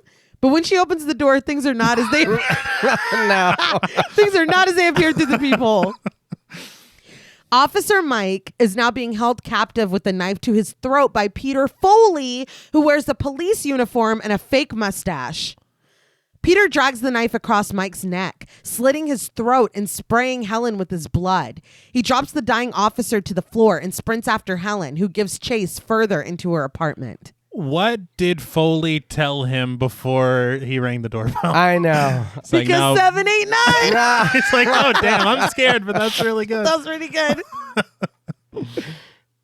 On the commentary track, Amiel literally was like, "I'm sorry about this pod." Like, Oh. yeah. So I don't know what happened. He didn't elaborate any further, but it's at this point that he was like, "I'm sorry." Like, I'm sorry. All right. I mean, you owned up to it. But I wonder with all these rewrites going on and all the money that they like, maybe I wonder how much after a certain point was out of his control. Honestly, Right. And with how much is being dictated by these test audiences, Yes, That's true, yeah. too. you know? Yeah. Because It's like, I this- guess we have to... This was pretty infuriating because it wasn't like a nervous forced smile. Like he looked like he was having a great time. yeah. So That's why I was like, what? It's very weird. Or maybe I he don't know. changed it up and maybe he's like, yeah, I'm the new guy. yeah. And he told a really good joke. And then as soon as the door swung open, he's like, "Gotcha." Yeah. Yeah. I don't know, dude, but it doesn't really work. No. Peter is quickly able to tackle Helen into a stack of boxes in her office. He jumps on top of her, punching her in the face and leaving her nose bloodied and her cheek red. And Sigourney Weaver's stunt woman, Louise Head, got her nose broken by getting punched right here. Shit. Yeah. The phone rings from elsewhere in the apartment as Peter sneers down at her. "Hiya, Helen." Ripping off his mustache, he tells her that he got her invitation, and he accepts. Helen's answering machine beeps, and MJ leaves a message for her. She's sure that Helen heard on the scanner, but it was a mess. She knows that it's late, but she's coming over. Peter decides that that's perfect. He searches a dazed Helen before holding up a syringe, warning that he's not going to lie. This is going to hurt. Gritting his teeth, he injects Helen, and our view of him begins to fade away. As MJ, I'm terrified, and I'm calling for backup right now if Helen is not answering her phone. Absolutely. Yeah. So to leave a message that's like, I'm coming over. Like, I mean, it's just, it feels like something that MJ wouldn't even do. I think that her alarms would be going off immediately. Helen is home. Yeah. She didn't go anywhere. And she knows that you were going to bust this dude right now. She didn't go to sleep. Yeah. Like, I mean, I don't know. This just did not ring true to me at all. When MJ arrives to Helen's building, she's immediately suspicious when the hallway lights won't turn on. It's when she comes in a little further that she finds Officer Fred, played by Hansford Prince, dead and face down in his own blood. Silently, MJ kneels down to check his wrist. She pulls out her radio and reports the downed officer and requests assistance in a whisper. Alone, she arms herself with her gun and moves on quiet feet toward Helen's front door. She finds streaks of blood at the threshold, and when she pushes the door open, a puddle is revealed. Without the lights, the apartment is bathed in shadow. MJ rounds corners with her gun and a flashlight, illuminating small sections of the room at a time, but not finding anyone inside. A monitor switches on in front of her, its light and sound startling her. She swings her gun toward it, but she only finds herself on the screen, panicked and pointing her weapon. Next to the monitor is the camera with a sticky note slapped to it. Press play. And MJ follows instruction. So you were already talking about Jigsaw? Right. Yeah. On the screen, Peter is posing Helen, who he has dressed in her red suit. His back is to the camera, but he looks over his shoulder cheekily, welcoming MJ to the program already in progress. MJ breathes harder as Peter gets behind the chair where Helen is slumped, unconscious. He asks her, "Inspector Monahan, don't you ever get tired of being a day late and $1 short?" He pulls out a knife, playfully tossing it from hand to hand before bringing the blade down to Helen's throat. Not that. See? Yeah, that's how you know he's a real bad guy. That's how you know. What you got? What you got? What you got? He guesses that MJ thinks he'll just slit her throat right here and now and cut his losses, but she's wrong. He puts the knife away and smooths the front of Helen's shirt, wondering if she really thinks he'd get Helen dressed up so pretty with no place to go. Coming in close to the camera, he reasons that if MJ's a smart cop, she'll know where to find them. And if she's a really smart cop, she'll come alone. He returns to Helen, lifting her wrist and flopping her hand in a wave, threatening that otherwise, it's bye-bye, Helen. MJ rushes away. Helen is still unconscious until smelling salts are waved under her nose. Her eyes flutter open, but are immediately filled with panic when the wire around her throat is pulled taut. Helen is in a bathroom stall, being lifted above the toilet by her neck. Peter secures the wire with the carabiner, and Helen's flailing feet try to gain purchase on the toilet seat with her red pumps. Peter exits the stall next to her and stands in the bathroom. Officer Mike is slumped, dead, with his throat slit, just where Officer Roy had fallen when Daryl Lee Cullum slit his throat and then shot him. Peter pulls off his gloves and sets them on the counter before approaching Helen. Her world slants around her as Peter assesses the scene. He decides, this is wrong. He walks up to her and pulls off her right pump, setting it gently next to the toilet. He goes to Mike's body and asks if this is right. He did the best he could from the photos. He implores Helen to help him out. Was his head this way or this way? Peter playfully flops the dead cop's head from side to side as Helen weeps and gasps for air. Finally satisfied, Peter stands, asserting that everything has to be just so. Can I ask a quick question? Mm-hmm. I completely understand. We established Mike as a character very well through his interactions with MJ. Mhm. Right. Would this be more impactful if Nico was sent here by MJ Yeah. and he's the cop that gets killed to recreate that murder from 13 months Of prior? course Okay, it would. yeah. And I'll be completely honest with you. I didn't even know this was Mike until probably the second or third time I watched it. Mm. I didn't even know it was him. Yeah. We haven't seen him Yeah. since the beginning. No, that's Yeah. true. Because I'm just trying to find a way to pay off this arc that just has no payoff Right. with right. Nico and MJ. Yeah.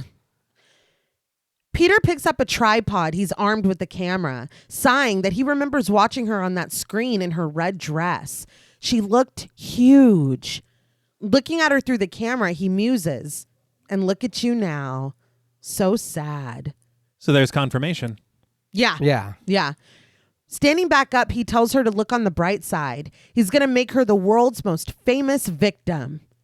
Standing proudly in the mirror and combing his hair back, he invites her to guess what that would make him. Smoothing his hair, he treats her to a fun fact that there have been more books written about Jack the Ripper than Abraham Lincoln. He smiles. My curiosity, was killing the cat, Mm-hmm. and I had to look it up, and I found an article that was written in the National Endowment for the Humanities, and they quote that from the movie because I guess it became a myth or an urban legend after Copycat came out. Okay. And the author of the article said, hardly believable at the time. It is even less true today. I'll be honest, I wasn't even surprised. I fully believed it. Yeah. Like, yeah. I get that, so but it's now like, I'm like, oh, it's like I stand corrected. Yeah. never Yeah. mind. I feel like if Lincoln had just been president, then maybe that could be true, but he also had his own grisly death. Yeah. Fair enough. Well, he was a vampire hunter before He was. that. Yeah. That's another book. Yeah. We got to Wasn't cover he it. in this? Abraham Lincoln? William McNamara? Isn't that what you said? I think I was talking about McPoyle. I don't know. Somebody was, though. Never You're right. mind. No, but somebody was. Somebody was in the movie. Yeah. Helen pulls in a terrified gasp when Peter unfolds the case containing his disturbing instruments. He decides on a small, sharp knife and turns to her with another smile. It's a sick world, isn't it, Helen? Amiel had said that this bathroom sequence took 5 to 7 days to shoot, and he also said that it was the most difficult 5 to 7 days of his career. That's Yeah. Everything, like her being hung up in that stalls, like I know there's stunt people and they're like trained to and even Sigourney Weaver doing it. Yeah. It's like, dude, that's so dangerous. Oh, yeah. No, it's really disturbing. Yeah. And she's that's her up there on a harness. Yeah. But he had said that she insisted that be a focal point. Okay. Like to not cut away from her or not just like do reaction shots or whatever. She said that impact needed to be felt. That she's still up there. Yeah. This entire time. Yeah. MJ races in her cruiser to the college with her siren blaring. Speaking sternly through the radio, Quinn is adamant that MJ not go in there alone. He tells her to wait for proper backup. MJ is staring through her windshield in a daze, and it's not until Quinn demands that she acknowledge his order to stay out of the building until backup arrives that she snaps herself out of it. When Quinn asks if she copies that, she finally radios back flatly. Absolutely, sir. I don't understand why Quinn is doing this. Yeah. Isn't this your job? Yeah.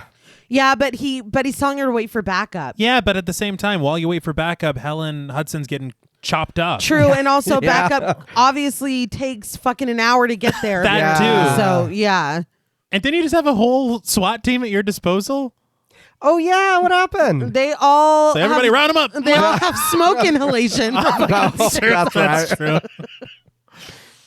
In the bathroom, Peter is using that small, sharp knife to snip off the buttons of Helen's top one by one. They clatter softly to the tiled floor as Helen stares, tears running down her face and her nostril caked with her own blood. Peter looks up at her before puncturing the thin fabric of her white camisole with the blade. He whispers for her to be careful, but when Helen winces, the blade draws blood. He points out that she's gone and cut herself, hasn't she? The fabric rips as Peter continues to slice through. He tells her that he's been practicing. The trick is small incisions with a fine instrument. He holds up his knife to her, but Helen refuses to look at him. He tells her that way it lasts for hours. His jaw tight and his teeth clenched. He warns that she has no idea how long a minute can feel. But when he looks up at her, he forces his features to soften into a smile.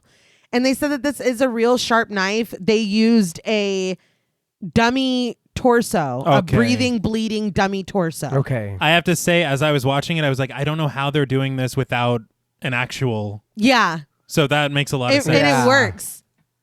But Helen musters up a message of her own. Fuck you. Peter stops busying himself with her shirt and looks up at her in disbelief. What? Helen tells him that he heard her. She calls him a little twerp. Does he think she's afraid of him? Peter smirks that he knows she is. But Helen counters that she knows all about him. He's just a sad, second-rate, boring, impotent little copycat.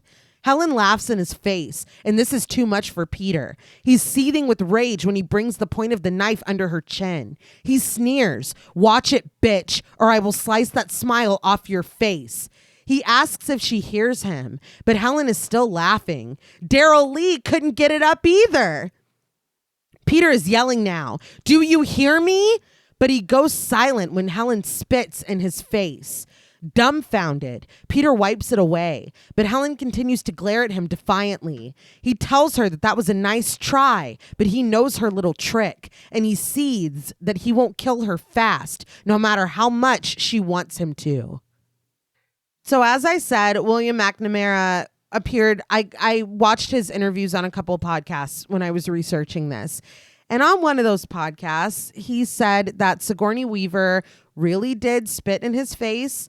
It was not scripted, nor did he know it was going to happen. And that this is his real reaction to startlingly being spit in his face. There is such a pause. Yeah. And that knowing that is unbelievable. Yeah. He said that he was absolutely disgusted and upset because if he had done that to her, he would have been fired. Yeah. And he also said that she had coffee breath. He felt the need to throw Oh, that in. right. Yeah. Like He's it's like, bad it's enough. stunk. that was, Yeah. that was extra. But I can understand why he would be upset Yeah. if Yeah. that is true. But Yeah. That's tough. As we knew she would, MJ has entered the building without backup.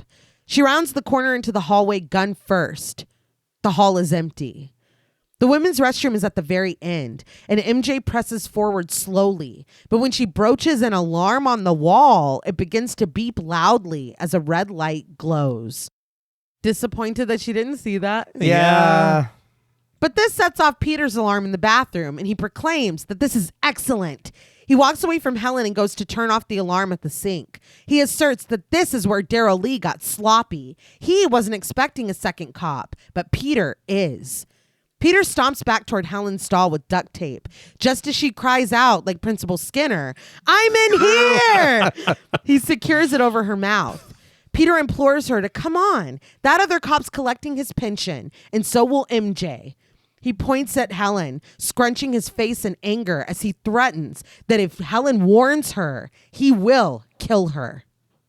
In the hall, MJ smacks the alarm off the wall with the butt of her gun. It crashes to the floor and goes silent.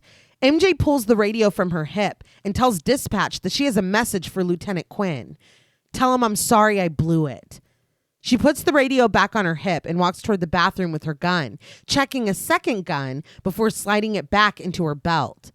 MJ eyes the wheelchair abandoned by the bathroom door. No doubt how Peter transferred the unconscious Helen here. And steeling herself, MJ pushes the door open. We follow her into the blindingly white bathroom. She immediately spots Officer Mike dead on the floor before raising her eyes to Helen, who is still suspended by her neck. Helen grunts against the duct tape covering her mouth, darting her eyes to the end of the row of stalls. I don't know why this is where she's looking, but this is where she's looking. Well, it's where the other cop looked 13 months ago. Sure. Yeah. It's like you with the shoes. No, Helen. Oh. She's like pointing with her eyes. Well, he said don't tell her. He said so. Maybe she's like, if I lie to her, yeah. that's even better. We're all going to get out of this A-okay. MJ follows her lead, firing through the closed door where Daryl Lee once hid 13 months ago. But when she pulls the door open, it's only cleaning supplies that clatter out, startling her. MJ starts at the first stall. She kicks the door open. Empty. She kicks the next one open. Empty. When she passes Helen's stall, she looks up to her for guidance. She kicks the next one open. Empty.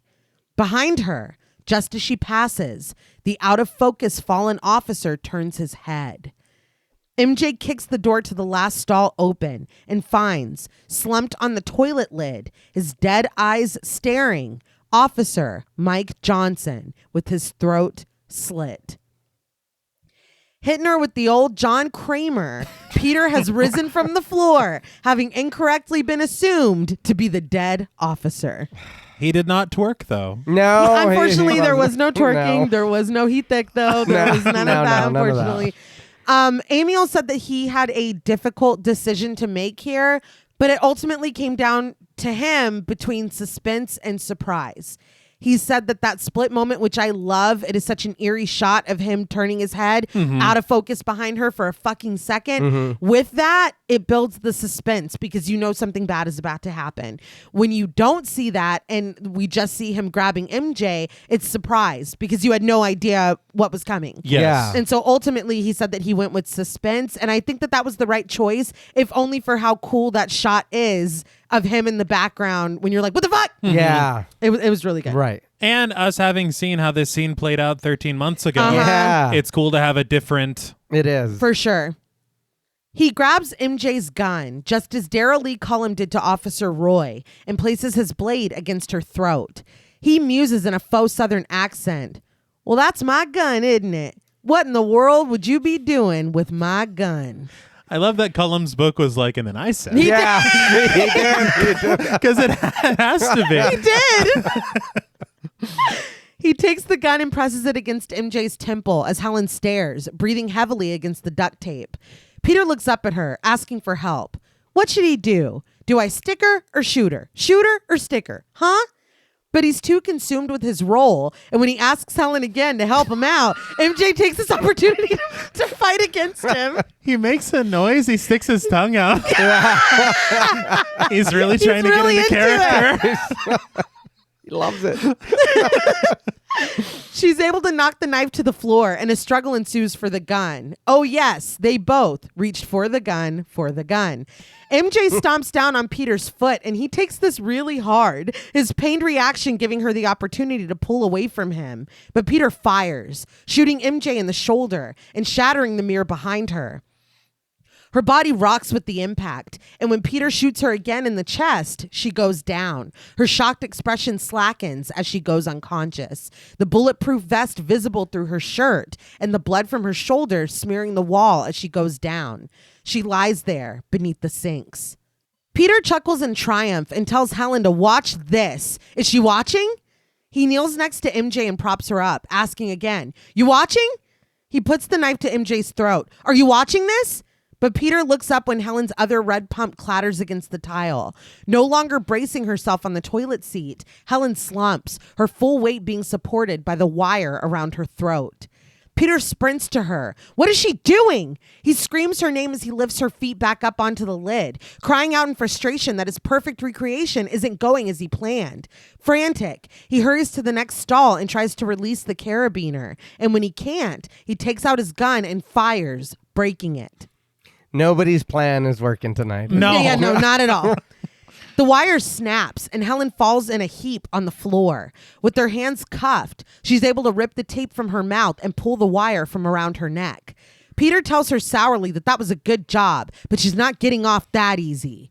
He pulls her up, demanding, "Get up, bitch." But with a scream, Helen allows herself to be pulled up, only to stab Peter in the thigh with a shard of the broken glass. Peter whimpers as he tries to pull the glass out, but in the time it's taken him to do that, Helen knocks the tripod onto him. She tries to grab a knife from his set on the counter, but Peter snatches her leg and pulls her back. Helen thinks quickly and grabs a bottle of dropped cleaner. She sprays Peter in the eyes before throwing the can at him, and while he's blinded, Helen slips out of the bathroom. Does this almost feel like a ghost face fight? Yes, that's what I guess. I mean, right? Yeah, and even parts of his like explaining what he's doing with the copying of the crime scene. Right. Yeah. It feels very end of Scream monologue. Right. Okay, and what the mustache he looks like Dewey? Yeah, and with the hair, he looks like Billy. Yeah. Everybody's here. Yeah. We owe a lot to Copycat. Uh-huh. You got Gail's pantsuit? Yes. Yeah. Panting, Helen races down the hallway, but when she tries to go through a door, she finds the stairs leading down chained off. She screams for someone to help them, but there's no one to hear her cry. With Peter lumbering after her and nowhere else to go, Helen heads upstairs. When she pushes the door open and finds herself on the roof, everything goes silent and the world tilts, panic gripping her.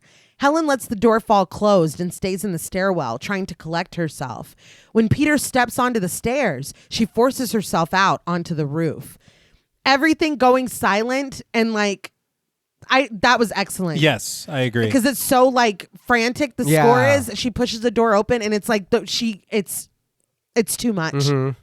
Sirens wail in the distance as Helen creeps along the roof, screaming again for someone to help them. The door bangs open and Peter steps out, crying mockingly that it looks like he cured her agoraphobia. Helen continues to scream for help breathlessly, trying to push past her panic. Peter limps toward her, positive that it's too late for help. It's too late for Helen. We swirl around Helen as something breaks within her. She busts out laughing as she turns to face Peter, raising her hands with the cuff still around her wrists and tittering, "Put up your dukes!" This only pisses Peter off, and he screams at her, demanding to know what the fuck she's laughing at. Ready and her fists raised, Helen tells him, what's he waiting for? Go ahead. This is not what I expected. No. She snaps. I don't know if she has or if she's trying to create a distraction because she hears somebody clattering up the stairs. I'm going to go with that. You know? And he's like, what the fuck? Put up my dukes. Meanwhile, Peter sprints toward her with his knife raised, but everything goes quiet when a gunshot rings out. Peter's body takes the impact. Dropping the knife is out of his control, and as we follow it to the ground, we see a river of blood pouring down Peter's limp hand. Smoke curls from the bullet hole in Peter's shoulder. Helen is astonished, and they both turn to find MJ, looking haggard at the rooftop door, loading her gun again with shaking hands. So the last time I watched this, I noticed when he's advancing on Helen right before he gets shot, the name tag of his fake police uniform says curtain. Now how? I don't know. I swear to God. Yeah, that's special made. Yeah, he's committed. Yeah. But I saw a name, and so I tried to pause it on time. It's fucking curtain, and I don't know if it was meant to be seen. Uh-huh. But why is that there? That's hilarious. That's honestly amazing. Peter's expression of shock morphs into a dark grin as he eyes MJ. The score begins to mount as he reaches for the gun at his hip, but MJ doesn't give him the opportunity. She fires, shooting him again and again, and when Peter still fights to raise the gun at her, she shoots him right in the head. His hair flies as the bullet, blood, and brain explode from the back of his head. And finally, Peter Foley falls sprawling to the rooftop, dead. I actually went at how graphic the headshot was. Yeah. It was pretty rough. Yeah. It was, and it looked great. Yeah, Oh, yeah. it did. But didn't this way of firing her gun remind you so much of Ruben? Yeah. Yeah. It's a very, It's sad. Yeah. I was surprised that she still went with the brachial nerve first. Yeah. But, It's muscle memory. yeah. Piano plays, and Helen is finally able to breathe a sigh of relief. She struggles to catch her breath as MJ sinks down. Her eyes are dazed, but she offers Helen a thin smile. Helen kicks the gun from Peter's dead grip as she walks over to MJ in her bare feet. And finally, the blue and red lights of police cars flicker against the building. The kicking the gun away is also something she learned very sadly. Yeah. Yes. Yeah. So Amiel said something interesting on commentary that not only was like the death, obviously, of Peter Foley, but it was in a sad way the death of the world that MJ lives in. Mm-hmm. This world where you don't have to take human life, where there's always a solution to get around that, because sometimes she's learned there's not. Yeah. And so it was her learning this lesson with what happened with Ruben and losing a part of herself, because she even said, you've not taken a life and your karma's still okay. Because even her, this monster, that's still a life. And so it was kind of sad to look at it that way, that Helen is finally, in a sense, I mean, we'll find out maybe something different in a minute, but Helen, in a sense, is finally free. And MJ just had her whole worldview shattered. Yeah. And it's also going against what Helen closed her lecture with, of saying we need to keep these people alive to study them. Mm-hmm. Yeah. And if, you're not even able to study this guy who, honestly, when he went He went all in. Yeah. Yeah. I don't want to say above and beyond because that He sounds really very. did a great job. Yeah. It sounds too positive. That's why I kept stopping. Nico's trophy, gonna give it to Peter. So before we get to a part that I really love, and I don't know if I'm alone in that, I want to talk about the original ending that the test audiences hated. Okay. So it's not Helen that is kidnapped and brought to the bathroom. It's MJ. And Helen goes after her to save her. And I guess with very little struggle, and the audience found it unrealistic because of her established agoraphobia, that she chose to go back into her own home with the killer because she couldn't, you know what I mean? Right. Get past that. But she like sprints out of her apartment to go find MJ. Yeah. So anyway, MJ's the one that Peter takes to the bathroom. He has her hanging in the stall when Helen comes in to save her. A struggle ensues and Peter shoots Helen in the chest while she's hanging in the stall. Excuse me. Peter shoots MJ in the chest while she's hanging in the stall. Okay. She slumps and starts to hang from her neck. Peter grabs Helen and takes her to the lecture hall from the beginning, where he makes her listen to his lecture. And this is where we find that he is a former student of Helen's and he idolized her, but she failed him and he wanted to get his revenge because in his mind, she ruined his life by failing him. Talk about Ghostface. Right. So Helen finally, he's ranting, he's raving, whatever. She tells him to just do it and get it over with. Like she's just ready to die. So there's mounting tension and he's about to stab her, but he is shot from behind and killed by MJ, who reveals that she was wearing a bulletproof vest. So the hole that he shot into her body didn't kill her. But there's absolutely no explanation as to how she didn't choke to death hanging in that stall. Right. There's no explanation to how she got out of it. And that is a level of disbelief that these test audiences could not afford this film. And they were furious. And I would be too, because it feels cheap. Yeah. Yeah, I feel like the only aspect that I do like is getting a little more insight on Peter Foley. Yeah. And having I even when people say it's a little ridiculous in Scream films, I live for those little monologues at the end. To the why. Yeah. And this film is all about the why. Yeah. So it would have been appropriate. I think it would have been interesting. I think that, we have to allow a lot with Helen suddenly cured, and MJ being able to fly and because they said that they showed her choking to death when Peter snatches Helen and they leave. Yeah. So they recut the first end, this first version, to the SWAT team coming in and killing Peter. Even because worse. They felt that it made more sense. Yeah, they felt that it made more sense than MJ magically freeing herself. Audiences hated it even more. So then they do another version where MJ's still the one that kills him. And this is when there may have also been one when Helen's the one that kills him. But they just decided that none of it worked and they needed to redo the whole thing. See, I don't know. I feel like there's bits and pieces that you could make this work. Yeah. Because I don't really mind, having this scene with him and his lecture. I think that's very interesting. Yeah. But I don't think that it makes any sense for him to kidnap MJ instead of Helen at all.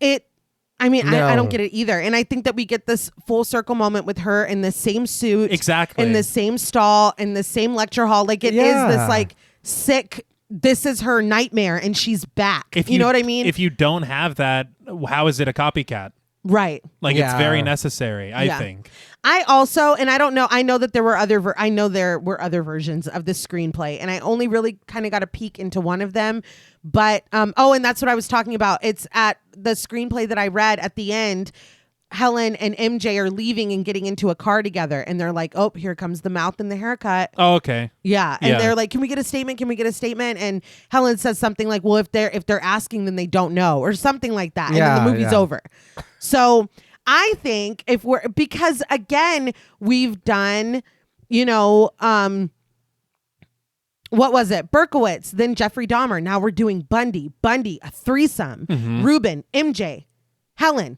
That's a threesome. Yeah. That would have been interesting to see. Even fucking, Nico. Yeah. MJ and Helen. Yeah. We completely abandoned Bundy. Like it's just like, well, fuck it. I guess we got to grab Helen. Like I really was waiting for because I know he kills Mike, but I was waiting for a way, because we're talking about, Chi Omega. Like we keep talking about this and we know that this is Bundy and we're on Bundy now from Helen's list. Yeah. We just fucked that. Like we're just not doing that anymore. Right.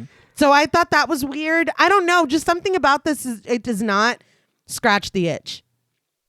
I don't know. No, you saying that, I didn't even recognize that or like realize until right now, but you're right. We just swiftly abandon it. Yeah. Like we just get rid of it. And I guess if you want to be technical, he killed Mike and then he killed his wife and then he was going to kill Helen. So that's 3. But like, well, there was that other cop. Didn't he kill a cop? Fred. But we've never even seen Fred before.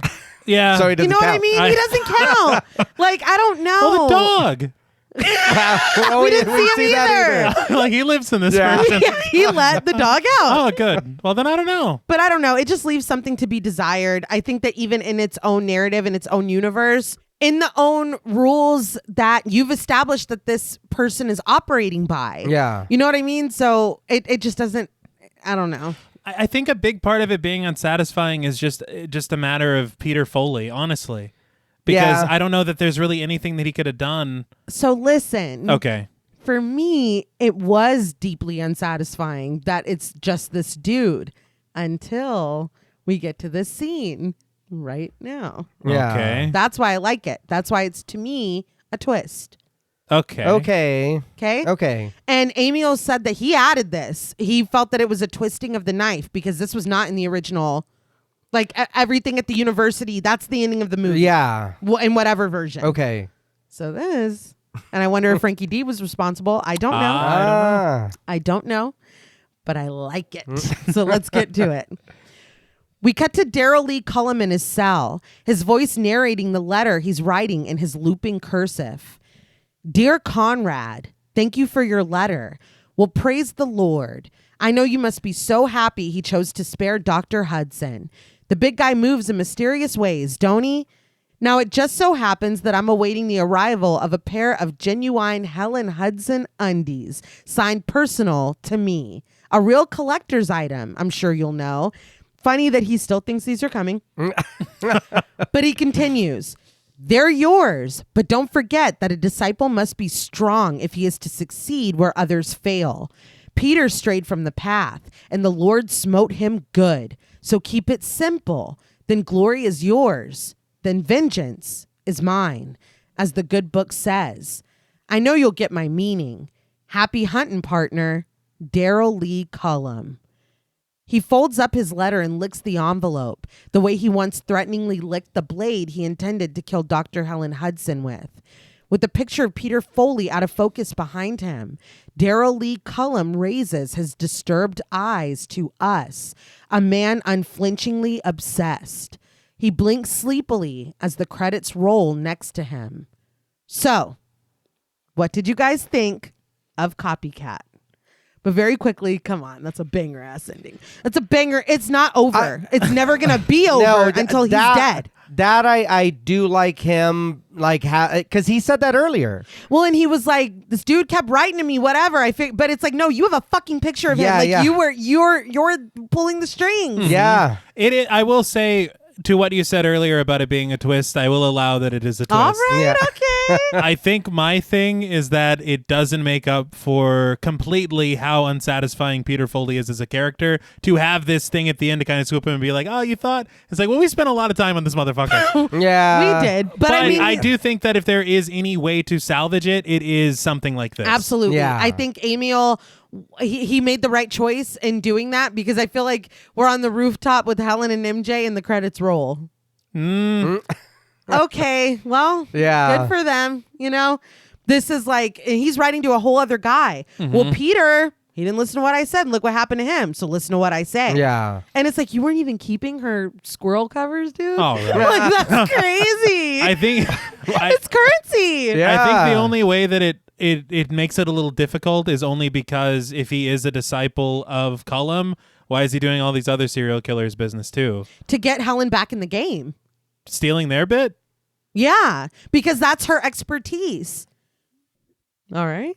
Yeah, he just looks at us for a little too long. I but- liked it. I liked it. It reminded me a little bit of Pearl, too. I know that he wasn't like smiling and shaking. That reminded me of Uncle Mo's family Feedback. Yeah.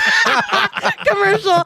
But just this like, oh, we're just here with you. Like, that's really fucking creepy. And like, that's what I don't get. A lot of people were ragging on him. I think he did a fucking fantastic absolutely. job. I don't understand that. But anyway, what did you think?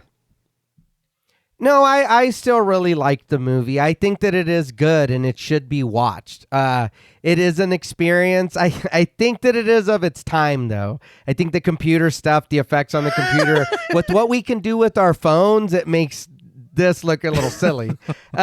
Or like a little even further backdated. It's like, there's no way, because I can do this with my computer. Telling me whatever, but like we couldn't.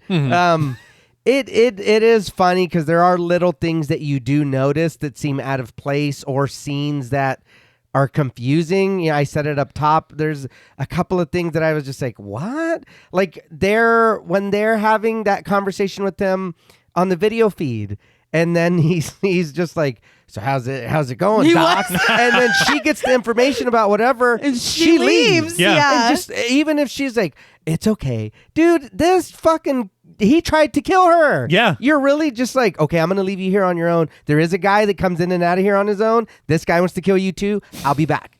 Helen was utterly mishandled. Oh, every single guard that she had either got killed or fucking abandoned her. Yeah. And then MJ just like, yeah, that is wild. It's just stuff like that when things are good and then we run into those little things that is just kind of a, well, all right. Same thing with the cop going to deal with the car alarm. It's like, in what world? Why would you do that if you know that this woman's life is in danger? In danger. And you're just like, I got to go deal with that. It's like, you don't think it could be a distraction? Yeah. He's like, that's annoying. Yeah. Dude. But there are a lot of good things. Again, everybody I think does really good. I do agree, like we said, and you just said a second ago, babe, they are mishandled. The characters, I think that's just it. I think that's what takes us out. Because even the killer, what's his name again? Peter Cullum or Cullen? Peter Foley. Peter Foley. Yeah. Okay. Peter Skarsgård. Yeah. Peter Pan. I don't know. Yeah, sure. Yeah, either way, there's something. Yeah, I'm confused. Mrs. Foley's baby boy. Whatever. Yeah, there you go.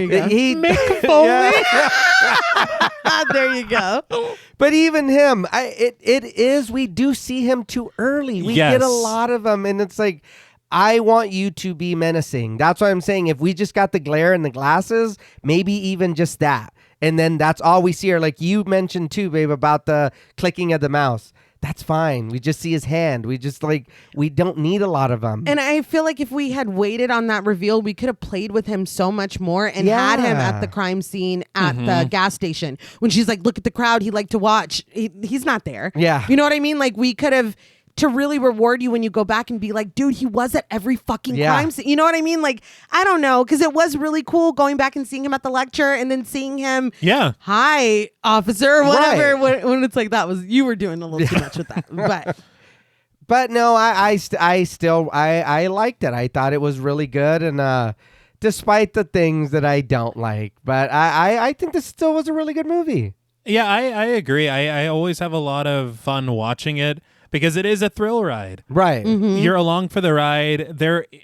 I want to say there's never a dull moment, but I feel like there are some things that might need to be, truncated. Right. Is there any real need for this love arc triangle situation? Does it really develop or mean anything in the end? No. We have Nico, who is just packing up his desk, and it's the last time we see him in the film. Yeah. That's weird. Yeah. We spend a lot of time and a lot of moments between even just him and Dermot Mulroney. Yeah. Where we have this thing where it seems like, okay, we're going to eventually get to somewhere. And if really our only payoff is they held hands again, really? Yeah. I didn't even know enough about them and their partnership to even care that much. Yeah. Like, no, anything we saw wasn't anything good. No. So I'm very puzzled by that. I think that they were wise to cut any kind of love situation between Ruben and Helen. Right. I think that is a good choice because it's not necessary. Yeah. And it's so weird. You have this situation where Amiel is like, look, this whole thing with the lead investigator falling in the psychologist, it's terrible. It doesn't make any sense. But we will leave it open to where maybe the second detective. Yeah. It's like, what? It's odd. It doesn't make any sense to me. And the whole thing with Peter Foley, I just feel like there are so many things that are here that work so well. Right. And then constantly shooting yourself in the foot and making these decisions that you really don't have to. Yeah. And I'm very puzzled by them. But I don't know. I think outside of those things, I think this is really, really good. Yeah. And I really like it, and I'm definitely going to return to it. It's just, I think watching it as an adult, there are these things that kind of stick out, and especially watching it for the show. Yeah. You know? Where these things that maybe it would be, you do feel like you're just along for the ride and watching it, but then you start to watch it scene by scene and second by second, and you're like, well, why are we doing that? Yeah. Because it took me a while to even realize that we just abandoned Bundy's MO. Yeah. Because when I go back and I was like, oh, yeah, they literally were talking about that. And then it's just like, nope. Yeah. Oh, yeah. I didn't even realize that till you said it. Yeah. But yeah, I agree. I think that there is a lot of good here. I don't know, dude. When things are rewritten extensively, you can definitely feel that. I think it is so often that threads of old shit aren't gone back and tweezed out. And so we get kind of disjointed moments that don't make a lot of sense. And I think that it would be interesting to get a little bit more of Peter Foley. I think that I would like to not see him for a while. Yeah. And I think that he is good. I think the performance is good, but I think that the film showed us too much. And if not too much, way too fucking early. Way too early. Yeah. We can kind of slide into ratings too. And I will admit, I know that my score for this is going to be too high. I know it is because I don't know. There's just something about it. I think the performances are really, really good. The cast is insane. I really like this character, the arc of Helen Hudson's character. I think MJ Monaghan is a fucking force. I love her. I think she's awesome. I think Ruben and Nico are there, you know? I like what I get of them. I don't think that we get enough. The lieutenant's probably utilized decently. But again, with Peter Foley, there is just something that does not gel. There's something that's not right. Maybe we did need this scene of him as a child. Maybe we just need him to be this specter, like Daryl Lee Cullum, that hangs over the film until the red pump, so to speak, drops. You know what I mean? There's just something that is not right about the way that they told his story. And it would have been interesting if it were somebody that we knew, like Andy. Yeah. But for me, I love that ending so much with him in his cell that I forgive that it is kind of this nobody. But I think that it could still work with Andy because it could be a disciple of Cullum's that is implanted himself. It could be. Yeah. You know what would fucking work? Huh. Is we saw Cullum. We saw fucking Peter working, I guess, at a sperm bank. What if he was the CSI? What if he was a forensic scientist that worked for the department? Sure. And that's why he's there all the time. And that's why he has a reason to be at the crime scenes. And that's why, like, just somebody who was a little, because she talks to so many fucking cops at all the scenes and she's like, hey, Bill, blah, blah, blah, whatever. Yeah. Like, if he was just one of them. That'd be great. Right. That would almost, I don't know, would almost work better. You know, I don't know. There's just something weird about this movie, man. But I still think it's a really enjoyable watch. I still will definitely watch it again. Is it the 10 that I was certain it would be before I returned to it? Sadly, it is not. But I do still have a lot of fun with it. And I love true crime and I'm afraid of public bathrooms. And I think this movie had a hand in both of those things. So, you know, it really did for me what Psycho did for Showers. All right. On a scale from 1 to 10, meticulously mirrored murders, I'm still, flaws and all, gonna give Copycat 8.5 out of 10 meticulously mirrored murders. The third act is a mess, let's face it. All right? There's still something here for me that is gonna keep me coming back. I just like this movie. But it's like T said, when you look too close, it's like, hold on. Yeah. What? Whatever. I wish I'm going to petition whoever to bring back that skull icon on my computer. And I will now open up the floor to you. How do you access that? I know. No, I think I said the negative that I had to say a little bit ago, but I really do enjoy everybody's performance. I do think that everybody does what they were supposed to do. Yes, some of them are not as great, but again, I think that is just how, like we keep saying, it was mishandled.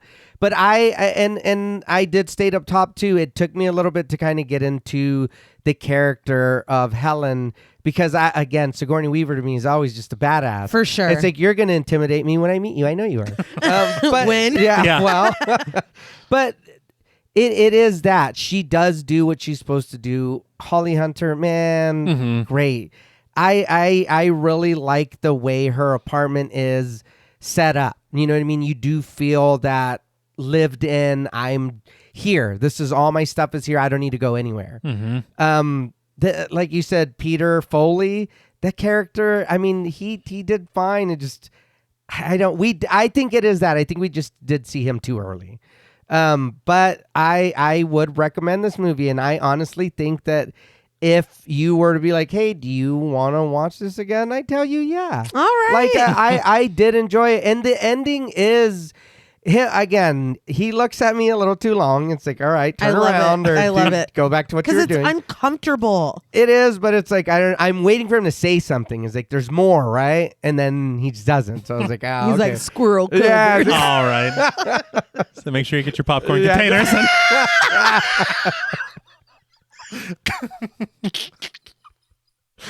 But for me, on a scale from 1 to 10, meticulously mirrored murders, I'm going to give Copycat a 7 out of 10.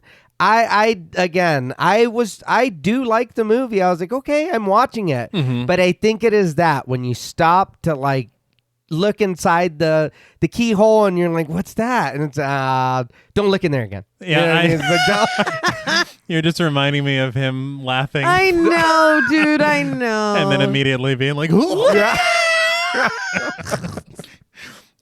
but no, I still get a lot of enjoyment out of this film. Yeah. I feel like even with all the things that we said about it, there's still, like you said, Nay, there's something special about it. Yeah. Could that be the film for what it is? Could that be nostalgia? Yeah. I don't know. I just know that I'm going to keep watching this film forever, really. Yeah. And again, one more hat tip for the camera work in this film, the production design, especially that apartment. Yeah. The music is fantastic. Sigourney Weaver, Holly Hunter, Dermot Mulroney. Yeah. Even look, Will Patton, his character is like, I don't know what's going on.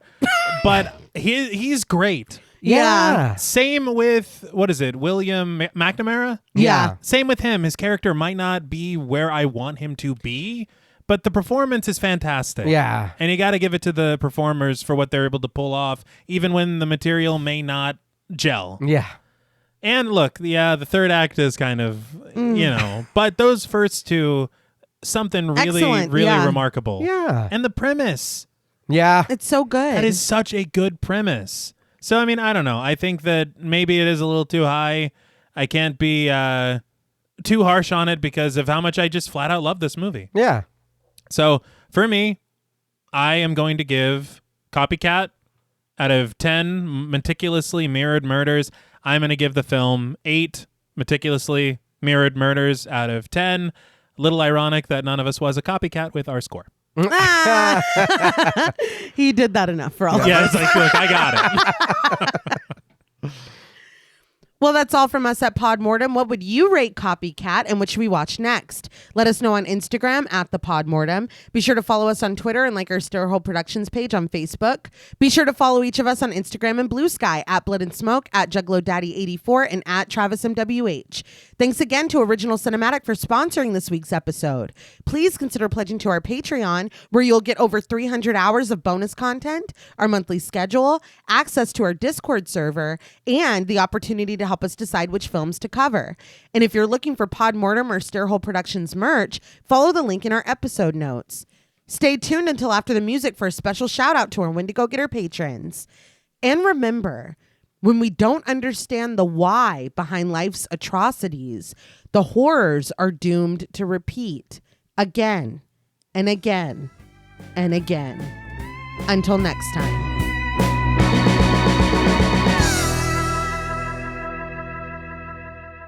Thank you for staying tuned for a special thank you to our Wendigo Getter patrons. Woo! Yeah!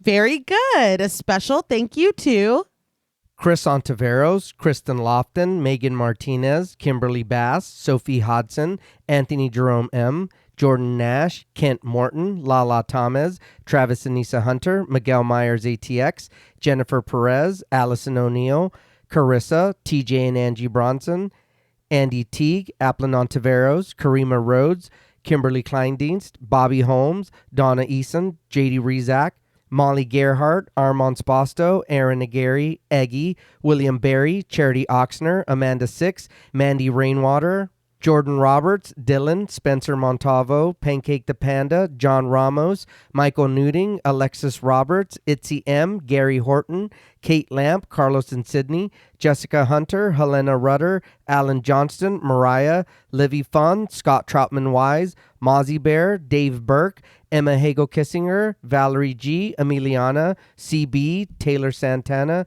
Will Lewison, Angelique, Smelly Poo Poo Head, Beth Bauer, Cookie, Esperanza J, Jason Cowell KC, Joshua Rumley, Danielle Peralta, Sawyer P, Sahara, Girl That's Scary, Cassandra, Andrea Simmons, Ashley Higuera, William and Xxena Rush, Ryan Brom, Megan Ochoa, Laura Lassiter, Eileen O, Marissa E, Henry F, Megan M, Strangely Sarah, Christy Beck, Nancy and Andy, Amanda Lopez, Andy Terrell, Erica Morin, Tris Wynn, K.87, Mariah Jensen, Carrie A, Lonnie Lono, Powell, Kayla E, Maggie H, Murder Stina, Kristen Marcy, Ori 81 Boricua, Look Like That One Girl, Bog Boy, Felnez 63, Alita Pui, Probably My Jugs, Kate Thackeray, Wade Pack, A Lizard, Bay J, Jay Rich, Topher Williams, Elena Metler, Valerie K, Christy Lee Kruger, Professor of Humanities Laura McCarricker,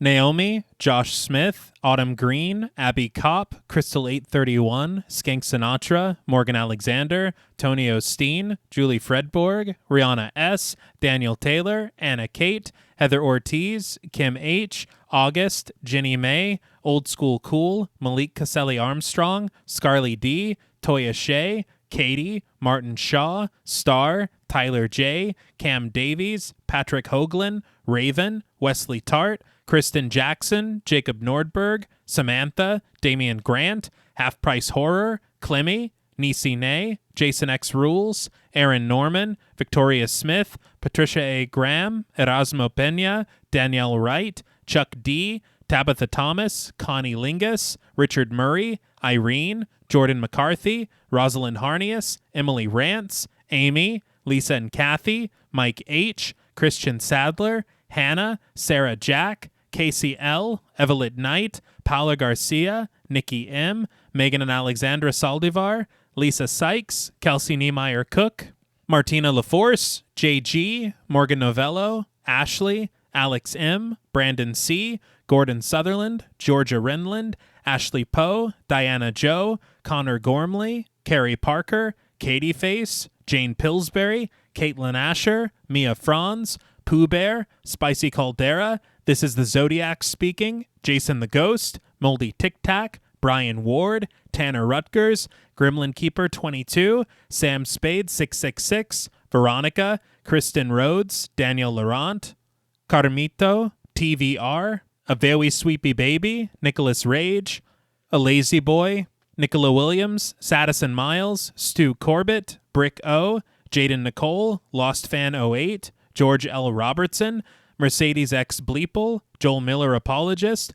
Cool Trainer Elijah, Mrs. Bloomingdale, Sierra Duncan, Renee Hart, Meg Like Sleep, Final Boy, Alani, Elizabeth Thompson, Joey, Michelle Nicole, The Lipstick Demon, Less Than Zombie, Franklin Badge, Sean Reeves, The Kryptonian Orphan, Melissa B., Elena C., Jillian Munford, Evil Chris, Rex Term Raoul, Witchy Poop 19, Brian Avers, Danielle Milton, Instant Horror, Skin Deep, Ashay Guevara, Aaron Mr. Clean Bouchard, Henny Kravitz, Francisco Olmos, Paunchy Cat, Christina Perez, Buddy Boy Mac, Revamped, a Rewatch Podcast, Sarah Coolidge, Showlivia, Film Fiend, Catherine Clark, Brandon Brown, Jessica Hernandez, Camry, Amy Shipley, like the Donuts, Jack, Alyssa Muskites, Jennifer Hager, Nox Nocturnal, Byron Pittman, Sophia Mason, Most Unholy S'more, Pear Bear, Tom Blades, Bonnie Bozell, Crystal Reddy, Stu Mocker Fokker, Sean Weeks,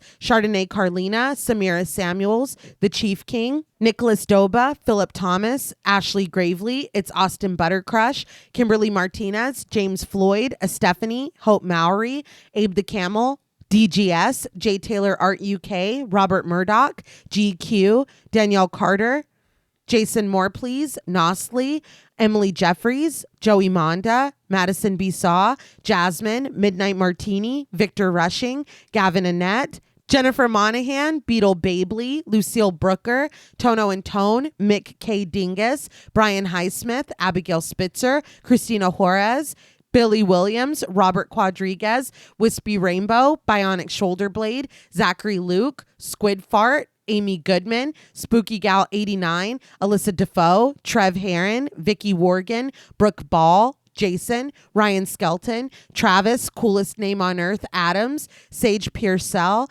Elizabeth Selvmoen, Seed, Funny Bearded Guy, Ronnie Artega Chavira, Puck/Annie, Trauma Llama, Aisling O'Leary, Jake Guajardo, and Danny Landros. Thank you all so much. Yes, thank you. Thank each and every one of you. Truly. And I wonder, should we say thank you or we love you? We love you or thank you? We can't decide, so we're going to go ahead and do both. Hey, it's very nice. Until next time.